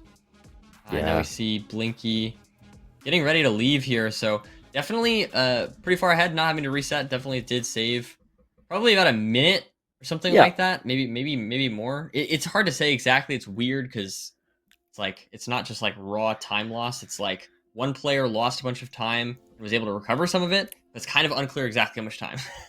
Yeah. But either way, we'll see. We'll see when they enter the fortress. That will be probably the clearest indication of how much time these 2 mistakes costed each of these runners. Well, one thing that's really interesting is that Finn is able to do his pie chart to find the fort while his trades are going, and Blinky waited until after his trades were done. So that definitely, overall, will lose him some time compared to Finn. But it's actually closing the gap a little bit. Finn still needs to finish those trades though. And let's see, how much string do we have? Do we have lots of string? I'm always just curious because I feel like any seed where there's low string, it always increases the chance of choking the end by so much. Whereas when you have like tons of beds, it's super, super nice. So it looks like pretty solid string count here, but I didn't quite see Blinky's inventory. Yeah, little less than 1 stack it looks like for Finn, so I mean, also you were talking about that time save on staying and not resetting your seed. I wonder how much faster it would have been if Blinky in that first chest he opened actually got some gold armor, because I feel like he actually had to waste quite a bit of time trying to just find something, and then that whole debacle with the arrow breaking the blocks. Crazy. Yeah. No, it would have been super nice. I think like if you got like a gold block or something, or no, that wouldn't work because he didn't have wood. But I was gonna say like if there's any way to get tools, that'd be super nice. But I don't think he could because he just didn't have any wood. But so yeah, just getting some gold armor would be super, super nice. Or yeah, like I said, a gold block would also work. You could distract the piglins really easily. But just getting with a 1 gold sword just made it so awkward. He had to play super safe. But hey, I'll say like it's so easy to choke that situation and make and take a second death, and a second death would be really bad. Yeah. And so just like very well played overall to Blinky, like not choking. And similarly for Finbar, I feel like, I mean, obviously it's a full reset, so it's not like you have to, you know, play around something, but it is mentally challenging to full reset. And I feel like Finbar's done a very good job of catching up on this seed, despite taking that very punishing first death. Oh my God! Speaking of deaths, he's okay. He's okay. Blinky. Woo! Thank God he has fire res. Blinky's And there was scaring lava. If there was terrain underneath, he might have died there. I don't think he would have pearl clutched in time. But we're good. Let's see. Finn on his way Stacking to up. fort. We go all the way around here. Wow. Is that fort there? Does Finn see it? Just barely, I think, yeah. Should be arriving soon. How many rods does Blinky have? I'm not sure where he's at, but he's already blaze bedded. His platform's pretty much complete. He's got 3 rods already. He's crafted 5 beds. He's probably going to do 5 bed and some anchors. Should be, yeah, 2 anchors here. 5 bed, 2 anchors. Should totally be doable there for the 1 cycle. And we do know that he half bows. I think he's the only person we've seen half bowing so far in the tournament as well, Blinky. Let's see, another rod there, it looked like. Blinky should be ready to blind pretty soon, probably after these 2 blazes. Yeah, he picked up another rod on that one. What was he at? 5 rods. So yeah, he might do a blind and then come back for a 6th. More than enough obsidian. Wait, what's happening with Finn? Just really struggling to find the fort. Sorry, Finbar, yeah. really struggling to find the fort here. Yeah. I thought he was close a second ago. I thought he was too. I think, unless I'm crazy, I thought Blinky just like saw it. Yeah, I feel like it was pretty close for Blinky, so I don't know what's happening here right now with Finn.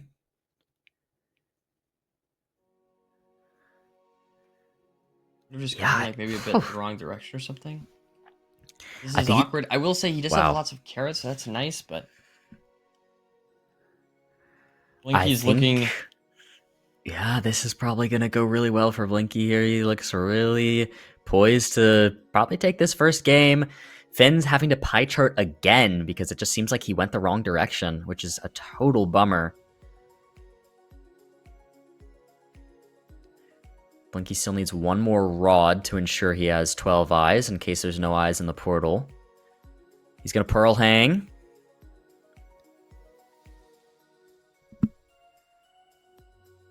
All right, Finn, find the fort. Pops another fire res, wide macros. Can he see anything? It's not there.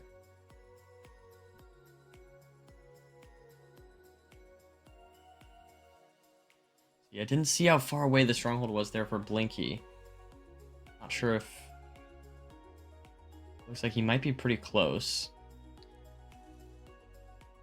Yeah, you see him Has to checking find the chords. coordinates for the coordinate cup.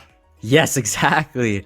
Was a coordinate cup an absolute cook of a name? Because like coordinates my God. on I was maps, thinking, like, yeah, and then yeah, chords, like bro, totally. cooking. That was absolutely fantastic. Did you come up with that? That was Moo. Absolute Moo. legend. Wow. Yeah. No, I think that was. I was very impressed by that name. Yeah, he cooked. We were thinking about it for like a month and a half, just like throwing out names, and then Moo hit the coordinate cup, and we just like it was just called instantly. We were like, that's the one. Yeah. That's the one. No, I feel like I love coming up with names for stuff. That's like one of my favorite things, and I feel like that's one of the best tournament names I feel like I've heard in a while. Yay.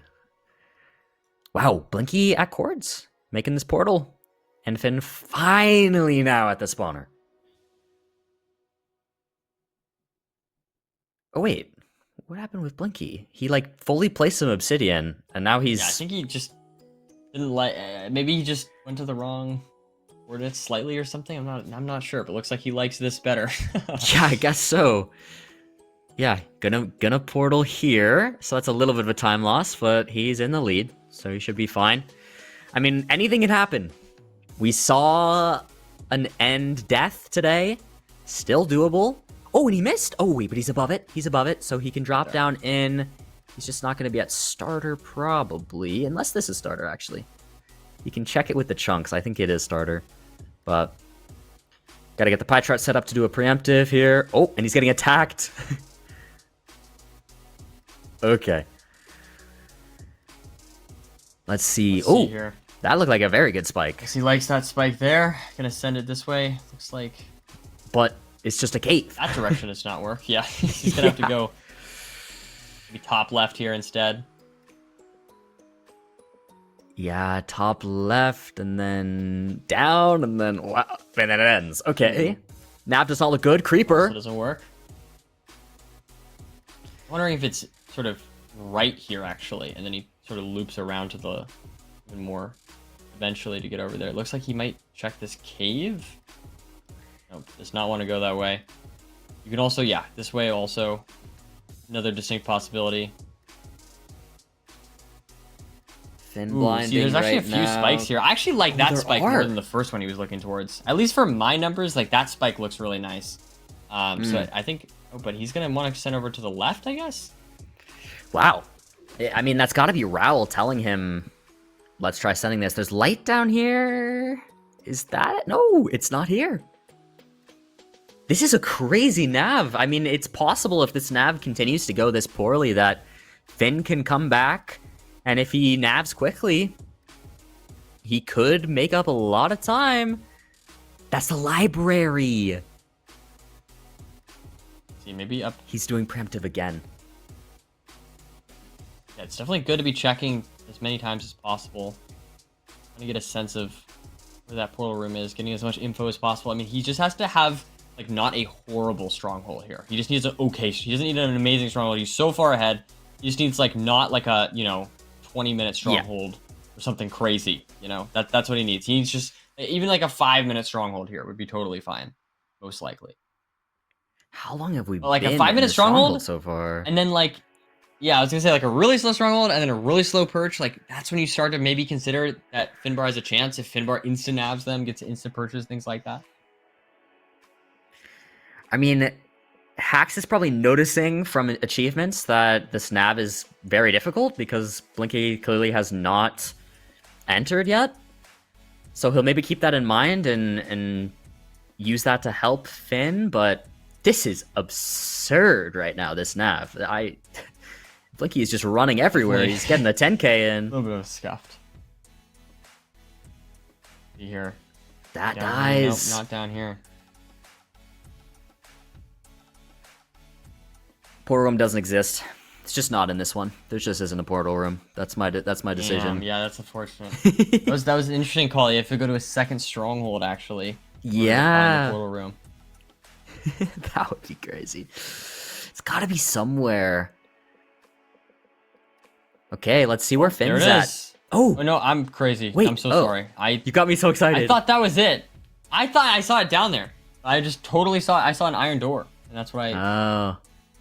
Ooh, is this it? It's right there. Oh, no, Finally! that's what I saw. No, just to Okay. be clear, that's what I saw. That's what I you want to make saw. it very Yup. clear. Uh-huh. Yes. Yup. Yes. Uh-huh. As long as we all agree that that's right. Did you see that? Blinky almost just got pushed into the lava God, by a yeah, silverfish. Scaring me there. Whew. Wow. Okay. Yeah, someone in chat, Y12 portal room is crazy. When he gets there, in the end, he's putting his eyes in. Finn still just moving to chords. Blinky, as long as you don't mess this up, you're taking game 1 of the finals. Again, finals are a best of 3. Everything else was a best of 1, but we have a best of 3 finals. $500 on the line, sponsored by GeoGuessr themselves. Massive shout out to GeoGuessr for supporting us in this. Really, really appreciate it. Let's see Blinky with the half bow. His accuracy has been very good on the half bow. It's clear he put in some time for that.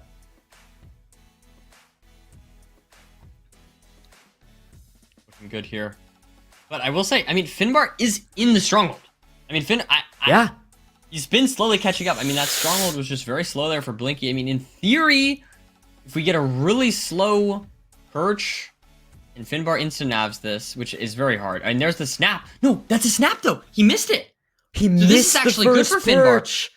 He doesn't have that guaranteed 3-minute perch now. And I mean, this could give Finbar a chance if he can find the portal room. Now, this is a very tough portal room to find. But like you said, if Hax was aware, maybe he's thinking about, you know, trying. So it's down here, I'm pretty sure. Yes. Oh, he's going the right way. Yes, this is the right way. No, send it. No. He's You're not. back, go back. No. He doesn't know. Oh, that was the direction. They're gonna try going down here. It's not gonna work. Yeah. Is And this is a similar path that they took last time. Go back. It's technically possible, especially if he gets max perch now and Finn goes in and catches the first one, but he has to find the freaking portal room. My understanding is he's already gotten his perch, so I don't know if he can get I don't know if he has another guaranteed perch at this point. Oh, is that how that works? This is a very niche situation, so I could be wrong, but that's how I thought it worked.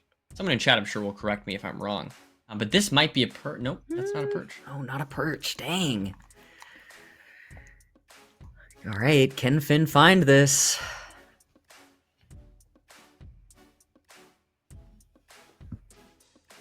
Still no perch for Blinky. Is this going to be another perch? Yes, it is.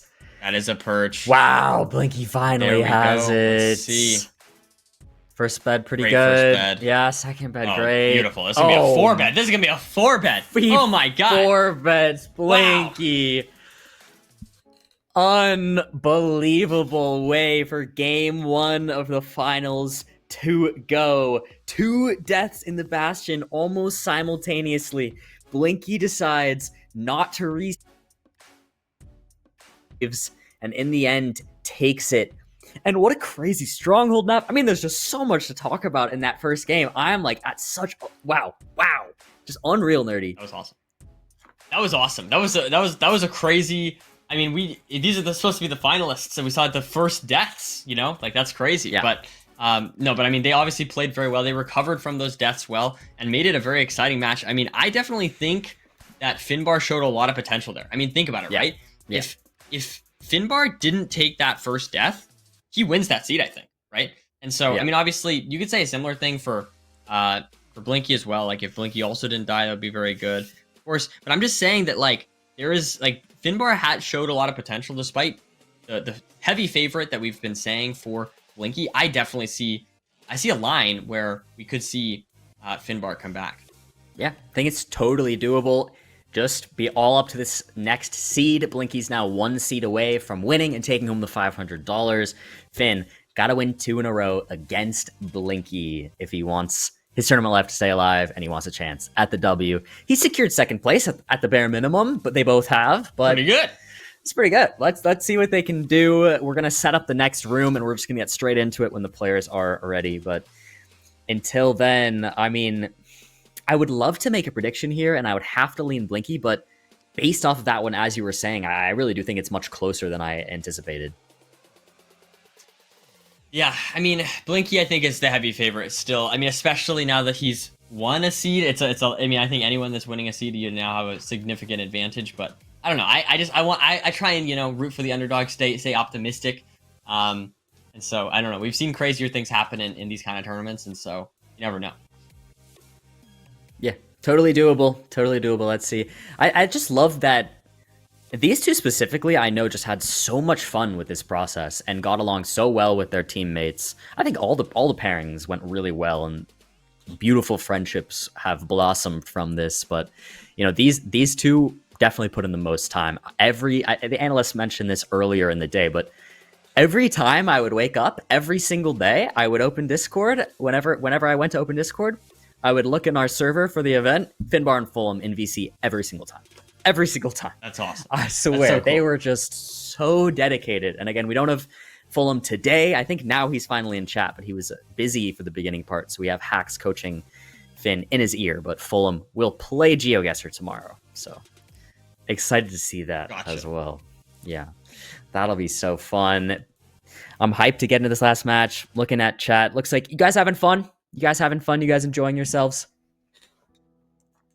I hope so. With that said, I think so. We're ready. Yeah, go ahead, Nerdy. Sorry. I'm excited. I was just gonna say I'm having fun as a commentator. I can vouch. As a chatter, I'll say a yes. I'll type a yes. Wait. Yeah. Yes, I'm having fun. Yes. This has been so exciting, and I appreciate you having me. Yeah, of course, man. Let's do it. Let's get taking it. Blinky 2-0 or Finn takes it 1-1. We're gonna find out right now. Let's do this thing. I see Fulham in chat at Redlime. Can you inject the Hoglin_spawner.jar onto Blinky, please? Bruh.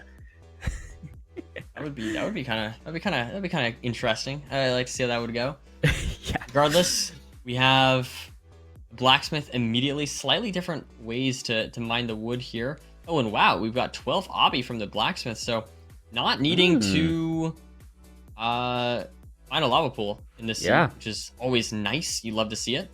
I'm gonna kill the golem here, get your iron pick, and you can also make some shears. Oh wow, you don't even need to kill the golem. There's just 16 obby, and there's 9 iron. Never mind. Unreal seed, 2 blacksmiths, 16 obby, 9 iron. That is just, you can't even ask for any better.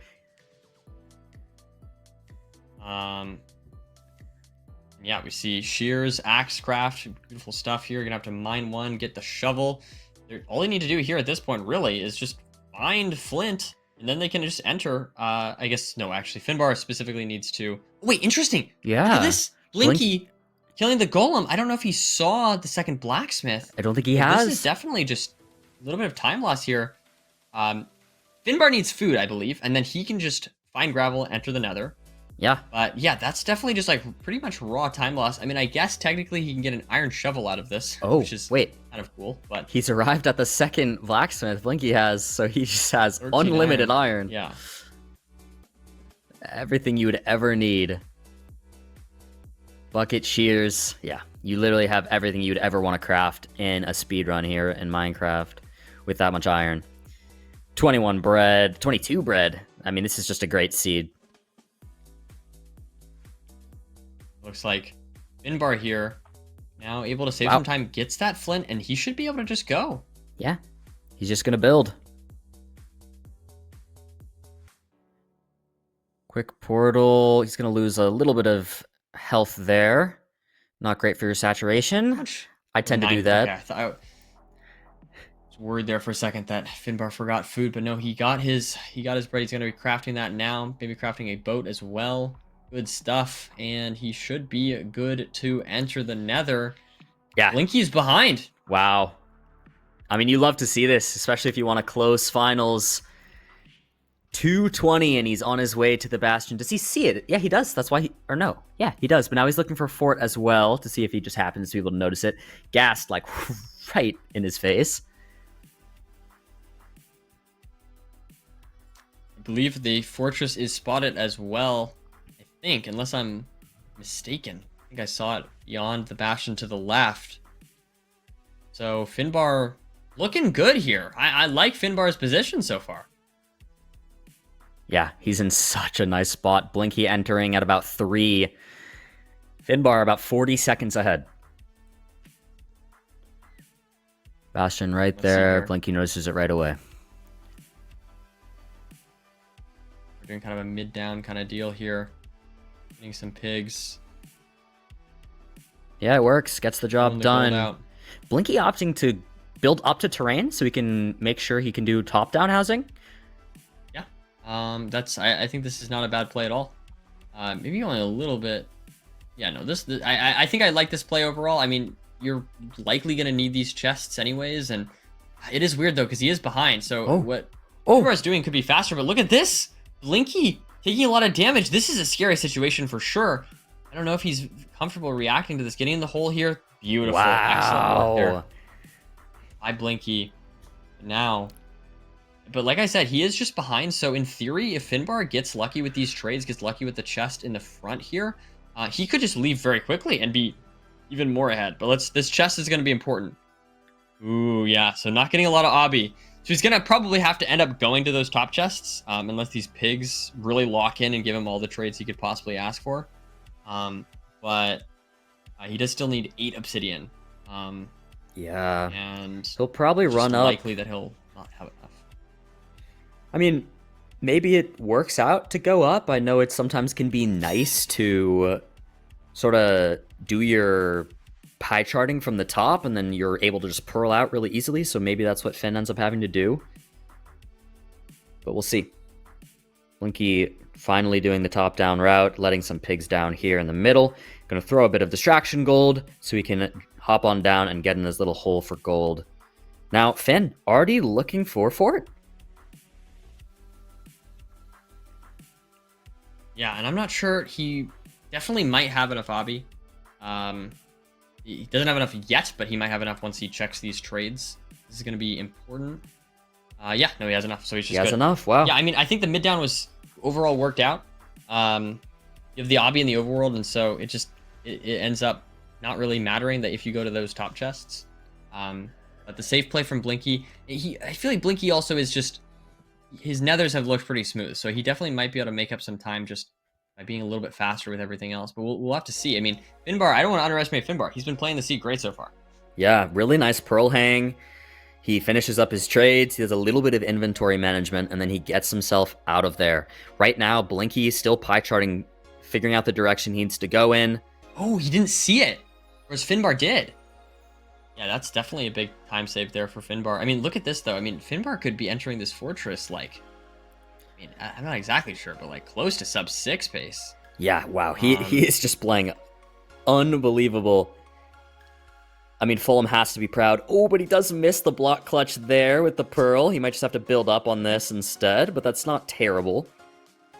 Still really good pace, yeah. And again, like, Blinky's supposed to be the big favorite here with, 3-minute faster average time. But, I mean, Finbar, this is, like, really good pace. Like, this is definitely sub-15 pace if he plays the rest of the seed smoothly.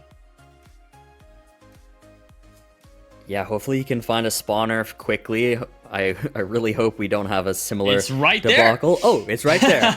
It's right there. Beautiful. That answers your question there. Yeah, question answered. Bloom, shut up.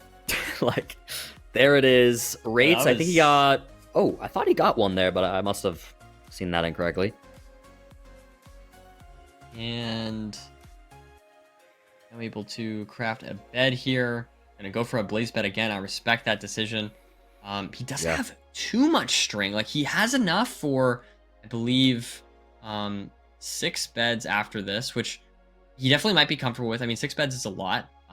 But yeah, it's, if it's not anchors, like then 20. Yeah, for sure. For sure. I'm curious his like glowstone and crying obsidian count, because I know he's very comfortable with the 2 anchor setup for one cycle. I know he put quite a decent bit of practice into that, and I've never seen him mess that up anytime I watched him do it. So if he has enough for 2 anchors and 6 beds, I think he should be chilling. But wow, they're both there at the same time in blaze bedding. Yeah, Blinky on his tail, getting the double blaze bed off. And honestly, that double blaze bed could save him a lot of time. I mean, I feel like Finbar really kind of was a bit slow to get that blaze bed off. Whereas Blinky just immediately placed those double blaze beds and got everything set. All right, let's see who's gonna get their rods quicker. 2 rods here for Blinky. Not sure how many Finbar is on exactly. Yeah, I want him to open his inventory again, and I need to do like a admin pause, check his entire inventory quickly. Not that we can actually do that, but that would be fun. I want to see his anchors. I need to see how many rods he's at. Oh, he's getting bombarded a little bit. Oh, virus! Get one down! A little bit of floundering there. Took a decent bit of time, but he gets it off in the end. Definitely a small time loss, especially when they're this neck and neck. 5 rods I saw. 5 rods. And I see 24 plus 44, so that's a... I think he's got... you can make... Math numbers and there. things. And then 11, so he could make 2 anchors. Okay, so he can make 2 anchors. He can make Perfect. 2 anchors. He should be chilling with 6 beds. Another rod, that's 6 rods, I think. At least. He's gonna blind. Portal lit. There we go. And he's out. Beautiful Both stuff. at the same time. Wow, yeah, both What? like a 9:15 leave. I don't know the exact rod count. He has 6. Okay, they both 6 have and 6. 7. Okay, sorry, I didn't mean. I Six and I swear, seven. I didn't. Nerdy. I didn't mean to do that. I'm sorry. Six. I didn't Six. mean to do that. I'm sorry. Nerdy. I'm sorry. I swear I didn't mean to do that. I didn't mean to do that. I'm sorry. You can fire me. You can kick me out. It's okay. This is unreal. I mean, they're going through at the same time. They're at 6 and 7 rods. Wait, but Blinky with a crazy fast blind there. He's already back, but he needs one more rod. Let's see, does he get a rod on this? He does, so he's already out on that. They're both now traveling to chords at the same time. Oh, but they take very different pathings here. Finn's gonna probably lose a bit of time here going down into the lava, but he's already much lower down. Blinky actually has to follow suit as well, so they're both gonna be in the lava and just have to build through lava on this one. So I thought that might have been a time loss, but they're actually pretty similarly close. I don't know what the exact chords are, but Soul Speed coming in clutch here. Looks like I think he's struggling to find the exact chords. And Finbar is potentially just placing this right away. Yeah, that looks he's good to go. He's kind of... No! His timing is not... Like, he seems to definitely struggle a bit with the portal building. That's definitely a place he should probably work on. I've noticed that in multiple runs of his, but he gets it done in the end. He's in starter by the looks of it. He's ready for preemptive. Blinky now finally building his portal as well, so this is still so neck and neck. Looks like it could just be right down mid here. Is that it?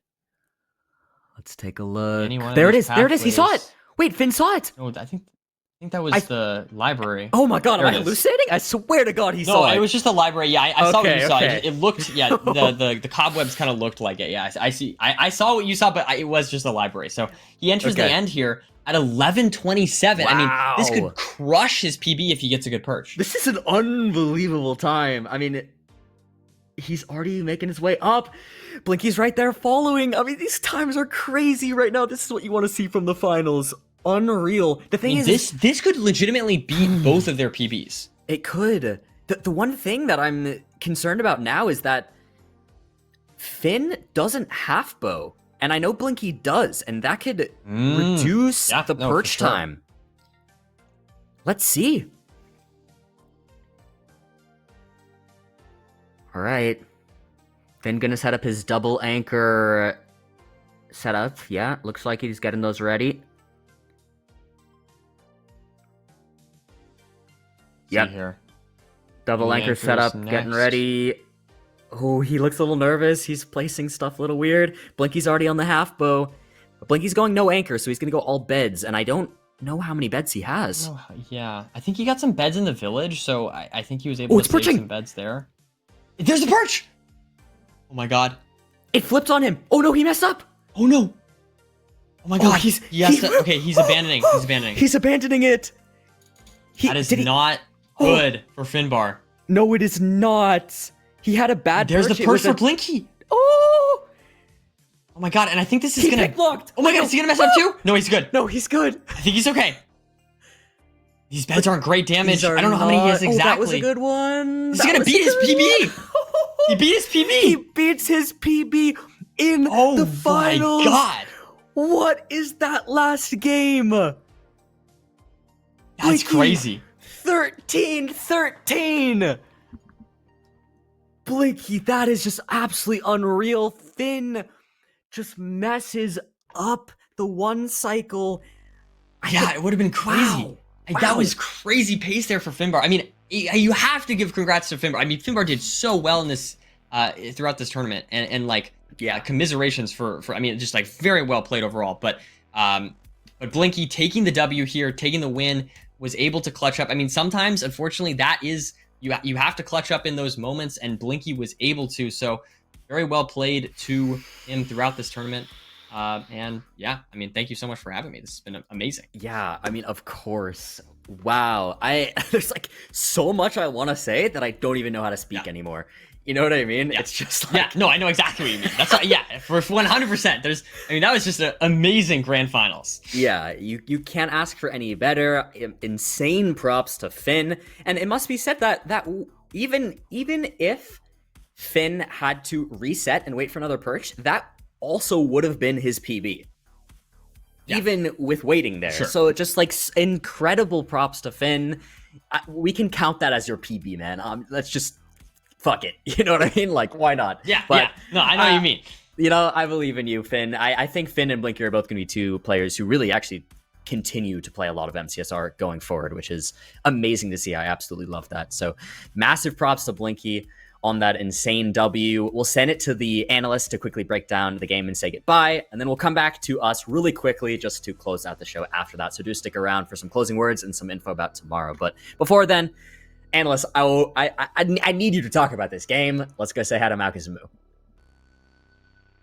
Absolute fucking cinema for this game. I mean, wow. Like, I just fully cannot believe it. Like, both of these players entered the end at times that they have never even seen before. Like, for the final game, like, it was insane. And I mean, for Finn to have the insta perch, but for it to be east-west, it's just so unfortunate. Like, that's the reason why Finn choked the one cycle there, was because it perched on a direction that isn't optimal, and it makes it so much harder to do the one cycle. That was the separator there. He spent a bit too much time crafting before hurling in, and so it perched the wrong direction. It's a mistake that gets made a lot, and unfortunately, the first time that we've seen it today has to be in the grand final. But oh my goodness, I mean, what a roller coaster that was, and what a crazy dichotomy between the two seeds. I mean, we talk about that first seed; it was absolute chaos. Yeah. I think we can all agree, just absolutely deaths everywhere. Everyone's like losing their mind, and then that second seed, so fast and consistent, and we can bring it to the splits for that second seed. The now, splits just of to the get second match. a closer Like, look. look at this, man. Like, this is crazy. Bro, like, we're blinding on the exact same time. Like, what is going on? It's Like, so impressive. this is the closest match we've. Not only is this the fastest match that we've seen today, but this was the closest match as well. Like, there's literally not one split that is different by a minute. Like, besides mental, the dragon kill, but the neck and neck just the whole way. These guys, they're so consistent, and I think they both prove that they easily deserve to be the two finalists here. But Blinky, that consistency is just remarkable, and very well earned victory for him, definitely. Blinky definitely the Thanos of this tournament. I mean, he took it home undefeated with crazy really sub 20 impressive. consistency as well. I mean, like, yeah, like, truly, he kind of killed it today. So He was so strong, yeah. I mean, you know, there were lots of other competitors who looked like they could be able to break through, but I mean, his consistency in the end was just enough. And nobody even able to take a game off him, which really speaks to the work he put in along with his coach, Raul. And so, yeah, I think that is a great result, very well deserved. It was cinema For the whole sure. way through. Yeah, definitely. Cinema is a great way to put it. Yeah, so I think do you have anything else that you want to say before we send it back to the casters here? Not really. I mean, I think it's a great way to end the tournament on that. Yeah, I mean, like a great set of games here. I think both players just crazy pace at the end. It's fitting. It shows how much they've improved. Either one of them would have beaten their PB easily on that seed. It's a bit of a shame, really, that Finbar didn't get to drop his. True. Yeah, that's just the way that tournaments go sometimes. But I mean, I'm sure he'll bounce back and do something even faster soon if he keeps going with it, which I do hope that he does. Of course. Both of them. Of course. They're both great players, and yeah, they really showed it. It was great. Yeah, so I would like to say that this is not the end of the tournament. There is a GeoGuessr day tomorrow with your favorite Minecraft speedrunners. We'll be playing against each other in best of 5 in GeoGuessr, so that will be fun as well. We'll be here on the desk for GeoGuessr tomorrow as well. But for now, that was the analysts for MCSR. I hope you guys have fun. I hope you appreciate our insight and our stalling. But I think we're good to send it back to the casters. So, freaking hearts in the chat, freaking W's. Okay. Hearts for Marcus and Moo. They killed that. My introverted kings. Guys, I literally forced those two to do this, basically. I was like, I promise you're the perfect people for this. I know you're very shy. You're doing it anyways, because they're fucking awesome. No, they did so good. They did so good. Like, seriously, I feel like it was totally spot on with everything. All their analysis, spot on. Felt like they did a really good job just, like, recapping everything. Yes. Agreed. Amazing from them. But yeah, guys, that'll be the end of our show for today. Some quick closing statements to go over.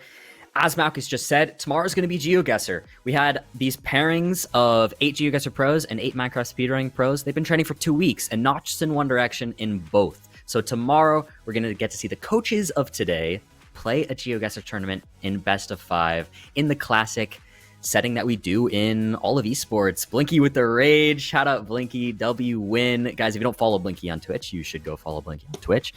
But gonna be insane. I'm so unbelievably excited for tomorrow. I have to give another massive shout out to GeoGuessr for sponsoring us. And I believe tomorrow we're going to be co-streaming on the GeoGuessr channel as well. So super fun stuff.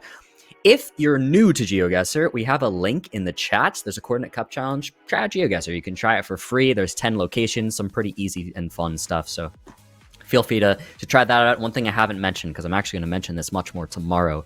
5 random people who complete the challenge will get a year of free GeoGuessr. So if you want a year of free GeoGuessr, try out the challenge. Give it a go. We appreciate you guys. It's been an absolute pleasure casting today with Antidotes and to do the ending with Nerdy. Nerdy, thank you so much for joining us. Do you have any final things you want to say to the people? No, I mean, I'm super impressed by the GeoGuessr players here. They did so well and throughout this tournament, learning so much in a very short amount of time. I mean, I feel like that last seed it really encapsulated all that they've learned, right? I feel like both players getting an insane pace, and the very end was so cool to see. And I don't know, thank you so much for having me. It's super awesome to see this collab. Thank you so much for joining us. I love bringing these two communities together. There's actually such a strangely weird correlation between sort of the vibes of the two communities. Yeah, and I kind of get it. It's like single player games that are also kind of against each other. I kind of get it. I kind of see it. Yeah, it's weirdly like a niche comparison. I mean, Crooks, obviously, shout out Crooks, was the first one to really make that crossover, but so fun that we're having it happen today. But yeah, with that said, everybody, that'll be it. Tomorrow at 10 a.m. Pacific, 7 p.m. CEST, we will be going at it once again on this exact same channel. I hope to see you there for some GeoGuessr, guys. I've been Blooming as always. Peace.